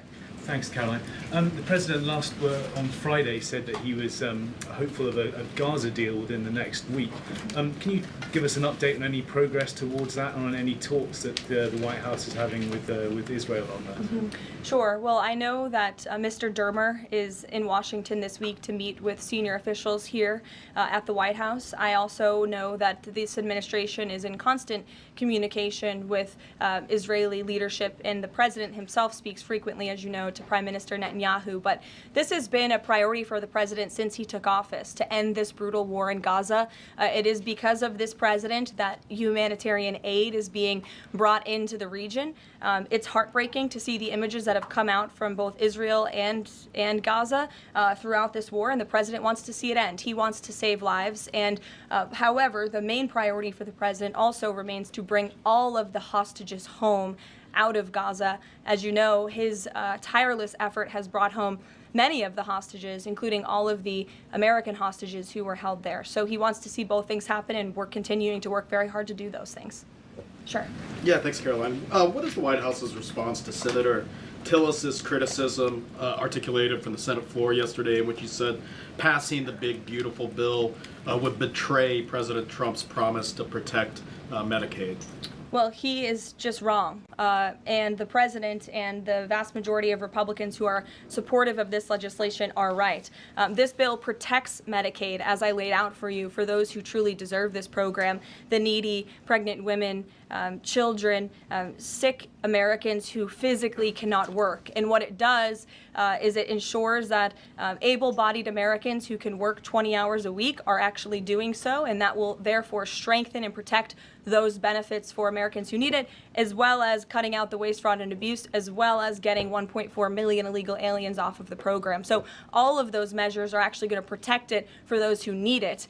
That's the president's position, and that's what this bill does, and that's why Republicans need to vote for it and get it to the president's desk. That kind of criticism from a Republican senator, is that reason for concern for the passage of this? No, it's not. We're confident this bill is going to be back at the White House by the 4th of July. Stephen. Thank you, Caroline. 2 questions. On the New York mayoral race, does the president plan to make an endorsement? And secondly, on Jerome Powell, a lot of the focus obviously has been on interest rates and him keeping them high, but a new controversy erupted today.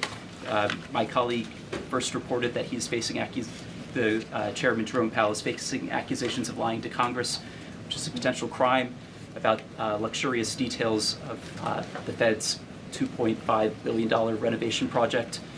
Senator Loomis has called attention to this. Some experts want him to be investigated. Does the White House want these allegations investigated and, if found substantiated, punished? I'll have to take a look at those allegations, and I will raise them to the president's attention and let him speak on them himself. To your first question regarding the mayoral race, the president was asked that yesterday by Maria Bartiromo. He refused to give an endorsement, so you won't get one from me at this podium unless he wants me to do that. Philip, go ahead. Oh, okay. Sure. And then I can go to you. Cool. Thanks. Thank you. The president said that he's working on a temporary pause for immigration enforcement in certain industries. I'm wondering what you can tell us about how he's determining which industries are deserving of a pass. He mentioned farmers, but what about, say, construction workers? I mean, shouldn't there just be one standard here? I don't have any more details to read out for you, but what I can tell you is that the White House is working closely every day with the Department of Agriculture as well as the Department of Homeland Security when it comes to workforce enforcement, worksite enforcement, I'm sorry. And the president's focus and the focus of this administration is, of course, to remove public safety threats from the streets and to deport as many of the illegal criminals, especially the violent criminals that we know are still here because of the previous administration. So that's the main priority and the goal. And then the president has already made cuts to the Office of the Director of National Intelligence, but now Senator Tom Cotton has put forward a bill that would cut the office by another 60%. What's the president's reaction to that legislation, and is this something that he would support, those additional cuts? I don't know if the president's even aware of that legislation, but I will get you a response if he is aware and if he wants to respond to it. Go ahead. Thanks, Caroline. You mentioned the dangerous wildlife at the Alligator Alcatraz. Is that a design feature? Why is the president going with this mega bill in such a precarious position in the Senate? And then also, can you talk about the CBO estimate that it would add about 11 million uninsured? Well, look, when you have illegal murderers and rapists and heinous criminals in a detention facility surrounded by alligators, yes, I do think that's a deterrent for them to try to escape. We do know that some of these illegal criminals have escaped from other detention facilities, like one in New Jersey, which I know was recently reported on. So, of course, we want to keep the American people safe, and we want to remove these public safety threats from our streets, and we want to effectively detain them as best as we can. As for why the president is going, I think his trip to this detention facility actually underscores the need to pass the One Big Beautiful Bill, because we need more detention facilities across the country. The last administration let in nearly 20 million illegal people from all over the world, and this administration is focused on arresting and detaining them. But in comparison to that 20 million illegal criminal population in our country, we only have 7,000 ICE agents in the interior who are doing this very important work. And so we obviously need more personnel, we need more resources, and that's why we need to pass the One Big Beautiful Bill. On the CBO's Go ahead. Yes, in the pink. Oh, thank you. Thank you. You're welcome. Can you please share some details of China trade deal? Has the U.S. agreed to ease some export, technology export restrictions? Sure. Well, the final language that was agreed upon in both Geneva and in London was signed just past week. We can get you that final text of the agreement. Go ahead. Thank you, Caroline. Eamon, and then behind you. Okay, thanks, Caroline. So on Jay Powell, has the president got a short list of who he wants to see as Jay Powell's successor, and is he going to name a successor as early as this summer? I won't get ahead of the president on any announcements on that. Does he like Scott Bessent for the job? Again, I won't get ahead of the president. And on TikTok, if you could, real quick, he said Sure. yesterday he's got a buyer, but the question there is, does he have a seller? And do you have any indication from the Chinese government that they've authorized a sale of TikTok to the U.S. or to U.S. buyers? What I can tell you is that these discussions with China regarding the sale of TikTok have been ongoing at the highest level, and they will continue. As you know, we have another 90-day extension, and it's just to continue to work out this deal and make sure that TikTok stays on for the American people. That's the president's main goal in this, while protecting their privacy and their security. Behind you. Go ahead. Thank you, Caroline.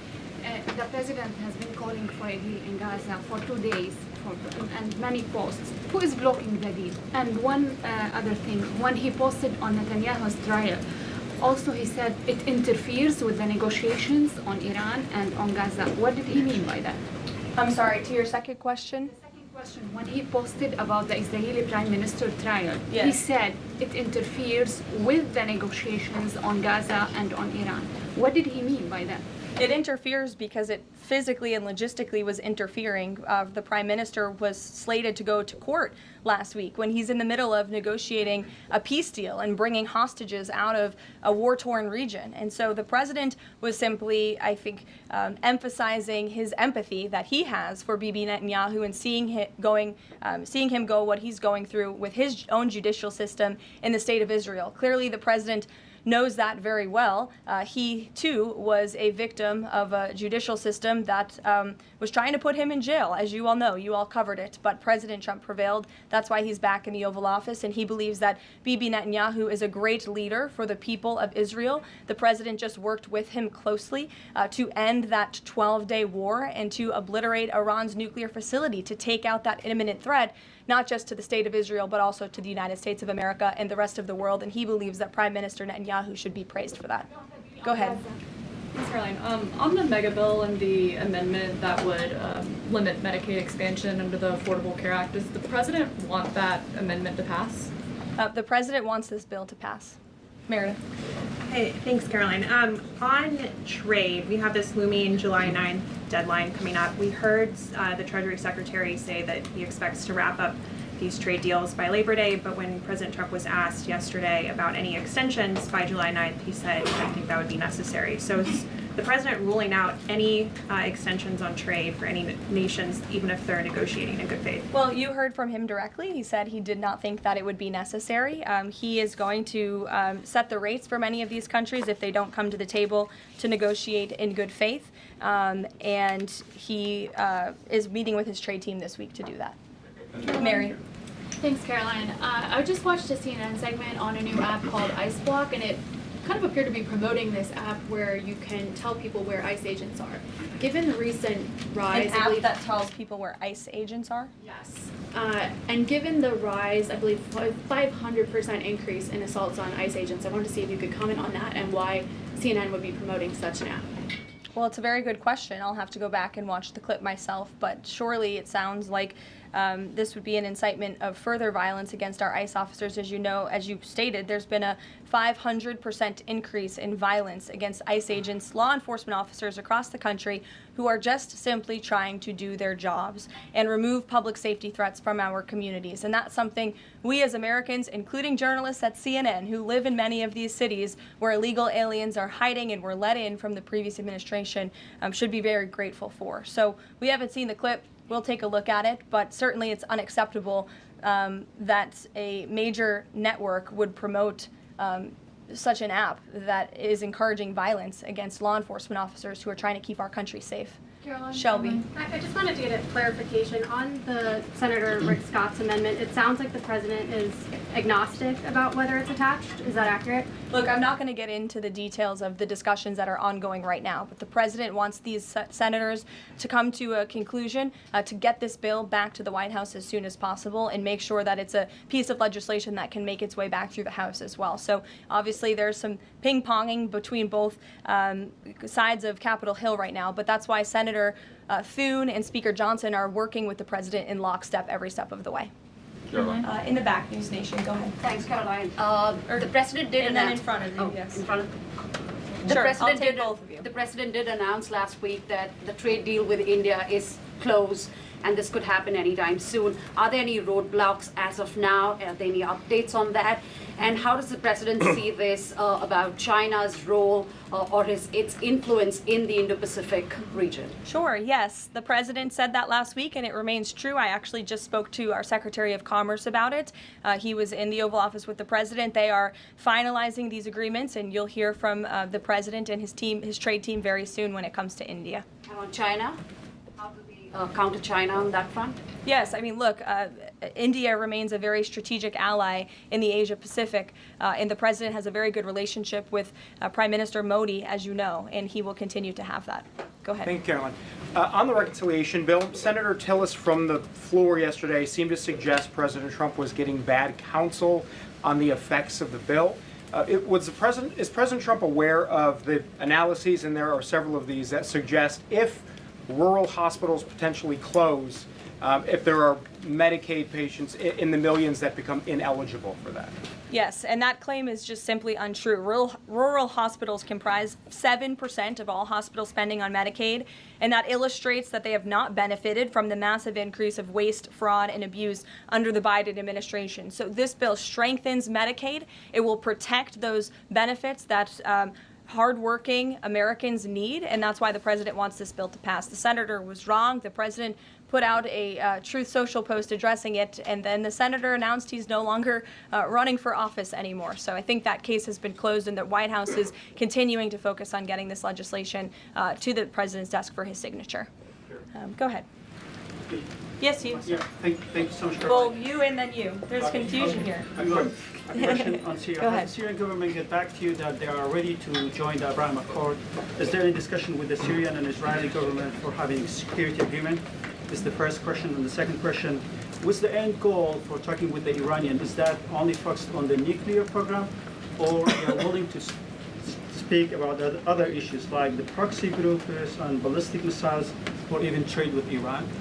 So as for discussions between Syria and Israel, you'll have to reach out to those respective governments. I can't comment on that. But what I can tell you is that this afternoon, the president will be signing an executive order to terminate the United States sanctions program on Syria. And this is in an effort to promote and support the country's path to stability and peace. The order will remove sanctions on Syria while maintaining sanctions on the former President Assad, his associates, human rights abusers, drug traffickers, persons linked to chemical weapons activities, ISIS and their affiliates, and Iranian proxies. And this is, again, an action that the president promised and shocked the world with in Saudi Arabia, because he's committed to supporting a Syria that is stable, unified, and at peace with itself and its neighbors. The president met with Syria's new president when we were in the Middle East, as you know, and so this is another promise made and promise kept by this president to promote peace and stability in the region. Go ahead, Alice. Sure. Questions on two topics, if you don't mind. Sure. I was with NTD here. First, on Canada. Canada says it's now dropping its digital services tax on American tech companies days after President Trump says he's halting all trade talks with Canada. First, what's the president's reaction to this? Can you tell us more about his call with Prime Minister Carney over the weekend? How did he get Carney to drop it? And also, what's the impact on American tech companies given this latest progress, as the president says he has been fighting for American tech companies? It's very simple. Prime Minister Carney in Canada caved to President Trump in the United States of America. And President Trump knows how to negotiate, and he knows that he is governing the best country and the best economy in this world, on this planet. And every country on the planet needs to have good trade relationships with the United States. And it was a mistake for Canada to vow to implement that tax. That would have hurt our tech companies here in the United States. The president made his position quite clear to the Prime Minister, and the Prime Minister called the president last night to let the president know that he would be dropping that tax, which is a big victory for our tech companies and our American workers here at home. And on Harvard, if you don't mind, They all try. The administration today formally accused Harvard of violating civil rights laws by not doing enough to fight anti-Semitism. We know that the president has talked to us before about Harvard potentially having a deal with the administration in the coming days. Do you have an updated timeline for that? How's the negotiations going? And is more pressure needed for Harvard to take fighting anti-Semitism seriously? Well, there was quite a direct letter that was sent to Harvard this morning, as you know. The negotiations are taking place behind closed doors, so I won't comment on that. But what I will share with all of you, for those who haven't seen it, is the context of this letter, because I think it's very important. And this comes from the Department of Health and Human Services, which concluded after a thorough investigation that Harvard University is in a violation of Title VI of the Civil Rights Act, which prohibits discrimination on the basis of race, color, and national origin. And if you read some of the content of the investigation and what they found, the majority of Jewish students reportedly experienced negative bias or discrimination on their campus, while a quarter of Jewish students at Harvard felt physically unsafe. Jewish and Israeli students were assaulted and spit on. They hid their kippahs for fear of being harassed and concealed their Jewish identity from classmates for fear of ostracization. Images were widely circulated amongst the Harvard community that trafficked in obvious anti-Semitic tropes, including one that showed a $sign inside of a Star of David, and the campus was vandalized with anti-Semitic stickers, including one that showed the Israeli flag with a swastika. The Harvard campus was racked by demonstrations, as you all know, violent protests that violated the university's rules of conduct. The demonstrations called for genocide and murder, denied Jewish and Israeli students access to campus spaces. These are all facts that Harvard cannot dispute, and that's why the administration has found them in violation of Title VI and has threatened to withhold their federal funding, because if you break federal law, you should not be receiving federal tax dollars. And so I rest my case on Harvard. Andrea. Yeah, so President Macron of France earlier today said that tariffs levied by powerful countries are often a form of blackmail, and criticized the sort of process that's underway. He didn't mention the United States specifically, but said that these tariffs are really hurting developing countries. So there's this big UN conference going on. What do you say to that? What is the president, was he aware of that comment, and did he have any response? I think the president and the White House would certainly reject that characterization by Prime Minister Macron. Tariffs are an effective use of presidential power to bring back the middle class, to bring back our manufacturing industry, which was the backbone of our American economy and has been hollowed out by globalist politicians who have caved to foreign countries instead of doing what's right for American workers. That's why the president is effectively utilizing his authority to wage tariffs and to utilize tariffs, and continues to be in discussions and negotiations on trade to do what's right for America. And Europe and the rest of the world might not be used to that, but President Trump is back in town, and he's going to do what's right for our people and our country. Can I just follow up on Netanyahu?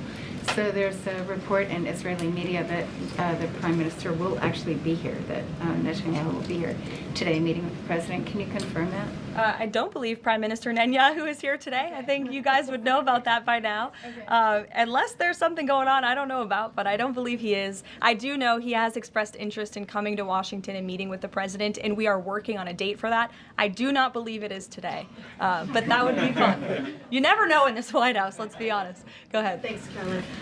Does the president support this new measure in the big, beautiful bill that would impose steep new taxes on new wind and solar projects? I believe you're referring to the credits for wind and solar projects. No, And we're talking about the new tax. There's a new tax that it's estimated would add 10 to 20% to the cost of any new wind and solar projects that start after this year. Again, I don't want to comment on the specifics of provisions, but I'm sure the president will speak on that directly. Again, this is an ongoing process. The president continues to be very much engaged with the leadership in both the Senate and the House to get this bill back to his desk. Did the president ask for that provision? Because the National Building Trades Union is saying that it's the equivalent of terminating more than 1,000 Keystone XL pipeline projects. Is that something that would concern him? Well, the president spoke on this yesterday in his interview, and he said he understands that legislators want to protect jobs in their communities and in their districts. And so he understands why some of them are against this provision, but he also understands why people want the provision. So again, this is an ongoing deliberation and discussion, and the president is engaged in this very much. Go ahead. Thanks, Caroline. We've been hearing from White House officials for weeks that you're close on trade deals with a number of countries. Can we get any update on which countries will have deals by the 9th and when there may be any announcements? I'll let the president and the trade team speak on it. Can you respond to the CBO estimate that the Senate bill would increase the deficit by nearly $3.3 trillion? This is one of the most fiscally conservative pieces of legislation that has ever made its way through Capitol Hill. There's $2 trillion in mandatory savings in this bill, and not only that, the projected growth that this bill will bring to our economy. It will be an economic boom. The Council of Economic Advisors has an analysis that shows that the bill will generate $4.1 trillion in economic growth, and it will cut taxes, putting more money back into the American people's pockets. That's why this president wants this bill to pass, and I know he's busy working the phones and doing what he needs to do today to make it happen. So we'll see you all later. Thank you. We'll see you in Florida tomorrow. Thank you. There you have it. Caroline Levitt doing a very awesome job, in my opinion. All right, so Elon Musk, about 45 minutes ago, he posted on X, it says, credit where credit is due. And he's actually praising Donald J. Trump on how he has successfully resolved several serious conflicts around the world. See, that's the thing with Elon Musk. You just never know. 1 second, he is saying total BS about Trump. Another minute, he's praising Trump for his steadfastness on sticking to his word. So you just never know with Elon Musk, man. You just never know. It's like, what is going on with Elon Musk? All right. Who knows? Nobody knows. All right. All right. For our fellow brothers and sisters on the left, here we go. begin tonight with what President Trump calls his big, beautiful bill, which could be headed for a final vote in the Senate after a long day of debating amendments to it and perhaps for some Republican members staring into the abyss. Here's why. Polling consistently shows it is strikingly unpopular with voters. The Congressional Budget Office estimates it adds more than $3 trillion to the national debt and could deprive nearly 12 million Americans of health insurance through Medicaid. That in it now comes with a double dose of existential terror for Republicans on the fence. On the one hand, the president over the weekend managed to drive one opponent of the bill out of seeking another term. On the other, Elon Musk has just weighed in on anyone voting yes, quoting him now. Every member of Congress who campaigned on reducing government spending and then immediately voted for the biggest debt increase in history should hang their head in shame. And if that weren't enough, he adds, and they will lose their primary next year if it is the last thing I do on this earth. Oh, okay. Now, given that his Mars mission won't be ready to go for years, that's a lot of primaries. But that's not all. He also reiterated his call from 3 weeks ago for a new political party and says he would start one a day after the bill passes. Rock, meet hard place. North Carolina's Tom Tillis chose The Rock, announcing that he will not seek another term, and he slammed the president on the bill's Medicaid cuts. What do I tell 663,000 people in 2 years or 3 years? When President Trump breaks his promise by pushing them off of Medicaid because the funding's not there anymore, guys, it is inescapable that this bill in its current form will betray the very promise that Donald J. Trump made in the Oval Office. So today, White House Press Secretary Caroline Leavitt said that Senator Tillis is, and these are her words, just wrong. But listen to what the president has been saying on this subject going back a decade and decide for yourself. Save Medicare, Medicaid, and Social Security without cuts. Have to do it. We're going to love and cherish Social Security, Medicare, Medicaid. We're not going to do anything with that. Can you guarantee that Medicare, Medicaid, Social Security will not be touched? Yeah, I mean, I have said it so many times, you shouldn't be asking me that question. What happens if it comes to your desk, has the tax cuts, but also cuts to Medicaid? Would you veto that? Well, we're not doing that. Would no, you we're veto not, that? I would if they were cutting it, but they're not cutting it. We're not cutting Medicaid. We're not cutting Medicare. A lot to get to tonight. CNN Chief White House Correspondent Caitlin Collins starts us off. Caitlin, how concerned is the White House about potential cracks in the Republican coalition? I mean, they're watching all of this and watching Senator Tom Tillis, in that scathing floor speech on Sunday, John. But then, of course, after he announced that he was not going to be seeking re-election, the president was cheerleading that and saying essentially good riddance to Tom Tillis, given they believe he's been a thorn in their side during all of this.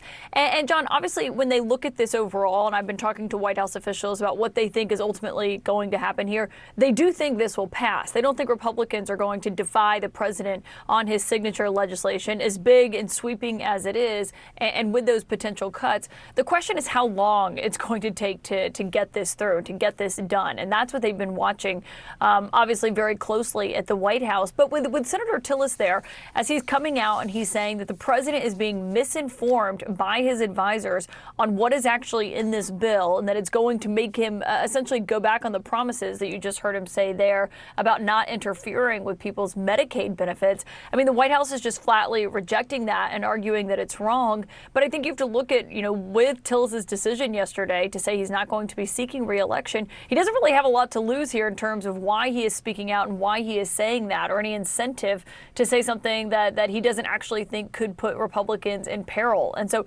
that is something they're watching, obviously, closely at the White House. They just essentially want to get this passed. They want to be able to talk about tax cuts and have that as something that they are trumpeting. And you're seeing how the president is working on this in terms of writing scathing Truth Social posts of people who are disagreeing with him, and also taking senators out for golfing trips, calling them up on the phone and chatting with them as this slog right now on Capitol Hill is happening with all these amendments that they are trying to get passed, and none of them so far have gotten passed. Well, speaking of people who disagree with him, Elon Musk came out with a new/old threat today, saying he would primary or push to primary any lawmakers who support this bill. That's a split again with the president. How does the White House view this?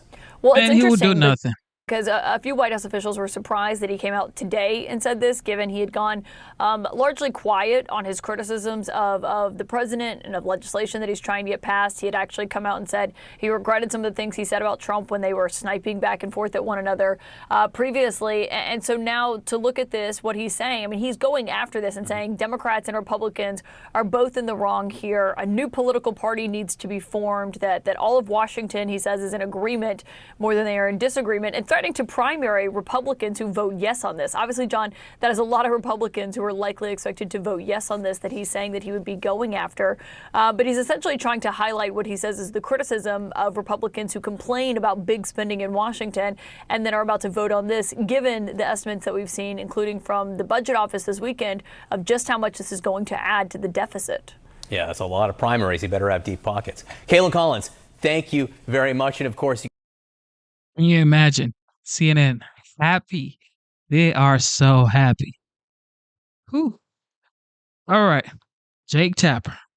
President Trump's mega domestic agenda bill is one step closer to becoming law today. The U.S. Senate very narrowly passed the so-called One Big Beautiful Bill Act. 50 senators, all Republicans, voted for it. 50 senators voted against it, including every Democrat, 47, and 3 Senate Republicans. Those are Senator Susan Collins of Maine, Senator Rand Paul of Kentucky, and Senator Tom Tillis of North Carolina. This tie vote activated one of the few constitutionally assigned roles of the vice president. So, Ohio's own Vice President J.D. Vance presided over the Senate and delivered the tie-breaking vote in favor.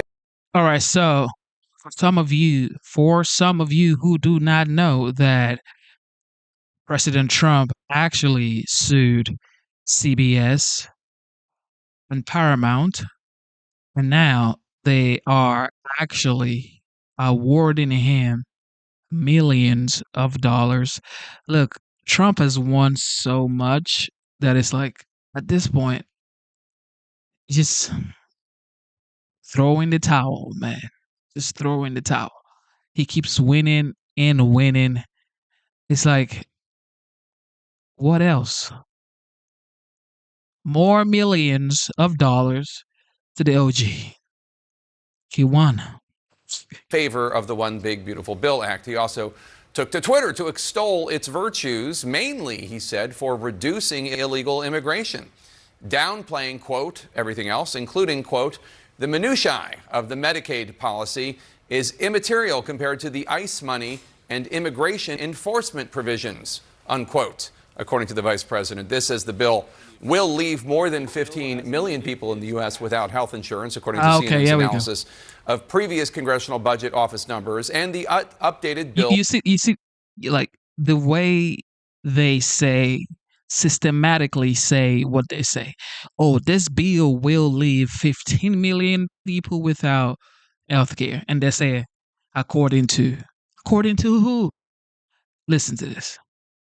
15 million people in the U.S. without health insurance enforcement provisions, unquote, according to the vice president. This, as the bill will leave more than 15 million people in the U.S. without health insurance, according to CNN's analysis of previous Congressional Budget Office.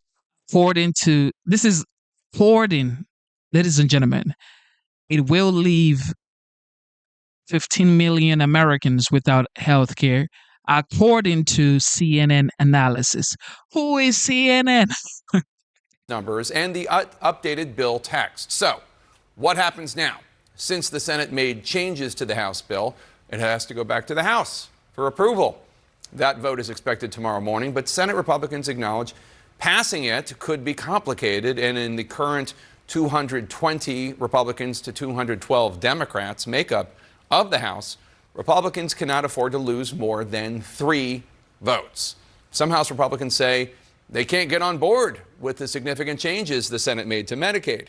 They warn it will harm low-income families and rural health care providers. President Trump, though, did not seem worried earlier today about this bill getting through the House and onto his resolute desk.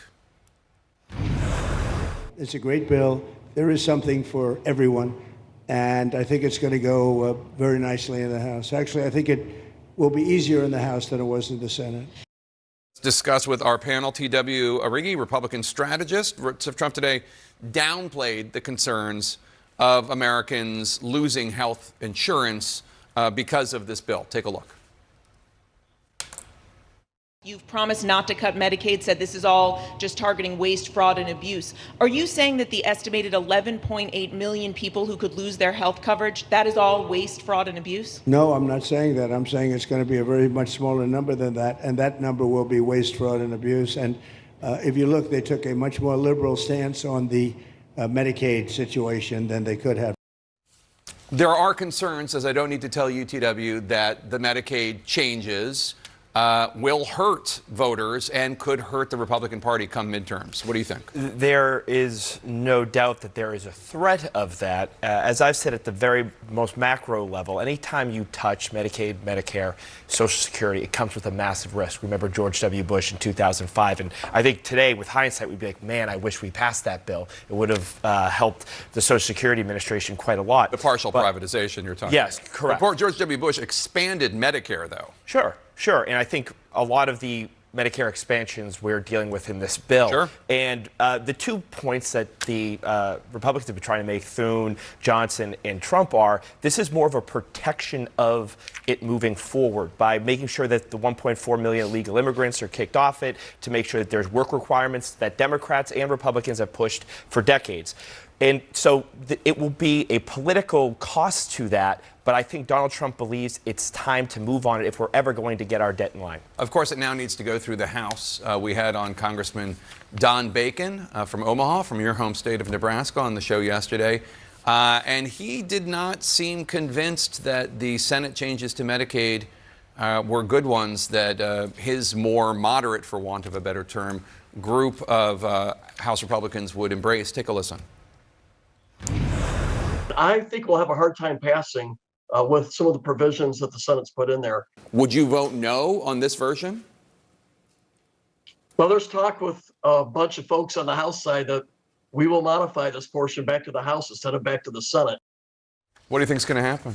It's a great question with Congressman Bacon. I mean, could he go the way of Tom Tillis and voting no and, kind of not being beholden to his party, or will he sort of do a solid for Speaker Johnson? He's already said he's not running for re-election. So. He's not. He said that yesterday in Omaha. My guess is he will not be the deciding vote. Sort of he'll go with others. But look, there's one number that is hanging over this entire debate. That's 215 to 214. That's what this passed the House by in May. So it is as narrow as it can possibly be. I've been talking with the Republican leadership, folks in the House. Just watch. In 2 days, when this bill is passed, well, we knew this bill was going to pass. This bill was going to pass. We knew it. Just remember I said this, okay? Remember, CNN always push pessimist ideas of how everything is going to shambles.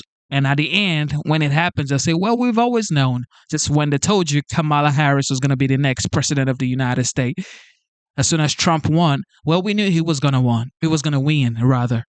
Like, why are they always like this? They say something else, and when the opposite happens, they say, well, we've always known. No, you didn't. Why didn't you tell us that? Just like Jake Tapper. Jake Tapper is talking about, well, Joe Biden. You didn't say that earlier on, Jake. Now he's saying, well, we sort of kind of knew. Jake Tapper and CNN. This afternoon, they're worried about a couple of things. One, the storms that have been rolling through D.C. this afternoon is likely to keep some members from potentially flying in tomorrow morning. So that could hold up. Yeah, well, I was supposed to introduce a congresswoman who's stuck in Pittsburgh right now, later on the show. It's a real issue. Yeah. Number two, though, the SNAP benefits. SNAP, of course, is the Supplemental Nutrition Assistance Program, otherwise known as food stamps, and some big changes were made on that the House is not finding palatable, as well as Medicaid changes. So yes, there is history that the Senate always jams the House, so there's reason to believe that could happen again in a president's party. However, many House members are very resistant to some of these changes, so I don't know that we've seen the end of this yet, but the president obviously is pushing for it. He's not deep in the details. He wants it to be done. We will see. But the 4th of July is still a few days away, and I'm not sure the deadline will be made or not. So they can only lose 3 Republicans. Yeah. Tom Massey of Kentucky is already a no. We know that because of it doesn't do enough to cut the deficit. And then there are 3 House Republicans who are in districts that Kamala Harris won, including Don Bacon. So who knows? There are many with rural hospitals and other things. Yeah. So there are some other issues. So Ashley, I want to run this bite from our good friend Ryan Nobles. Lisa Murkowski, the senator from Alaska, she was iffy on the bill. She was very worried. She got a lot of exemptions and carve-outs for her Alaskan constituents. And our friend Ryan Nobles told her what a different Senate Republican had said about her switch to yes. And she did not seem pleased with the news. Take a look. Senator Paul said that that your vote was a bailout for Alaska at the expense of the rest of the country. Oh my. That's what Senator Paul said. The question was easy. Senator, we've got the... I didn't say it, ma'am. I'm just asking for your response. When people suggest that federal dollars go to one of our 50 states in a, quote, bailout, I find that offensive. Do I like this bill? No. Do I like this bill? No, but she voted yes. Right. So then she should have voted no. You like this bill? No. So But she got stuff for Alaska. She got stuff for Alaska, but I mean, at what cost? I know she's annoyed by the question, but sometimes when you get agitated, it's because there's real truth in that statement. Lisa Murkowski is a disappointment in this moment, but I also will go back to a couple of weeks when she also talked about how fearful she was of going against Donald Trump. And everybody, especially CNN, MSDNC, and all of those networks, they always use the same word: fearful, angry. Words like that, oh, I'm fearful. The entire nation is fearful right now. Even Michelle Obama used, oh, everybody's fearful right now. Like, stop trying to make people afraid. Nobody's afraid. Everybody's living their lives, enjoying their families, having a good time. Look, everybody's fearful. Who is fearful? I think we saw that fear play out in her vote today. Well, just kudos to Ryan Nobles. We are supposed to annoy them, but, yes. But you got to see. And her constituents should annoy her even more by potentially not reelecting her when she's up. She's not up till 2028. So well, that's why she gave. And she did give Alaska something, but she did say it's not good enough for the rest of the nation, and we all know it. So vote no. But it's also why you guys lost Collins, I think the point, because she is up. But the point needs to also be made here that we are staring down the barrel of the largest tax increase in decades. No. Next. He's upset that he's losing his EV mandate, and he's very upset about things, but he could lose a lot more than that. I can tell you right now. Hey, Elon can lose a lot more than that. Oh, God. Take a look. We might have to put Doge on Elon. You know what Doge is? Doge is the monster that might have to go back and eat Elon. Wouldn't that be terrible? This morning, the Trump-Elon Musk feud is back on. As lawmakers worked, as we've now been talking about overnight, the president worked to social media, hitting back at Musk. In a late-night post, Trump suggested that Doge should investigate federal money that Musk's companies have received, writing at one point that Elon may get more subsidy than any human being in history by far. And without subsidies, Elon would probably have to close up shop. Perhaps we should have Doge take a good hard look. Musk earlier had picked back up on his attacks on the president's massive tax and spending bill. Remember, he called it disgusting at one point. Musk even vowed to back primary challengers for any lawmaker who voted for it. Or he also said he could start a new political party if the bill passes. Hadass Gold, Man, you ain't starting no political element party. of this Relax, ain't story go build some rockets. What's going on here this time, Hadass? Yeah, Kate, this is significant because this is the first and starkest political threat that Elon Musk has made about his political future. We were waiting. There's lots of questions. What will Elon Musk really do going forward? Nobody's talking about Remember, what he had said he was going to kind of step away from the political spending. And it should be taken seriously because when Elon Musk gets laser focused, gets obsessed with something, he has the willpower and he has the funds to get it And done. just watch, if he tries to do something like that, I'm not a bearer of bad news, but Tesla stock is just going to go pew, because Go back and focus on your companies. What are you doing, bro? He knows he's not going to try anything like that because he knows what happened when he said, well, Trump is on the Epstein file. Largest dip for Tesla stock. If he tries anything, he knows. I mean, he knows, bro. He knows. So be wise and build some rockets.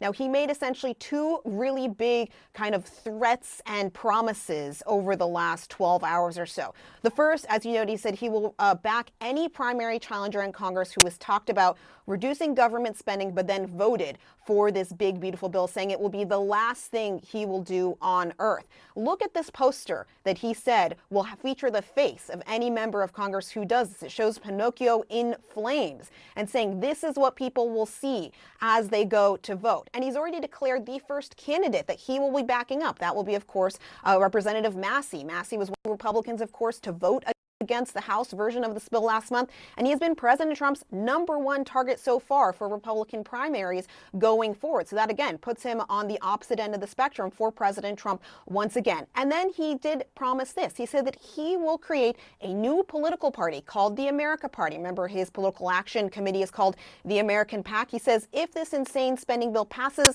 the America Party will be formed the next day. Our country needs an alternative to the Democrat-Republican uniparty so that people actually have a voice. This is a significant change to Musk's plan. Remember, he spent more than $275 million to back President Donald Trump, as well as other Republicans running last year. He had promised something like $100 million to President Trump's outside groups ahead of the 2026 midterms. And just as recently as March, according to FEC filings, his PAC had supported Republican candidates in Florida. I should note also, Tesla investors, they do not want this. We saw President Trump already threaten Elon Musk, saying that he might even put Doge, Elon Musk's own creation, against him. Tesla investors do not want this. They wanted Elon Musk out of politics, focusing on his companies. The robo-taxi just launched. There's a lot of things going on with SpaceX, but it seems as though Elon Musk is not going to give this up. Kate. Let us stand by and see where this heads now. It's great to see you, Hadas. As we speak, he continues to post on X. So things are changing by the minute here. Hadas, thank you so much. Sarah. All right, from the voter-rama to the fighter-rama. Joining me now are CNN political commentator Bakari Sellers and Maury Gillespie, the former press advisor to Republican House Speaker John Boehner. All right, let me start with you, Maury. This is a question that I think is on a lot of people's minds. You see this fight, right, going back and forth with Elon Musk and Donald Trump. Are Republicans more afraid of Donald Trump, Elon Musk, or their own constituents? I mean, this is really childish, but it wasn't just a few months ago that Elon Musk said for any member or senator who stands in the way of Trump's agenda will be primaried. Mm-hmm. So now it's if anyone who stands in the way of this Trump's agenda, if they don't stand in the way of it, they're going to be primaried. I mean, he may change his mind in a month. So it's really hard to say. I don't think Elon Musk is their threat. However, if Donald Trump's not going to show up for them in their primaries, in their reelection bids in 2026, then it's their constituents they should be most afraid of, because that's what said. Trump is a lame duck president. He has not been really keen to go out. What is he going to do? Go out for every single House race that's at jeopardy here? It's a lot. It's a lot. So I think it's their constituents they should be most afraid of here. Bakari, what does this say about the money in politics and these two men going back and forth? Or is this about something different? I think it's about something different. I think that it's very, very petty and very childish. I think that it's kind of like the Real Housewives of the Beltway. I mean, he basically called him a welfare queen and told him to go back to where he came from. Wow. But I mean, when you juxtapose that against the fact that, like in my home state of South Carolina, 220,000 people will be kicked off of Medicaid in the Affordable Care Act, or in North Carolina, 600,000 people are going to lose insurance coverage. When you just call numbers, they just call numbers. And how health insurance, are they it looks finding really, this really number small. out? We've always said, Democrats have always said that Donald Trump's a very small man. And you see that. I'm trying to figure out how he has the energy. Oh, man. Donald Trump is a very small man. Yet, he's totally obliterated so many situations. Like, you can't start counting. As a small man, zero talking point. We've always said, Democrats have always said that Donald Trump's a very small man. And you see that. I'm trying to figure out how he has the energy and the wherewithal to tweet throughout the middle of the night at some other man that he just simply doesn't like? Is there not enough going on in the world for him to actually grapple I with? thought you And said he Elon was a Musk, small man. You know, I believe in radical pragmatism. And so I want to destroy this bill just as much as Elon Musk. So the enemy of my enemy is my friend. And I guess I'll take Elon Musk in this battle. All right, with us now, Lee Carter, strategic communications expert and pollster, and Democratic strategist Julie Rajinski. And let me just start with you, Lee. There's this new round in this fight. Musk is putting himself out there again. What will that feel like for those senators who've been up all night who have to vote on this shortly? I mean, on the one hand, it's not surprising that Elon Musk is doing this. He's been very consistent about spending. This is very much what he's been talking about the whole time. On the other hand, the question is, it's really just about his ego. And are we getting in the limelight and having a fight? But I think that the Republicans who are making the vote need to not be distracted by this. We're seeing, though, a huge fracture within the Republican Party. 75% of MAGA Republicans support this bill, but 75% of non-MAGA supporters, Republicans, actually oppose the bill. So you've got a huge fracture in that party, and I think Elon Musk is symbolic of what that is. And just so people know, Trump, on his Truth Social platform, has responded to Musk already. We haven't heard from him out loud, which we may shortly, but among other things, Trump accused Musk of wanting subsidies. He say Elon may get more subsidy than any human being in history by far, and without subsidies, Elon would probably have to close up shop and head back to South Africa. Yeah. So, Julie, the significance of this new rift, Oh, what do you see? Well, first of all, Trump is not wrong in the sense that Elon Musk has a tremendous amount of taxpayer subsidies from the United States going to his businesses. And the reality is that if Trump takes away those subsidies or threatens them, I think Musk will cave the way he caved the last time when Trump. Yeah, look, this is the fact. This is the facts. Everybody has, maybe not everybody, but key players have crossed path with Donald Trump, even when he was a developer. Everybody crosses paths with him, and he outlasts every single one of them. Just like he's outlasted his last competitor in 2020, Joe Biden. He literally I wouldn't say he let Joe Biden win, but Joe Biden won, okay? People can argue back and forth, but Joe Biden won the election. And up until 2024, Joe Biden said, okay, let's do it again. And he outlasted Joe Biden, and Biden straight to the curbs, okay? And Kamala came in straight to the curbs. Same way, everybody keeps going straight to the curbs, okay? Because this guy, he outlasts them with his undying energy. He keeps on going and going and going. It's just hard to keep fighting Trump. One way or the other, he gets a win, and you throw in the towel and you go back to the basement, or you go back to do your business. It's just who he is. He was born this way. He was made this way. He was built for this. He was born in the 40s, okay? This guy is not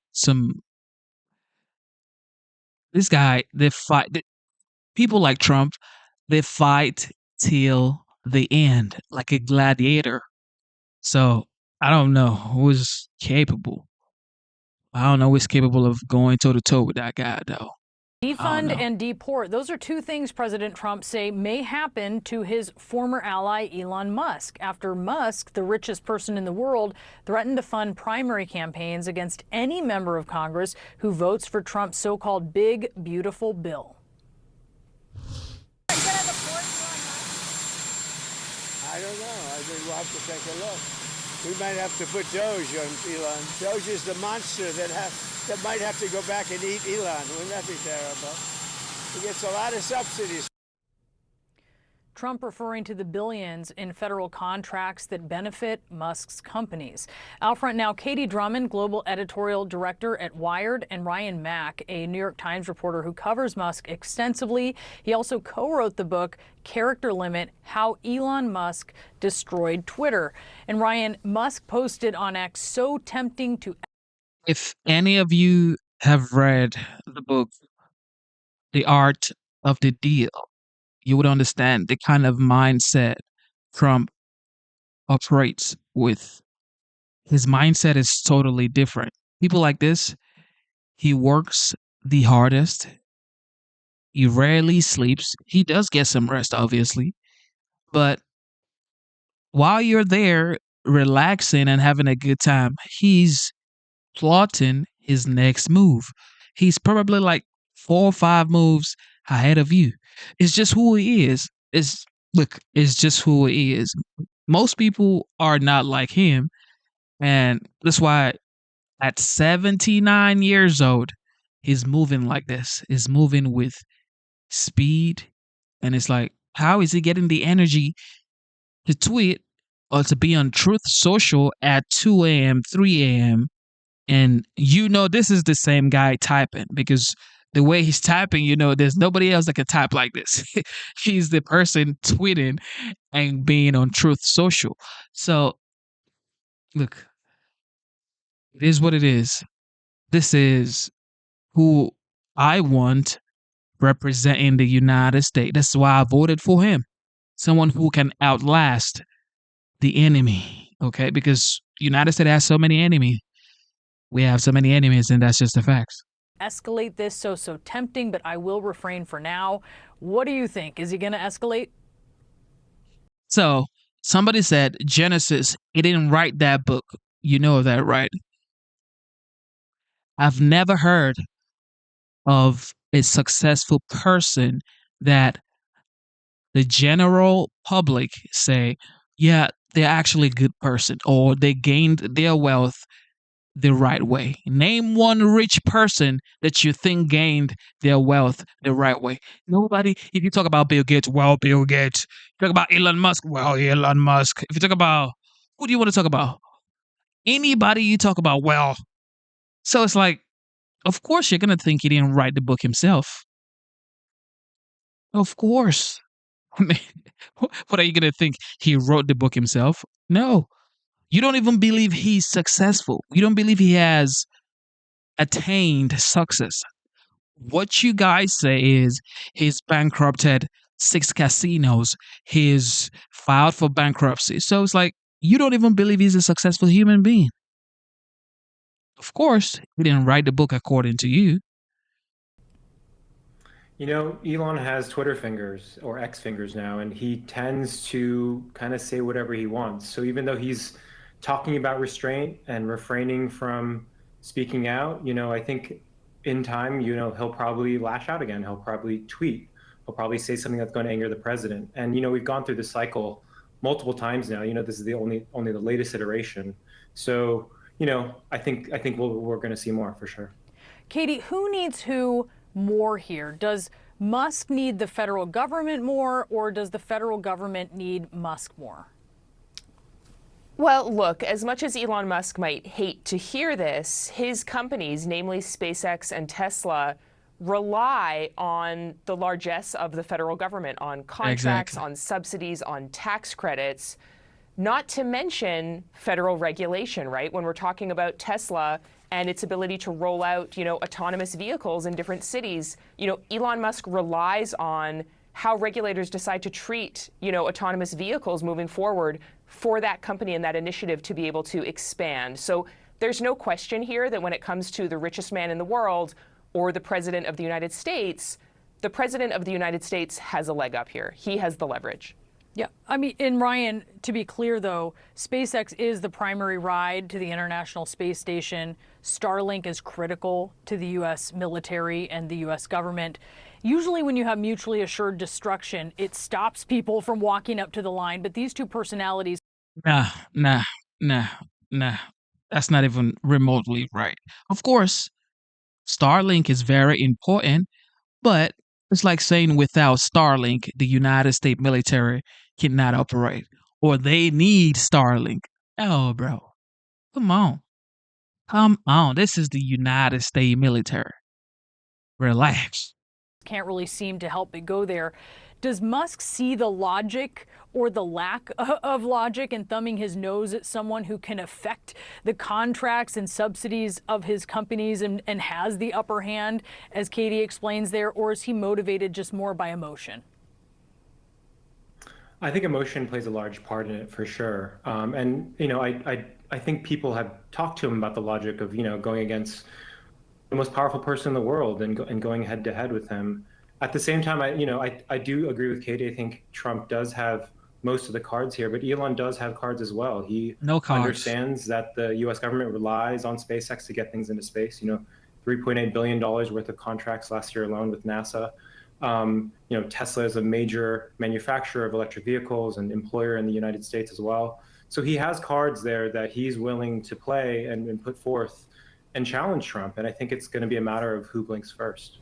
Katie, if you look at Donald Trump as a businessman before he was president, as the president, he's a spender. He's very comfortable with buying things on credit. Did Musk get snowed into thinking that this was a person who was serious about tackling deficit spending when all the data points, a lot of the data points show the opposite? You know, it's not totally clear. According to President Trump, you know, he's been very clear with Musk this entire time about his intentions, particularly his intentions around electric vehicles and EV subsidies.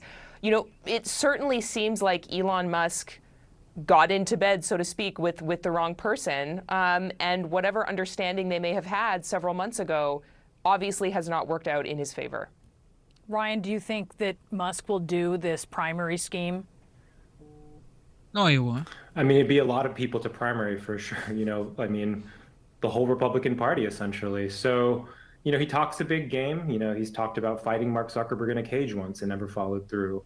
He's talked about also, but he's also at the same time talked about buying Twitter, which he did follow through with. And so I think. And guess what? Guess what? So now conservatives are looking at Elon Musk. I was watching some review on a video today, and the person was talking about, this person was a conservative, a bigger YouTuber than I am, way bigger than I am. He has millions of subscribers. And he said, if you think about it, does Elon Musk actually have a conservative outlook on life? Because he has multiple kids with multiple women, not married to every one of them, or didn't get a divorce and then got married to this, or no. He has multiple baby mamas. But a conservative wouldn't live life like that. Okay, I get it. Even a conservative person could get a divorce and then get another wife. But not Elon. I don't know. I don't know.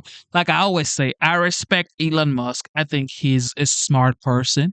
And, you know, whatever he does or chooses to do with his life, that's his own problem.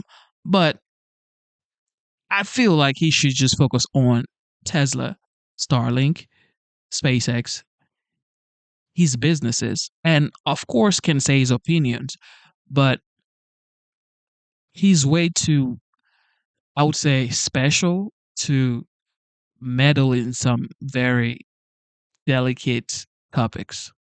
It's a matter of trying to assess what's real and what's not. And yeah, as reporters, we just got to keep following and understanding what he says and reporting it out. Well, thank you so much for sharing your analysis and your reporting. Katie Drummond, Ryan Mack, we appreciate it. We might have to put Doge on Elon. You know what Doge is? You know? Doge is the monster that might have to go back and eat Elon. Wouldn't that be terrible? He gets a lot of subsidies. The monster that ate Elon. That was President Trump this morning talking about his renewed feud with billionaire and former First Buddy Elon Musk, whose companies get at least $38 billion in federal subsidies, according to a Washington Post analysis. The president also suggested he could deport the South African tech CEO after Musk supercharged his criticism of Trump's domestic policy megabill. Musk replied on his platform X, quote, "So tempting to escalate this, so tempting, but I will refrain for now." Mr. Restraint, Elon Musk, that's how he's known.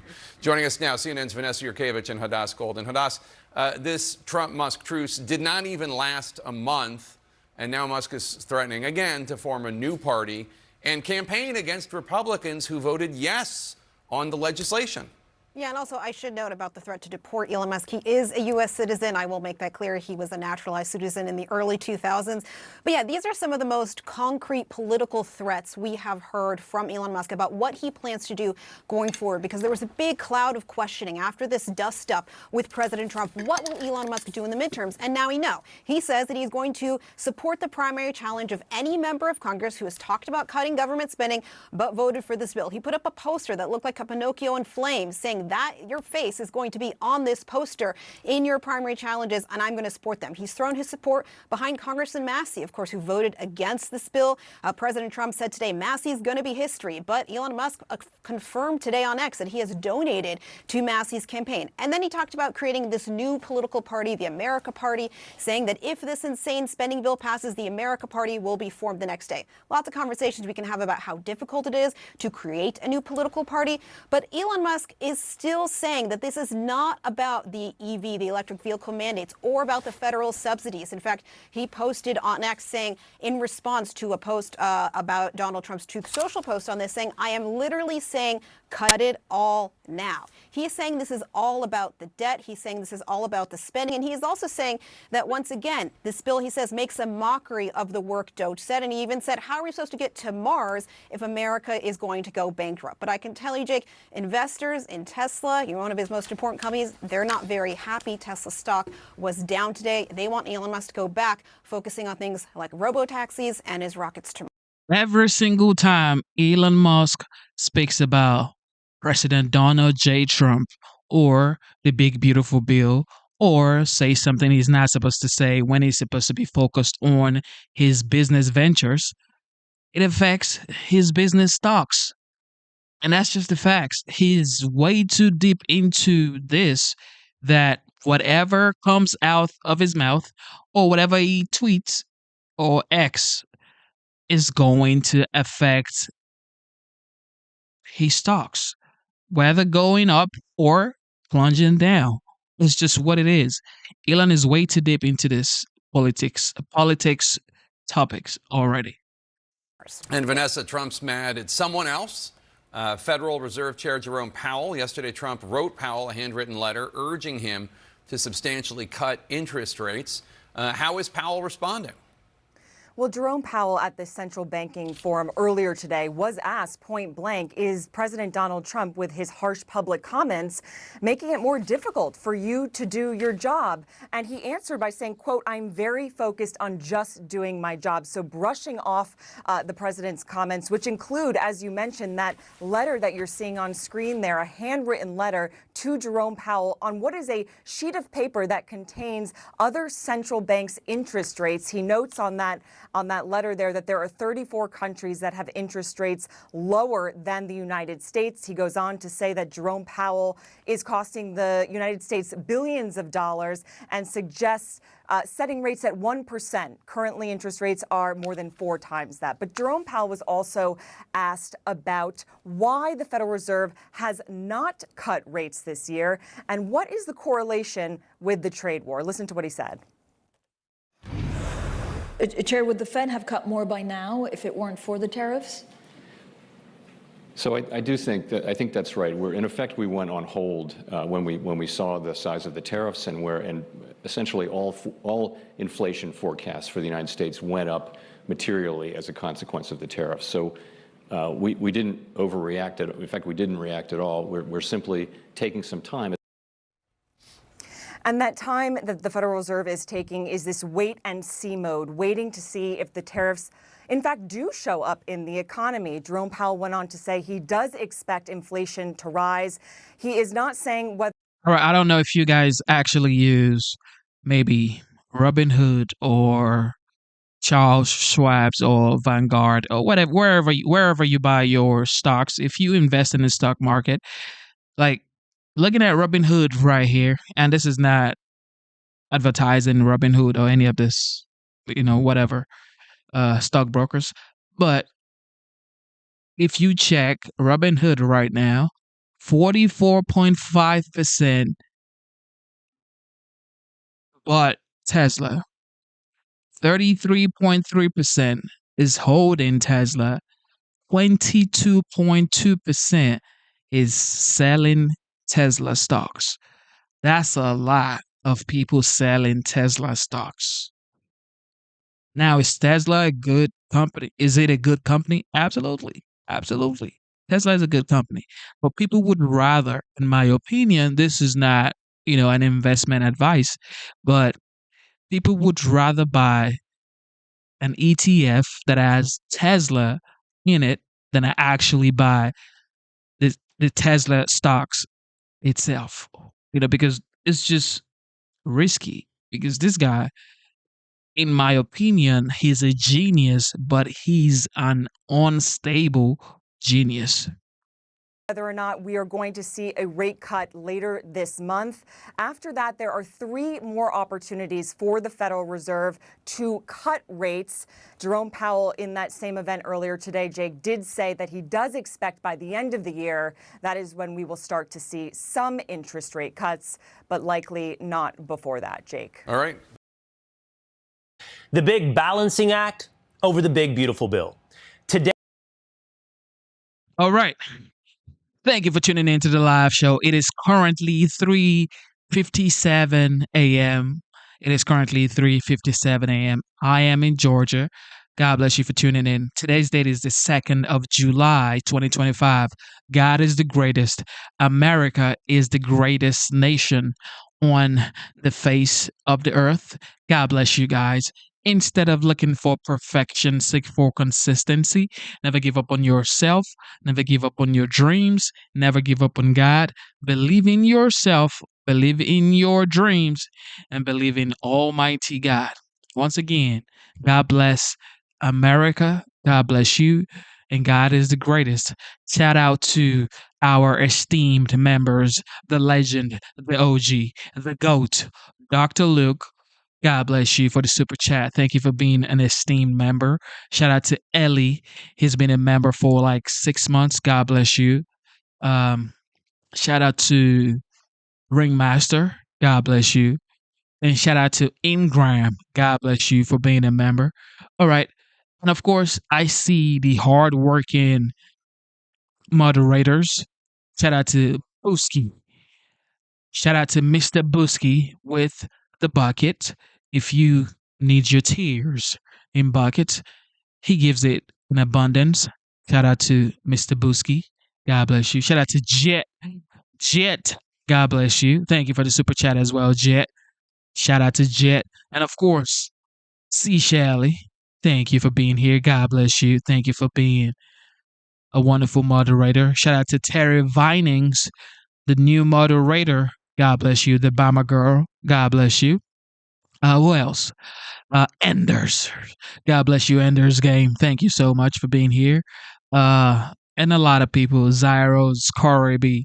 And sometimes, or often, we always sort of kind of drop moderators. Moderators we don't really tune in and come in once in a while, may be dropped. And it's just so we can give other people the opportunity to become moderators. If you're not really tuning in, then, I guess life is busy. Of course, you got to live your life. But, just to give other people the opportunity to become moderators. But God bless you guys. God is the greatest. And also, fathers, take time out to spend with your kids. Your job is very important so you can provide for your families. But, your job can drop you like that, but your kids cannot drop you like that because God gave them to you. So spend some time with your kids. And shout out to the mothers as well. God bless you. What else? Life is hard. Okay. You're going to face dark days. It's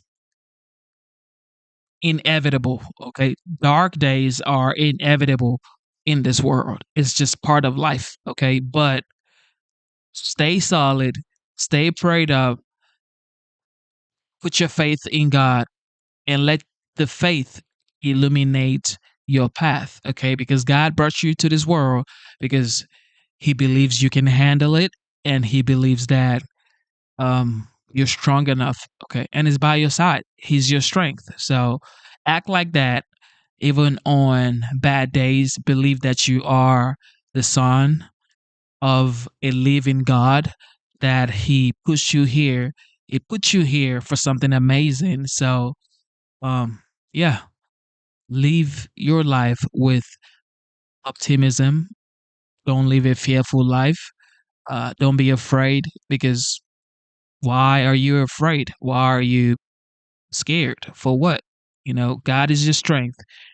Um, He's the strength of your life. So just enjoy yourself with your family. Smile more.